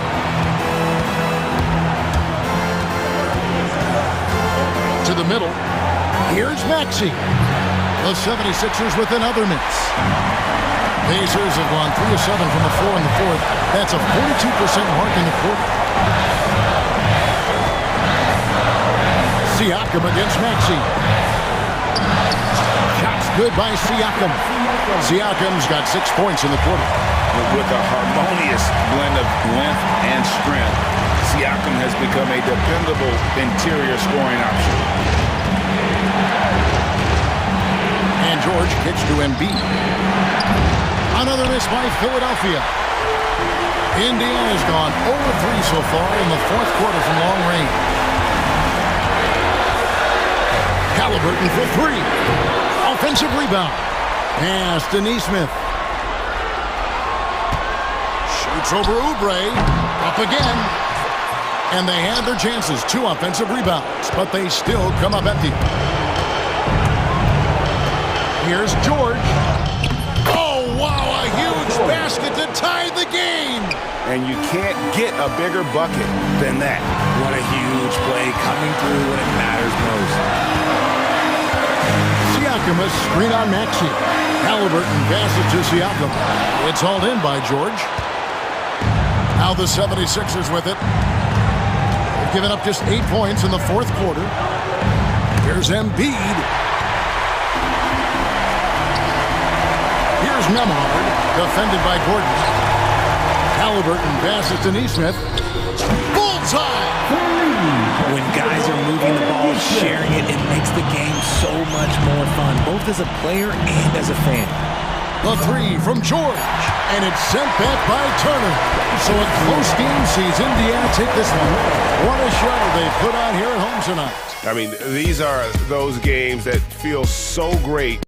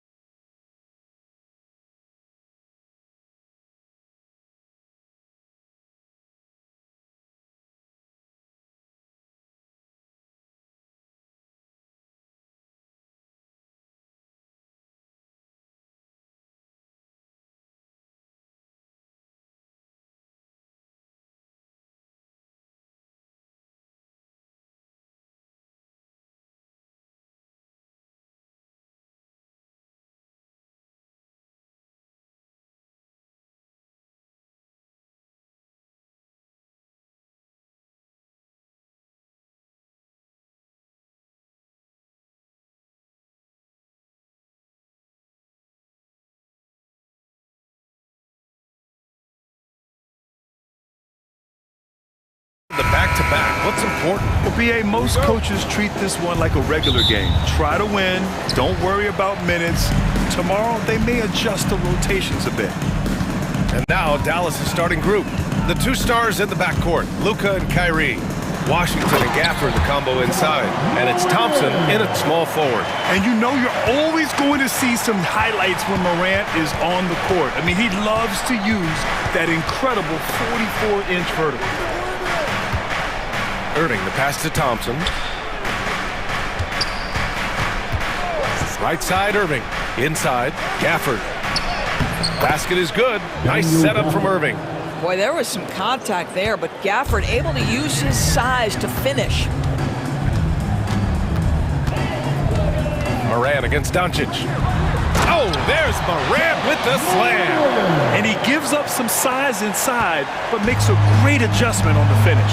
Well, he's attacking, he's forcing the issue, and that simply stated a terrific play. Now here's Irving. Kicks it to Doncic. Back to Irving. And he buries his first look. Gets in the paint and drains it. Kyrie Irving, show off that touch. And you got to give this Dallas front office credit for how they've acquired quality role players, Graham. Well, BA in particular adding length and athleticism. That's helped them defensively, as well as providing some lob targets for Luka and Kyrie. Now here's Irving, coming in off a 14-point game last time out. And the call will be against Jaren Jackson. That's his first foul. Just over a minute and a half in. Pass to Gafford. On the wing, Thompson. Defended by Jackson. 4 on the clock. Irving for 3. It's rebounded by Memphis. This game against Dallas here, it's their first meeting of the season. Kicks it out to Jackson. Here's Edey. He's guarded by Irving. Here's Edey. Nice start for him, sinking his first shot. Just owning the painted area. If it's working, no need to change. Gafford with a screen on Bane. Out to Thompson from deep. And it's Bane with the rebound. It's tough to get open in this league, and when you do, it hurts not to capitalize. Jackson can't get it to go. Dallas has gone 0 for 2 from outside. Irving, the pass to Doncic.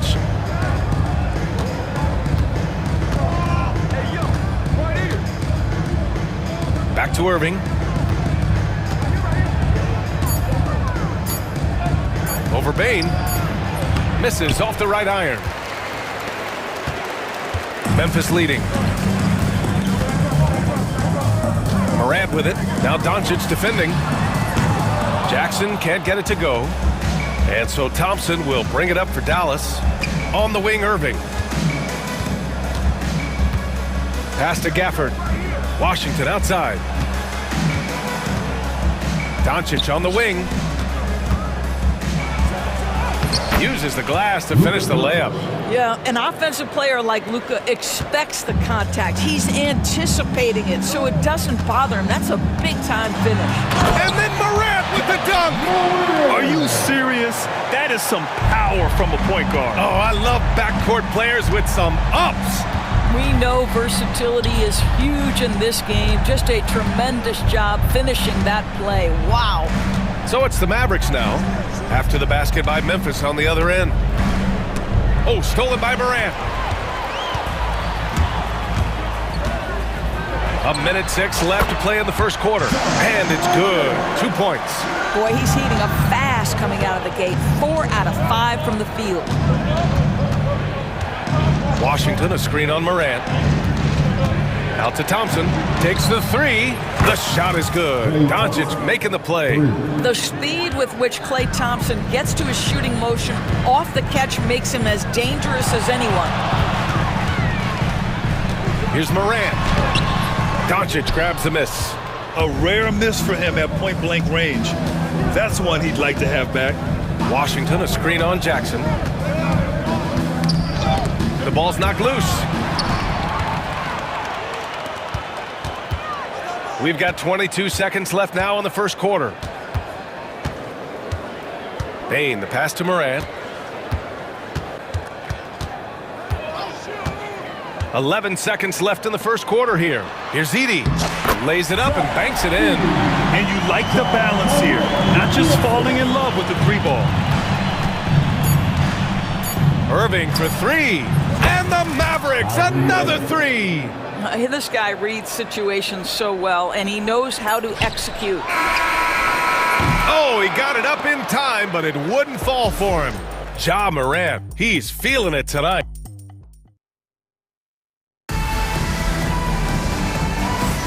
And we hope you're enjoying the game. Both teams tonight keeping things pretty even on the scoreboard so far. What stands out to you from the Grizzlies in this one? Well, coming into tonight, maybe you thought they were going to settle for perimeter jump shots. Nope, that's not the case. They've certainly made the commitment to pounding the basketball into the painted area, and boy, is it paying dividends. On the court right now for the Mavericks. Najee Marshall is out there with Kyrie Irving. Then there's Maxi Kleber. Then there's Dante Exum. And it's Lively in at the center position, locking down the middle. You ever notice the physicality that's an aspect of Marcus Smart's game? He just powers through the defense, sensational shooting. And every team is looking for length on their roster. Yeah, the reason, BA, is because of the quality and skill of shooting. Guys are coming across half court, and they can shoot the basketball at 35 feet. The reason you need length is there's more area to cover. Increasingly, Brian, it's getting harder and harder to play as an undersized guard in this league. Now here's Smart. Kennard outside.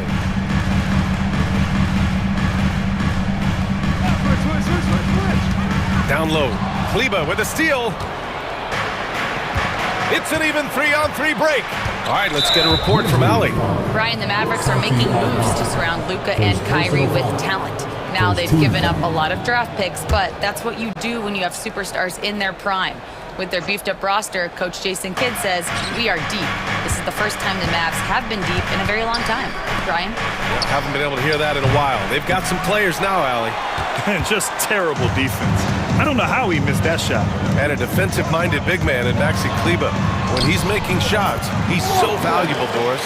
Well, B.A., he is on the floor because of his defensive versatility. To me, one of the most underrated defenders in the league. He can be cross-positional. But you're right, he's got to be a legit threat offensively. It's stolen away. Oh, and he brings it down with a two-handed jam. Got to give him credit for jumping on the ball and making the most at the other end. Boy, inexcusable at this point of the game. They got to be more composed in these moments. Boy, in a tight game like this, that can change the whole tone. It helps your opponent get into a little bit of a rhythm. Here's Exum. After the basket by Memphis. Over to the wing. Shot clock at 3. Knocks it down from distance. Marshall's gotten himself going with a triple. His first basket of the game. Smart looking around. Aldama outside. The kick out to Williams. Launches it. Sinks it from distance. And the Grizzlies lead by 5. I'll tell you what, their execution just continues to impress. Exum outside. Williams against Kleber. Exum outside. Pass to Marshall. And he was fouled while in the act of shooting, so he'll take 2 free throws.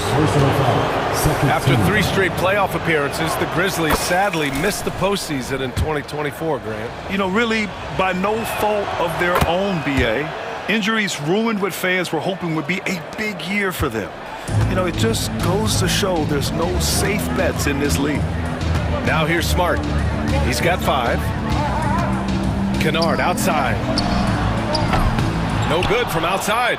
And this is exactly who you want taking that shot. He just missed it. Exum passes to Lively. Ooh, poked away to the right side. Outside Irving. Back to Kleber. Dallas needs to get off a shot. Again, the miss by Dallas. Well, the defense clearly was not interested in guarding him from downtown. They're very fortunate he missed. That one drops for him. And now almost all their points coming from the paint. Now here's Irving. 5 points in the game. Pass to Marshall. Now Exum. Irving for three. Buries it from three. Irving's got 8. That is pure from Kyrie. Fantastic working off the catch. Smart for 3. And the rebound goes to Dallas. They'll face the Spurs at home after this one, and that's a 1-game homestand for the club. Marshall with the bucket. 7 points in the game. Defensively, you can't afford to get stuck on the pick. You know exactly what that takes. It takes energy, it takes activity, it takes intensity. Now here's Smart. He's got 5. Here's Aldama. It's good. And he drew contact on the shot, so he will go to the line. A 3-point play opportunity. And Dallas making a change here. Dinwiddie's checked in. Memphis shooting their second free throw attempt on the night. And when it comes to the Grizzlies, they're a team that's hungry to take that next step, Greg. Yeah, and they've got the core to do it, B.A. You got Morant, Bane, and Jackson. They're all all-star caliber players and still in their mid-20s. So they've got a lot of great chemistry and time to get it right. Grizzlies lead by 3. 6-second difference between the shot clock and game clock. He buries it from 3. And after a scoreless first quarter, he's finding his offense. Dinwiddie against Smart. Out to Kleba. Pass to Exum. Takes a 3. They get the rebound. And here's Kleba. Back to Exum. Fires from deep. That shot off. And so it's the Memphis Grizzlies leading by 6 as we wrap up the quarter. Their key to consistency has been their dominance in the paint. They've been the more physical team. We'll be right back after this word.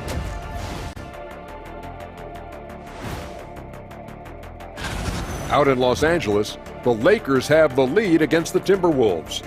Up big in that one, still in the second quarter. And circling back to the first half, things have not gone as planned for the Mavericks. They're getting bullied on the defense. And that's it for halftime.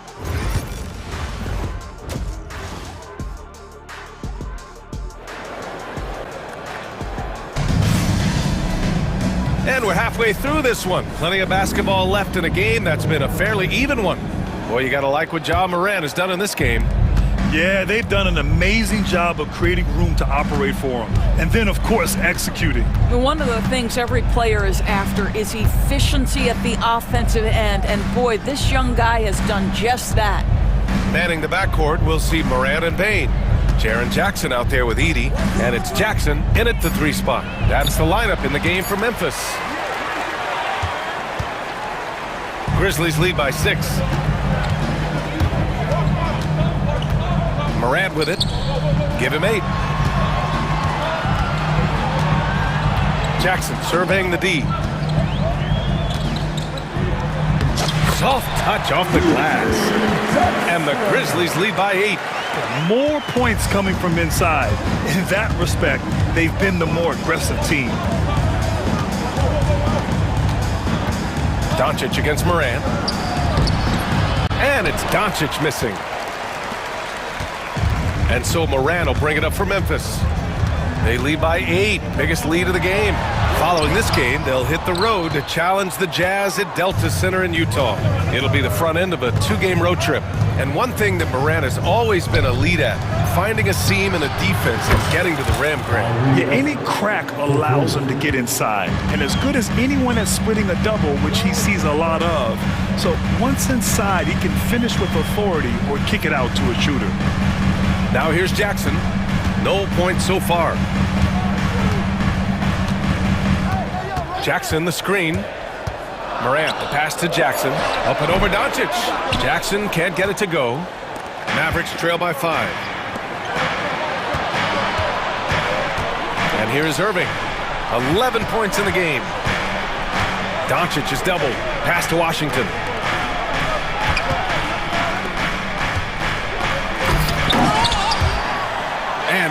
clears the board. Great contest by the defender. If that's a dunk, you've got to put down in his face. With the drive, it's rebounded by Dallas. This isn't how they wanted to start the second half. Only 1 of 4. Thompson finds Gafford. Thompson outside. Now here's Irving. Out to the right wing. Washington passes to Irving. Jackson against Washington. Lets it go from the wing. Ooh, a little luck that time as it drops. Now just a 3-point Memphis lead. Always ready to rise and fire from anywhere. Thompson's mid-range jumper is pure. Moran against Doncic. Left side Moran to the middle. Out of bounds. It'll go to the Mavericks. All right, here's a look at the schedule for the Dallas Mavericks. On Thursday, they'll go up against Chris Paul and the San Antonio Spurs. Then on Saturday, they'll be facing Kevin Durant and the Phoenix Suns. And for their matchup with the Timberwolves, it's the second game of a back-to-back, so you know there'll be some heavy legs out there.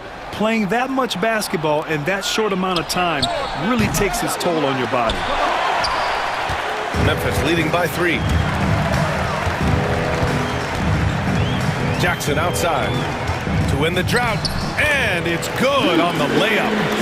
Jackson's got 4 points now in the quarter. I mean, they've been relentless. Just keep getting shots at the rim. Doris, one place you see this Dallas team show up is in the hustle stands. B.A., this version of the Dallas Mavericks is as tough and as gritty and as willing to compete as any I've seen. Now here's Jackson. No made baskets yet. Morant fights through contact inside. They're winning the battle down low by imposing their will. Mavericks trail by 7. Doncic with it. He's picked up by Bane. Pass to Irving. Back to Doncic. And Doncic hammers it home. I'll tell you, some people question the athleticism of Luka Doncic, but boy, he loves to dunk on occasion and let you hear about it. Now here's Morant. He's got 10.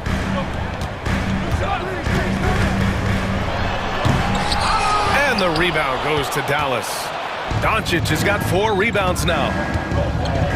Washington passes to Irving. Sinks the tray. Irving's got 14 points for the game. Yeah, he's in his bag from beyond the arc right now. You see his confidence. And I think the defender knows once he gets cooking, look out. The bucket looks awfully big to him right now.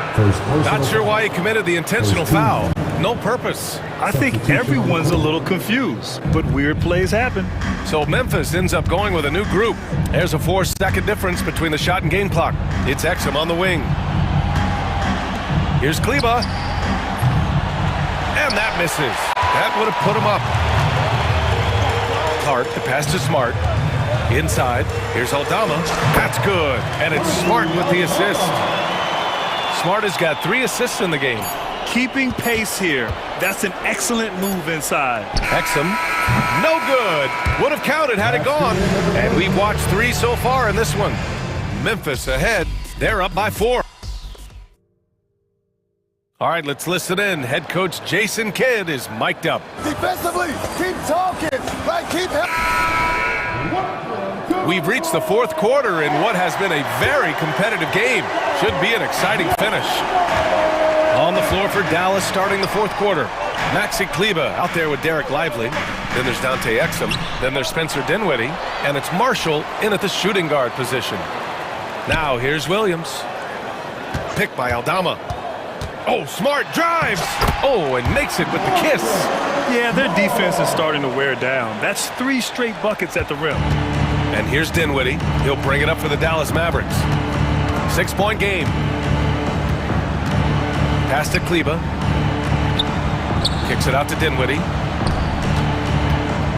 Here's Marshall.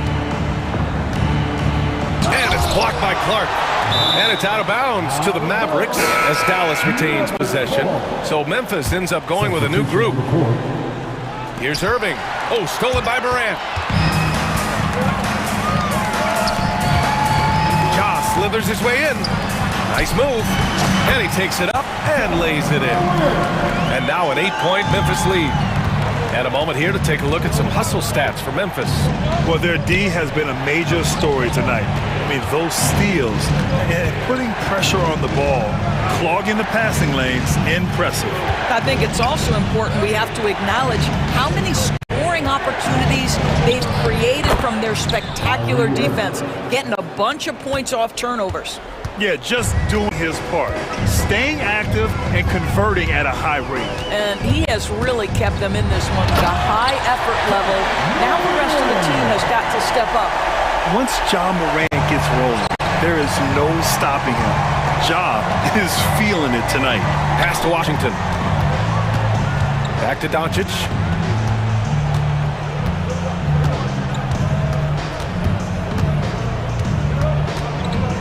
Outside Irving. All target from outside. Given his range, you'd expect him to capitalize on that opening. Jackson outside. Knocked loose. Jackson outside. Sends it home from three-point land. Jackson's got his first 3 points of the game. And you know, his team wants Jackson Jr. to keep taking these threes, knowing it'll help open up this offense even more. Thompson finds Irving, and they waste no time getting those 3 points back. Irving's got 5 points now this quarter. That's his 5th triple of the night. 2 in the first half, 3 in this one. Huge production. And then Morant with the dunk. And the bounce that Morant possesses is unlike anyone else at his position. And so it's Dallas with it, after the basket by Memphis on the other end. Irving with it. Jackson in his pocket. Here's Doncic. Back to Irving. Misses off the left iron. That's the shot they wanted. It just didn't fall. I think expect them to go back to it because that's the kind of shot this offense is designed to generate. Their offense has been unstoppable, just firing on all cylinders. And at this point, it is their game to lose. They've done such a good job building the lead. It's clear there's a lot of pride on the line in this one. Absolutely. When someone makes a shot, the first thought is, I want my own back. Now here's Morant. And he got the whistle on the way up, so he'll be headed to the line for a pair. Klay Thompson picks one up. The boundless athleticism Morant has is really special. He's someone that is always in attack mode. Hits both from the stripe. And Jason Kidd inking a multi-year contract extension, Doris. He'll remain the Dallas head coach. Well, B.A., you have to give Jason a ton of credit for the job he's done with this basketball team. And think about it. Your coach is a Hall of Fame level floor general in his own right. And now your best player, Luka Doncic, is an elite point guard. Just a perfect match. Memphis leading by 9. 1:19 left in the fourth quarter. So it'll be 2 free throws. He was fouled in the act of shooting. What determination from Morant in the paint, getting his shot off despite being fouled. And Morant drops them both. Mavericks trail by 11. Gafford with a screen on Morant. Doncic with it. Jackson in his pocket. Washington outside. Pass to Doncic. A minute 4 left to play in the fourth. And here's Thompson for 3. The shot won't fall. That's his shot, and one I'm sure he wants back. Well, now it's just a matter of watching the sand fall through the hourglass. This game is wrapped up in a strong showing for the Grizzlies. Offensively, they made the most of their trips. They found multiple ways to score consistently, and a little luck doesn't hurt them either. They also got some nice bounces off the rim tonight, too. And so this win marks their first victory of the new year. And one player just stole the show tonight, doing everything for his team. A monster night for Ja Morant. He was all over the place, pressuring ball handlers, jumping the passing lanes. His steals made a huge impact on this game. So difficult to stay down on that pump fake. Irving sells it so well. No good on the second free throw. And it's Morant with the ball for the Grizzlies.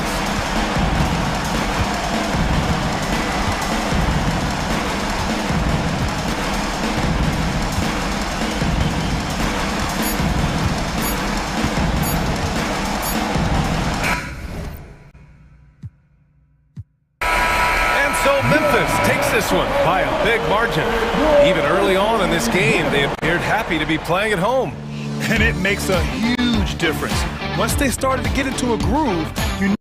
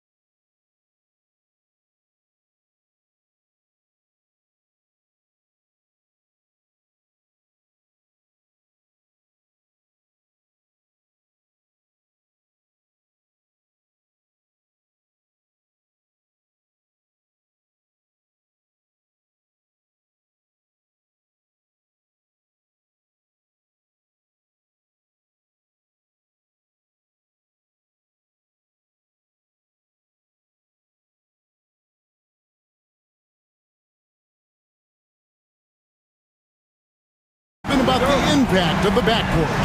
And that's where it all starts. When you have a confident and competent backcourt, it just opens up a lot of things for you offensively. And checking out Minnesota's opening lineup.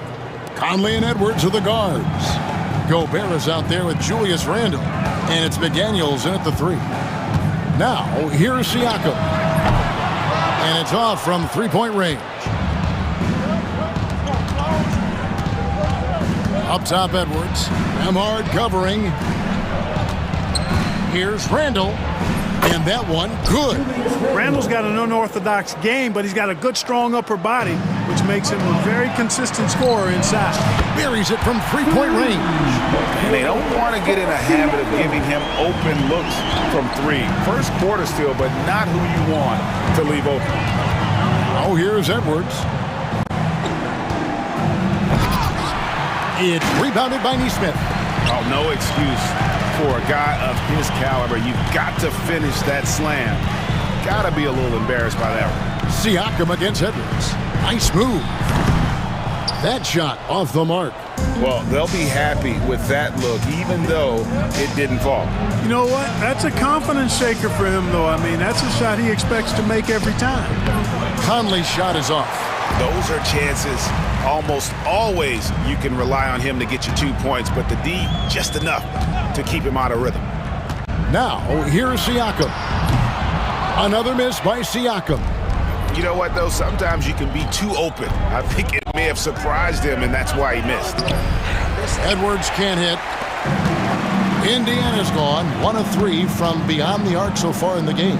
Tyrese Halliburton is flat out special, Clark. Yeah, you say it all the time. He is an absolute machine on offense. He really is an orchestrator, a maestro of platinum-level capability. His turnover numbers, outstanding. He's a guy that flirts with the 50, 40, 90 shooting splits and is going to lead the league in assists, I think, the better part of his career going forward. That's how good he is. After exploding onto the NBA radar in 2019, Siakam, Clark, has been a sure thing on offense. Well, you know what you're going to get from Pascal Siakam. I mean, whether it's in the open floor or in the half-court sets, he's a guy you can count on delivering when you give him the ball in those situations. His offense never takes a night off. Here's Halliburton. Anthony Edwards making his last shot. Halliburton, no good. For Minnesota, they've gone 50% from the field, hitting 3 of 6 since the opening tip. Here's McDaniels. That's in, coming off an assist from Randle. Strong work inside by the 6'9" Jaden McDaniels, showing how effective he can be down there. Halliburton against Edwards. Halliburton kicks to Siakam.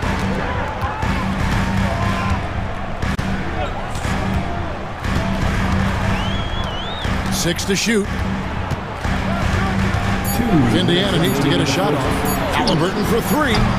Still looking for his first make after that miss. He's 0 for 2. Got it. And he's now 3 for 5 from the field. Boy, how about the strength of Edwards? Confident in taking on defenders and finishing. Halliburton on the wing. Edwards defending. And he hits it and gets hacked on the play. A 3-point possibility if he can convert the free throw. He's just such a well-rounded offensive player. He's got a little bit of everything. Pacers have gone 2 for 2 in the game at the line. Halliburton is just one of those young guys that has a really well-rounded game. Makes shots pretty much from anywhere on the floor. And the call on the shot that sends him to the line. And with the offense getting right to the rim, at least they saved the layup. Old school D right there, just telling them no easy layups. It's as simple as that. And that's what you expect from them. And with their offensive firepower, have the Pacers, Clark, maxed out at that end of the floor? There's still a lot of room for this team to grow offensively, Kevin. A low rate of free throws is something they can improve on. And a relatively low rate of threes and offensive boards, those are areas that can get better. I think there's another level they have to reach yet. And let's head over to the sideline and catch up with David Aldridge. Kevin, thank you very much. Jaden McDaniels has become an X factor for the Wolves. Mike Conley says we know what he does defensively, but the offense that he can bring for us balances our unit. It's much needed. Guys tend not to think of him as an offensive player, but he does have that in his game. Kevin? But I love the reference to an X Factor. He definitely is that. All right, David, thank you. Here's Halliburton. Anthony Edwards making his last shot. 40 seconds left to play in the first. Here's Edwards. And the rebound goes to the Pacers. And here's Halliburton. He's got 7. Pass to Nembhard. Puts one up from 19. It's up and it's off the mark. He's 0 for 1. Here's McDaniels driving to the basket. And the shot is good. I'll tell you, McDaniels eats up ground in a hurry.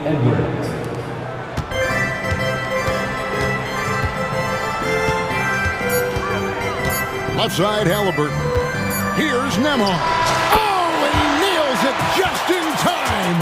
One eye on the rim, one on the clock. And that concludes a back-and-forth, high-scoring first quarter of play. Indiana out in front, up by 2. And back with the start of the second quarter in just a moment. And it's been a pretty even game here after 1 quarter of play.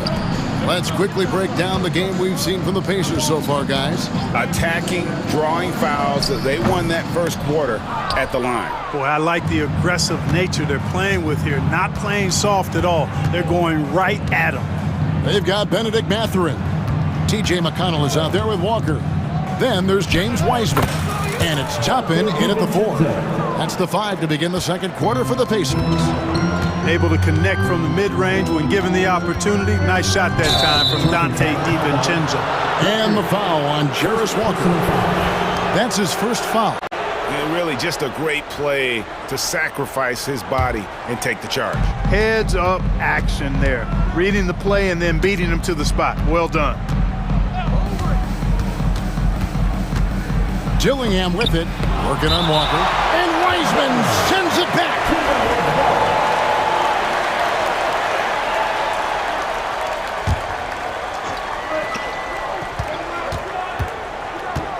Now DiVincenzo. Miller with a screen on McConnell. And here's DiVincenzo from the arc. Score the basket, his second of 2 attempts. Just focusing on the task at hand. That's all you can do. Yeah, these teams trading punches right now. I mean, it's table tennis. Back and forth we go. Walker the pass to McConnell. Back to Walker. Spins. And finished off by Walker.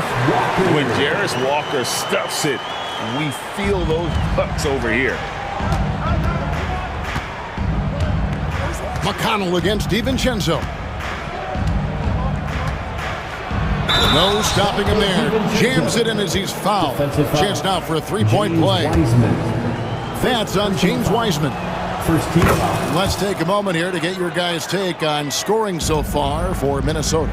People say the mid-range shot is dying, but so far in this one, that has not been the case for this team. And, you know, in no time at all, they've also started finding points inside, already taking apart that interior defense. Here's Alexander Walker. He's covered by Wiseman. Miller against Walker. Pass to DiVincenzo. 5 to shoot. Shoots from 14. Here's Dillingham. Drains it from beyond the arc. And it's a 7-point Timberwolves lead. How can you forget about him? I mean, he's not going to miss that open of a look. Toppins, and they wasted no time getting those 3 points back. Toppins got himself on the board with 3 there. DiVincenzo against McConnell. Miller with a screen on McConnell. Pass to Dillingham. Nice ball movement by Minnesota. And Wiseman sends it back. And putting in work on the defensive end. Wiseman's swat providing a spark to his team. 2 minutes remaining in the first half. 2 minutes. Here's Toppin. And again, it's Indiana converting.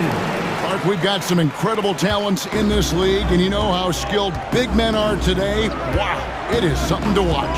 It really is, Kevin. I mean, you almost feel like every 7-footer in the league is a capable perimeter shooter that can consistently make threes. Man, the game has certainly changed, and I actually enjoy it. I mean, the evolution of big guys being able to stroke it that consistently is pretty fun to watch. It's stolen by DiVincenzo. Jumps up. And there's the lay-in. DiVincenzo's got 10 points now just in this quarter. I think DiVincenzo is at his best in the open court because he's got tremendous speed. Walker the pass to Mathurin. This one for three. Reed with the rebound. That's excellent defense right there on the perimeter. Oh, great defense there. Anticipated the play and got there first. And not afraid to put his body on the line either. He took a shot for the team in that situation. Pacers trail by 4. Walker the pass to Wiseman. High arcing shot. Reed with the block. Gillingham with it. Toppin's there. Shots good by Miller. And they've repeatedly probed inside in the first half, guys, and it's paid off. Mathurin for 3. No good that time. Minnesota leading by 6. Here's Alexander Walker. Banked in off the glass. Nice play, and you can see they're gathering momentum. And, you know, they need to stay aggressive here. Build the lead up while they've got the chance. Don't waste this opportunity. Sinks the triple. A young guy who is ready to attack. Mathurin gets the ball and goes straight into his shot. Now here's DiVincenzo. He's got 10 over McConnell. Over to the left wing. Here's Gillingham. Rejected by Walker, and that one goes out of bounds. Last touch by Walker.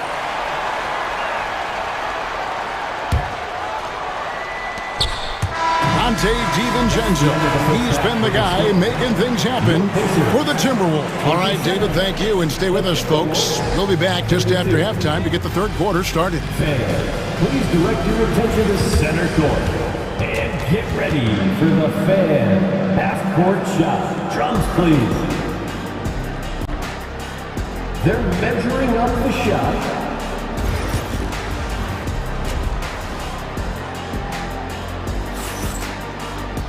And in that first half, we saw a pretty tight battle. We'll soon find out what sort of adjustments were discussed during the half. Nice game. Great performance by Dante DiVincenzo. He's done a fantastic job of finding open space to operate within the first few quarters. And you know what? It helped that they had a few guys with very hot hands on the perimeter, too. And on the floor for Chris Finch as we get into the second half. Edwards on the wing. He's joined by McDaniel. Julius Randle is out there with Rudy Gobert. And it's Conley in at the point. Pick works well there. Not much resistance from the D. Yeah, that's not the defense you need. You got to be tougher defensively. Turner with a screen for Halliburton. Off target from three-point range. Timberwolves leading by 7. It's Edwards on the wing. Neesmith covering. Here's Indiana. Halliburton for 3. That doesn't go either for Halliburton. McDaniels in the post. Covered by Siakam. Right side, Conley. 5 on the clock. Outside for Randle. And that one falls, coming off Conley's feet. For 3. Randle's got the lead up to 10 now for Minnesota. Here's Neesmith. Indiana again missing. Rare you'll see him miss such an open look. And Clark, as we watch Aaron Neesmith, he was such a great shooter in college, and it took him a while to find his stroke in the NBA. And you know what, Kevin, nothing really surprising about that. Most players struggle to find their game in the NBA, to find their role in the NBA. But Neesmith, he's found his rhythm and his role and he clearly is dangerous from behind the arc. Here's Halliburton. Scores off the spin. And it's 9 points for Tyrese Halliburton. Halliburton, such a special player, and his rush hour handles round out his game. Outside Edwards. And finished off by Edwards. Show us what you got, young fella. Anthony Edwards. Love to see you operate like that. Pass to Turner. Some nice passing here by Indiana. Stolen by McDaniels. A little over 2.5 minutes off the clock in this final half of play. Near the three-point line, it's Edwards. The muscle from Edwards.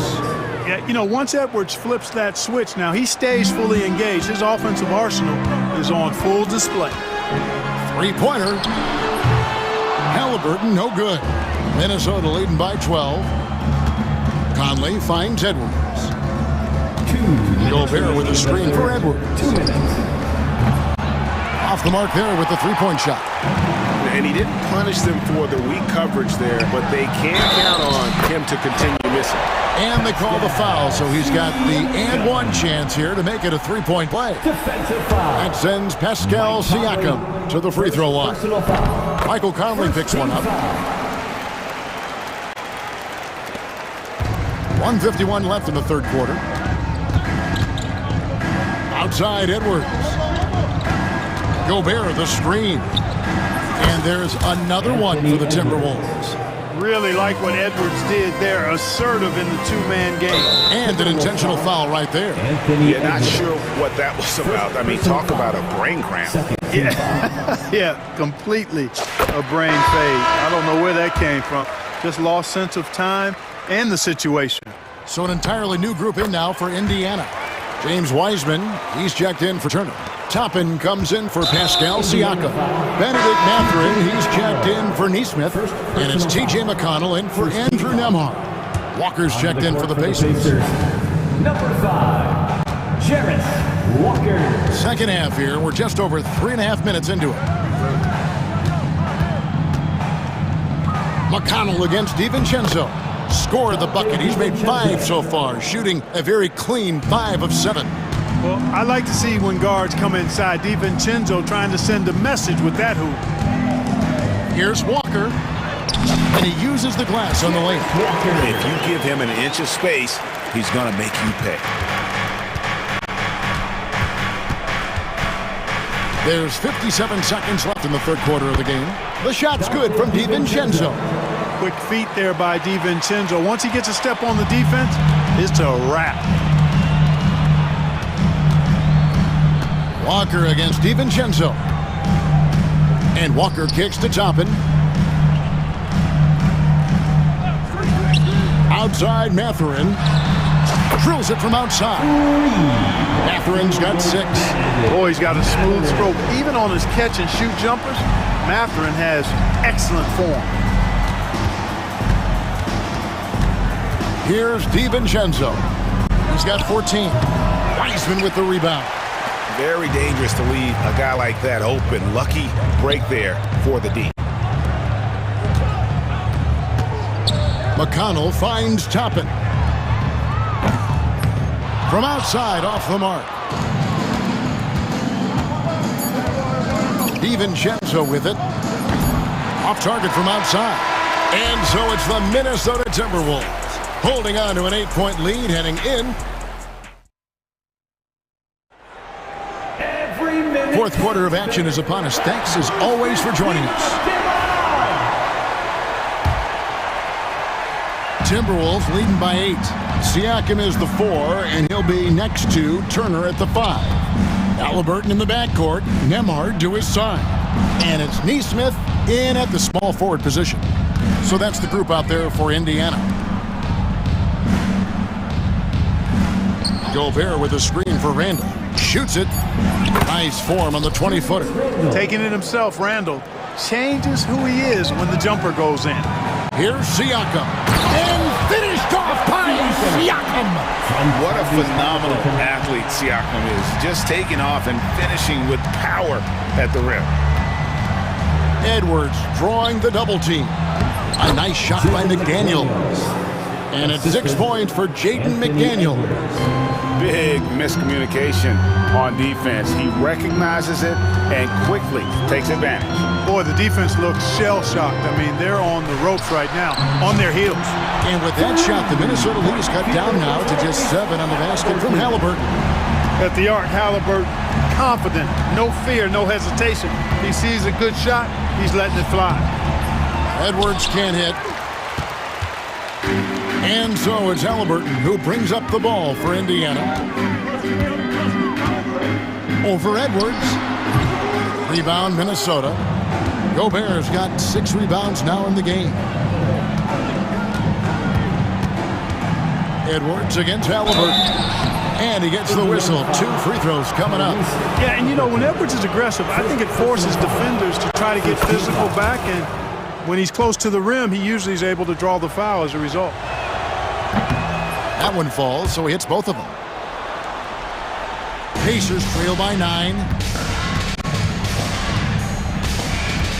And here's Halliburton to the inside. Turner. And he floats in for the easy 2. Credit the assist on that one. He's confident in the paint. Turner knows he can cash in from this area. Edwards with it. Picked up by Turner. Pass to Gobert. To the wing right side. To the paint. And slam dunk by Gobert.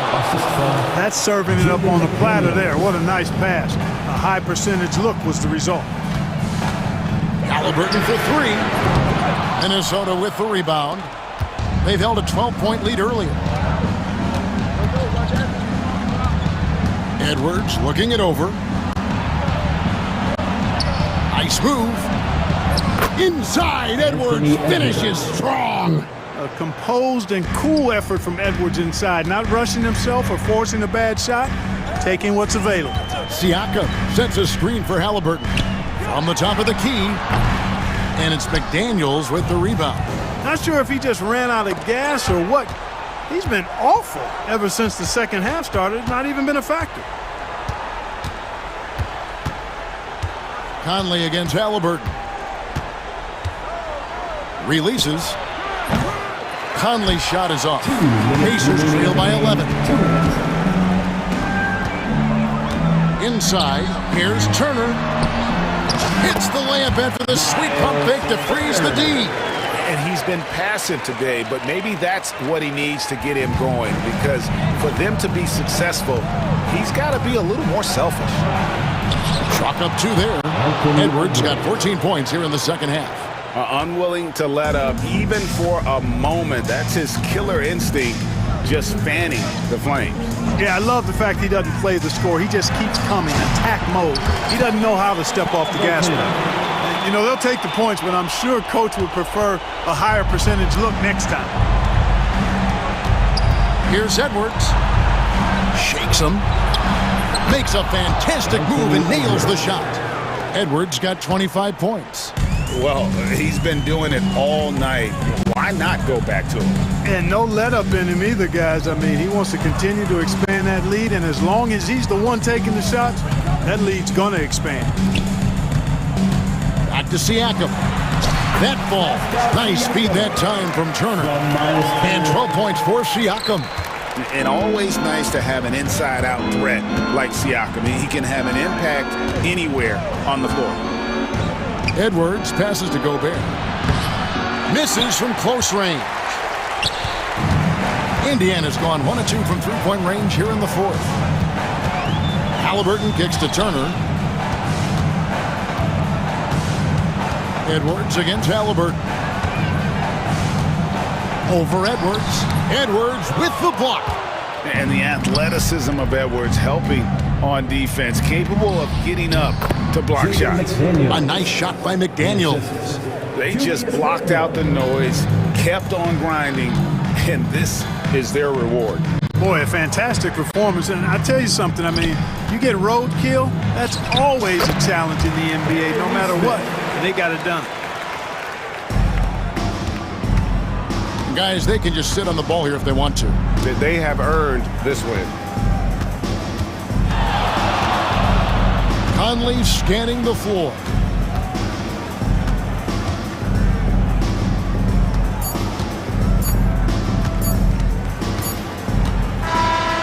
so Minnesota takes the win. This was a very... David, thank you as always. Well, folks, that's going to do it for now. For Greg Anthony, Clark Kelly...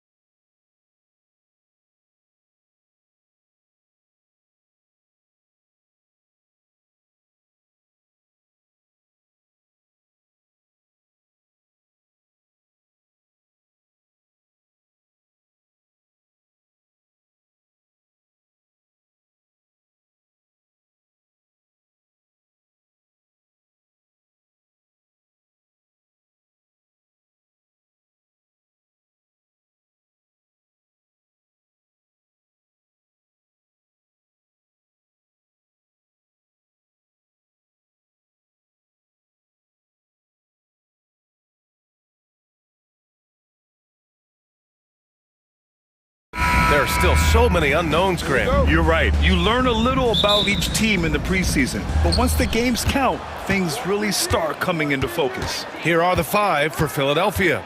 They've got Joel Embiid. George out there with Kelly Oubre. Then there's Eric Gordon, and it's Maxey in at the point guard position. Now here's Morant. Pass to Jackson. Back to Morant.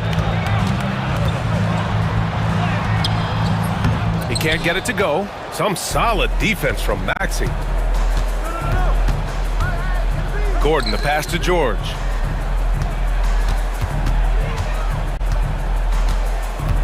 Going inside, out to Oubre, uncovered.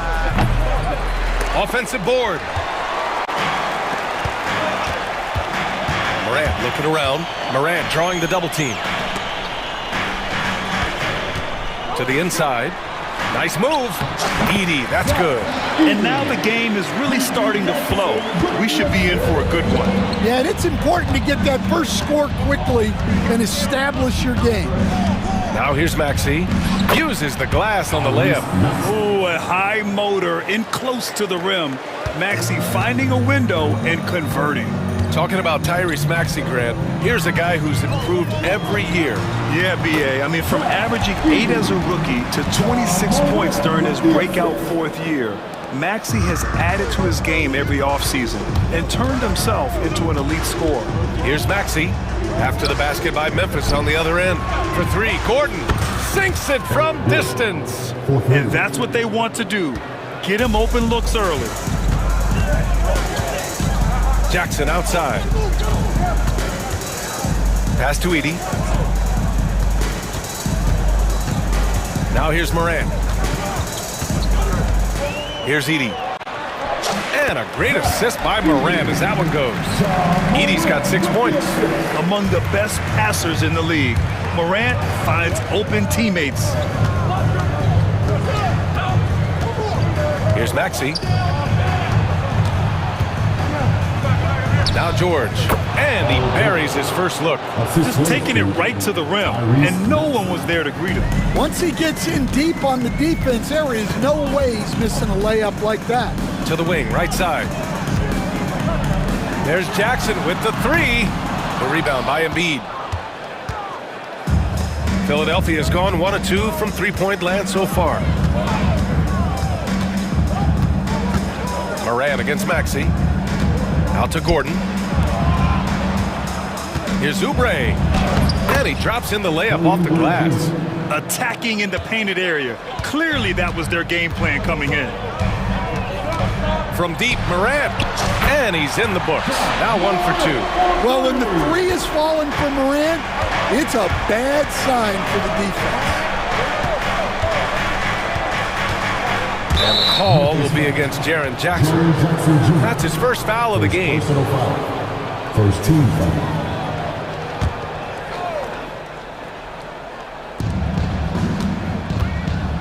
George against Jackson.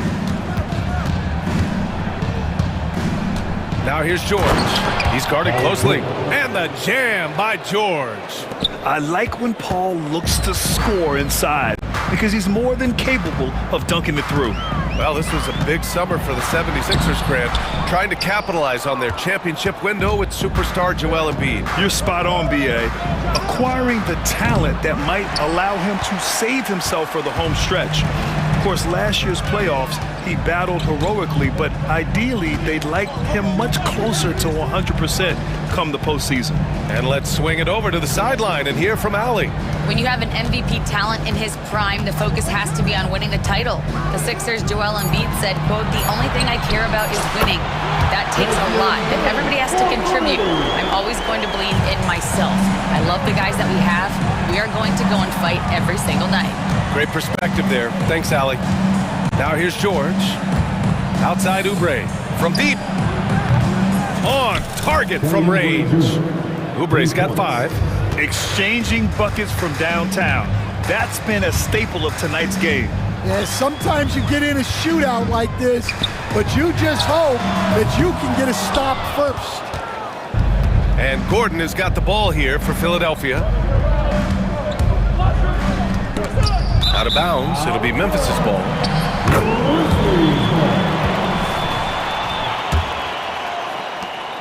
"27 seconds left in the first quarter of the game. Morant drawing the double team. Outside Bain.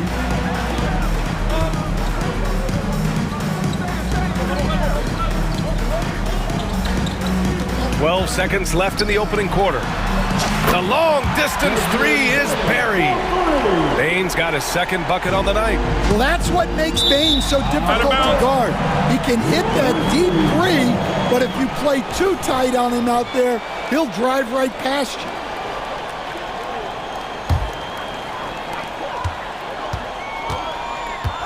And here's Morant.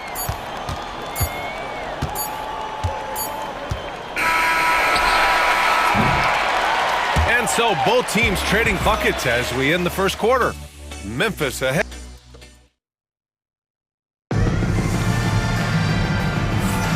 And close game underway so far. We'll see if either of these teams can jump out ahead in the second quarter. And guys, let's get your take on the scoring breakdown for the Grizzlies. Well, the coaching staff's game plan is very clear. Move the ball on the perimeter and shoot the shots with no hesitation. Yeah, also, you got to appreciate how unselfish they've been. I mean, the ball movement has been impressive, and the assist numbers are off the chart. So, on the floor for Philadelphia to kick off the second quarter, Kenyon Martin is out there with Andre Drummond. Then there's Caleb Barton. Then it's Kyle Lowry. And it's Jackson in at the two-guard. Well, Smart is very good at being sudden, at taking off the moment he sees a gap. Oh, sweet move. Offensive rebound. Drummond. Pass to Martin. Puts up a three. Martin with the bucket. Martin's got himself on the board with a three there. Well, maybe not the shot they were looking for there, but the defense gave it to him, and he knocked it down. Smart outside. Clark with it. Drummond defending. 5 on the clock. Kicks it out to Smart. Memphis needs to get off a shot. Kennard for three. They grab their own miss. And he can't get that one. Philadelphia's gone 3 of 6 from deep so far. Martin, the pass to Drummond. Back to Martin. Now Drummond. Jackson on the wing. Lowry left side to the paint. Here's Martin. Martin outside for three. Smart grabs the miss. The Grizzlies have gone just 1 of 3 to begin the second quarter. Recently, player health has been the big talking point around the Memphis Grizzlies stable. Yeah, B.A., look, and it's really a shame to have such a talented, dynamic team have to deal with all those constant what-ifs and have their seasons so affected by things outside of their control. It's tough. Well, we know Reggie Jackson can get his own shot, but it's always great to see him get others involved. Philadelphia shooting their first free throw of the night. Stand back in your early coaching days, what was the dynamic working with the front office? Well, I was in good situations, and so you need the coach and the front office in sync, where you're all working toward the same goals and you understand what the process is going to look like. And how in sync were you when Stan was the coach and Stan was the front office? We had problems then because the coach didn't like the front office very often, and the front office was always unhappy with the coach. Nice. You know, the savvy Kyle Lowry brings to his game is really special. He's so good at exploiting your weaknesses and causing trouble for you on both ends. Now here's Smart. Clark with a screen on Lowry. And he lobs it up to the rim. Oh, Clark with the slam. Way to rise to the occasion and snatch back the momentum. Yeah, plenty of lead changes in this game. It's gone back and forth. Back to Jackson. Lowry outside. Martin outside. There's Jackson with the three. Smart grabs the miss. The battle of the boards has been something to watch. Kennard outside. Off the mark there with a three. And the defense got away with one there. I mean, That's a shot he typically makes. Jackson, the pass to Martin. And the ball is tied up, so we'll have a jump ball. Jump ball is called on the floor.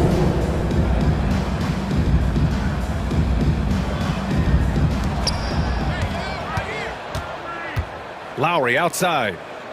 Pass to Martin. Lowry outside. It's stolen by Smart. And here's Kennard. Clark with a screen on Jackson. Kennard for three. Hits a three-pointer. And now a 5-point Memphis lead. Well, this is what they pay Kennard to do.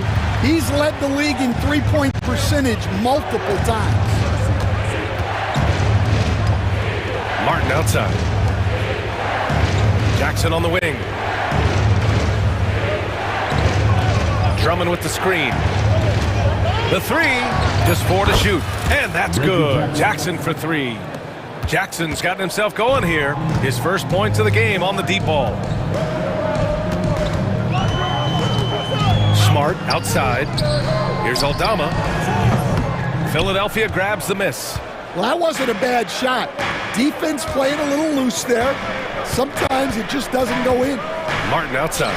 Jackson on the wing.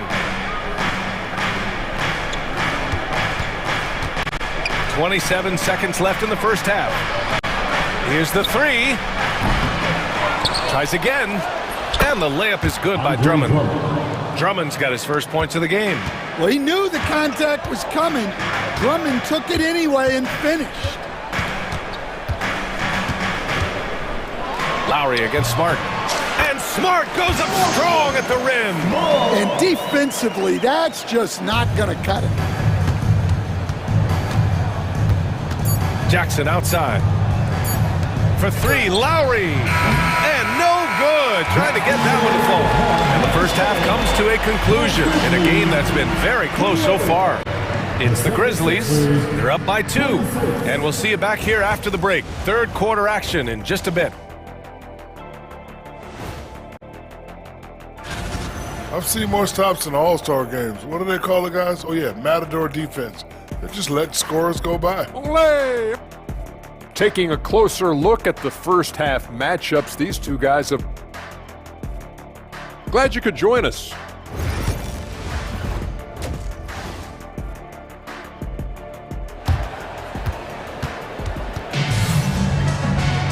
And we've got second half action for you. Thus far, a pretty evenly contested game. Boy, you gotta like what we're seeing from Desmond Bane. There's virtually nothing you can do to stop him. I mean, you can't even contain him. He's been that great. Yeah, he makes defenses look utterly helpless. It's like pick your poison trying to contain him. Manning the backcourt, we'll see Moran and Bane. G.G. Jackson is out there with Jackson, and it's Edey in at center, filling out the middle. That's the lineup out there for the Grizzlies. Despite Joel Embiid missing more than half of their games, Grant, the Sixers still won 47 games last season. Yeah, B.A., and lots of credit goes to Tyrese Maxey, averaging over 26 points a game. Philadelphia also had some good depth, and that really helped. And keeping us updated from the sideline, Allie LaForce. Joel Embiid is setting records with his scoring, but he said, when I get stuck into just being a scorer, that's not the best version of me. I like sharing the ball. As you've seen the last couple of years, the teams that have won, they move the ball. Nothing is static. So that's how we should play. Pretty simple, Brian. Yeah, great understanding, right? Thanks, Allie. Back to Moran.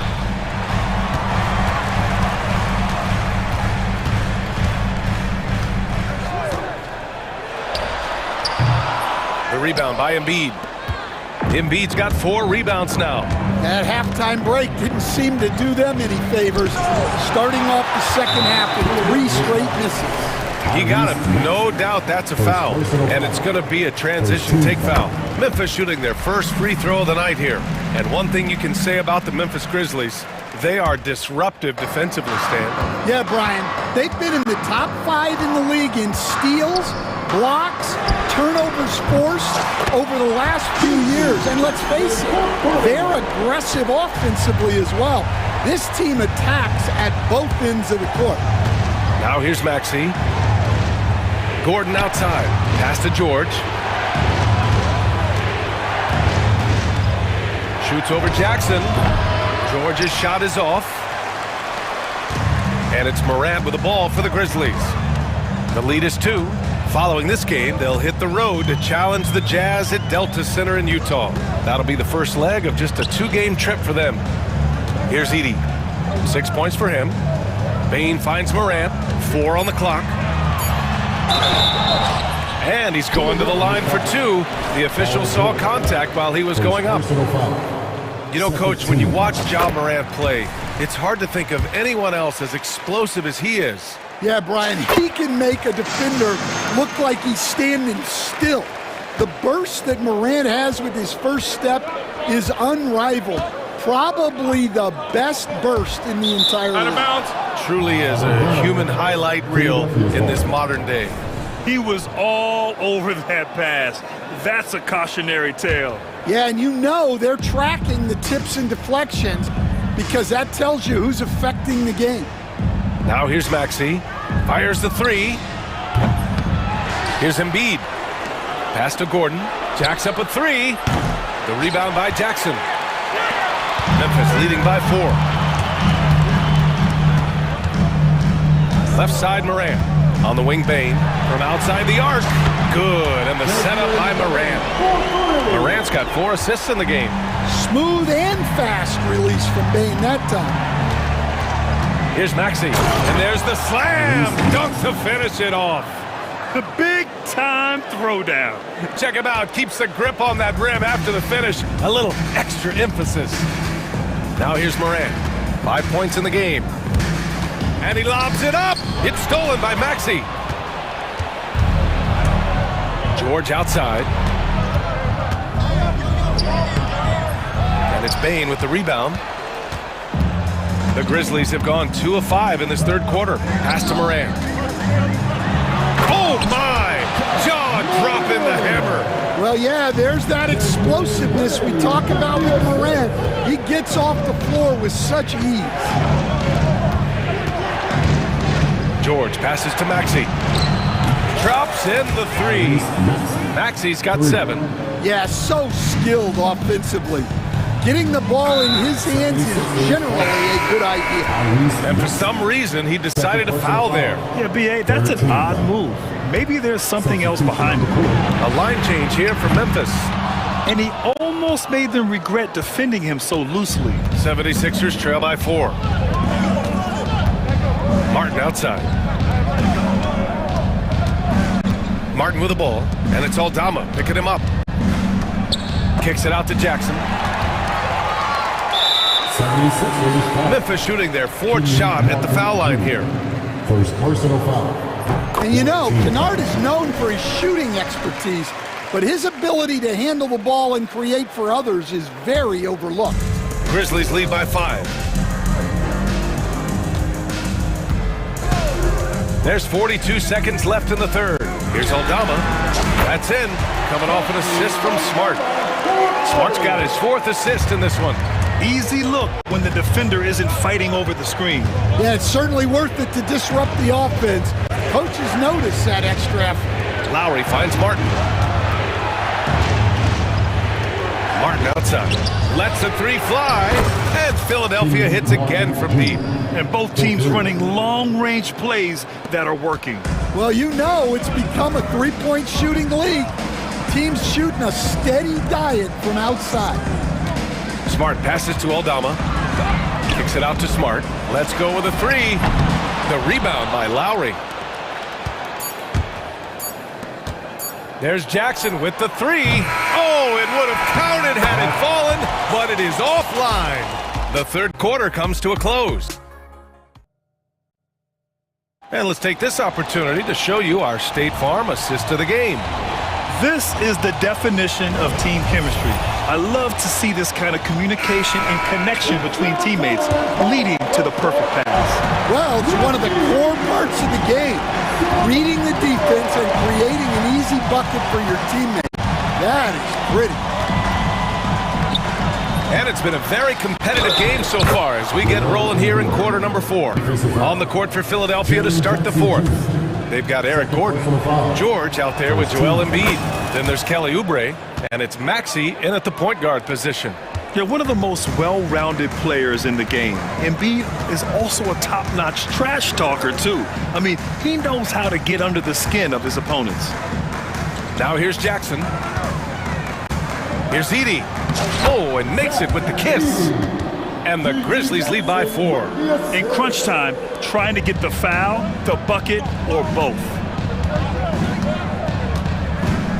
Pass to Embiid.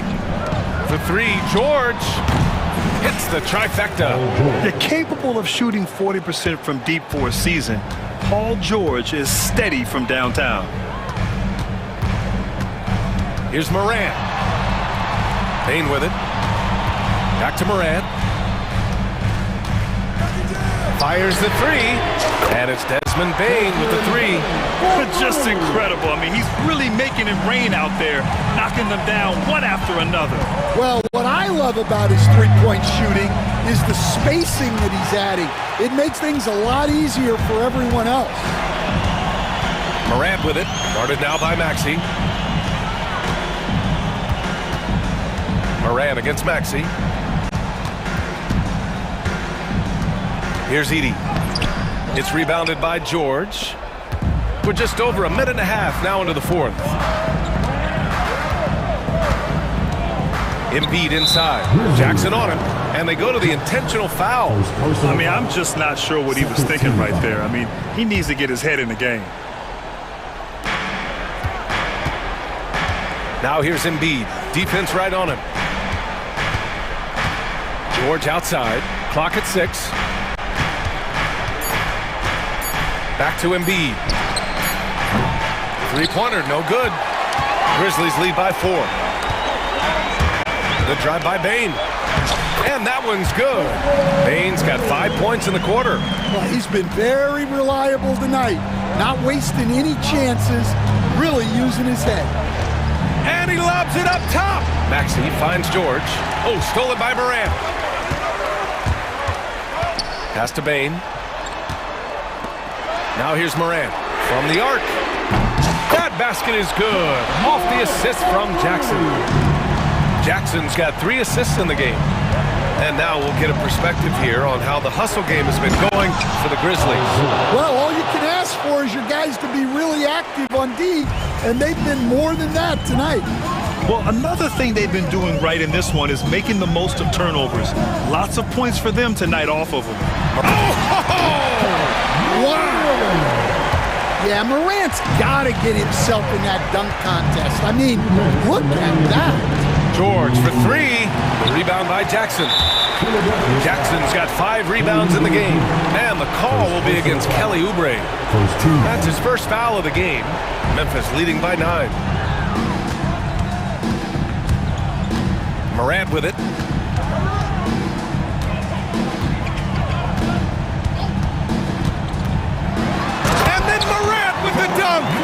Their offense has been unstoppable, just firing on all cylinders. Well, clearly the defense has had no answer for them. Might be time to try something different. Here's George, and the jam by George. There's the athleticism from George, getting loose out there. Here's the Grizzlies with the ball. They're on a 12-4 run. Jackson can't get it to go. Wow. Missed the easy one right there, right at the rim, but came up empty. Memphis has gone 2 of 2 from outside so far in the 4th. And you can count it. He'll go to the line with a chance at a 3-point play. And this is a game they can build off of. They kept their focus all game long, and it will get marked as a win for the Grizzlies. And they were on fire tonight. Fantastic offensive performance, Grant. Yeah, B.A., they really shot the ball well. I mean, their coach has to be beyond thrilled with how well they played. And so this win marks their first victory of the new year. Always good to start a season series off with a W. They showed tonight they take this team seriously, and the next 2 matchups between these two should be fun. And even the opposing fans can't deny this was a sensational game for Ja Morant. Well, as a coach, it's so fun to watch a player dominate the game offensively like he did in this one. Here's Morant. Edey for 3. The shot no good. 36 seconds left in the final quarter. For three, George. That's a miss. And he's 7 for 11 from the floor. And here's Jackson. He'll bring it up for the Memphis Grizzlies. They held a 12-point lead earlier. And the call will be against Kelly Oubre. So that'll be a second foul of the game. We're in the bonus. We'll go to the line to shoot two.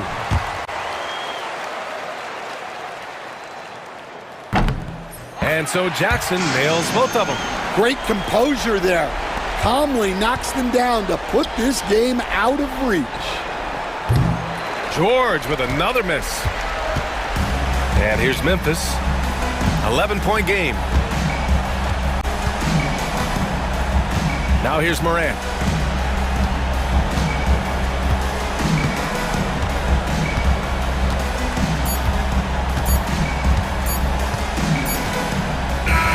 And so Memphis takes this one by a big margin. A clean win, and one where they clearly showed better energy. Yes, so true. They put on a show here at home, and I really think they had that extra swagger and confidence.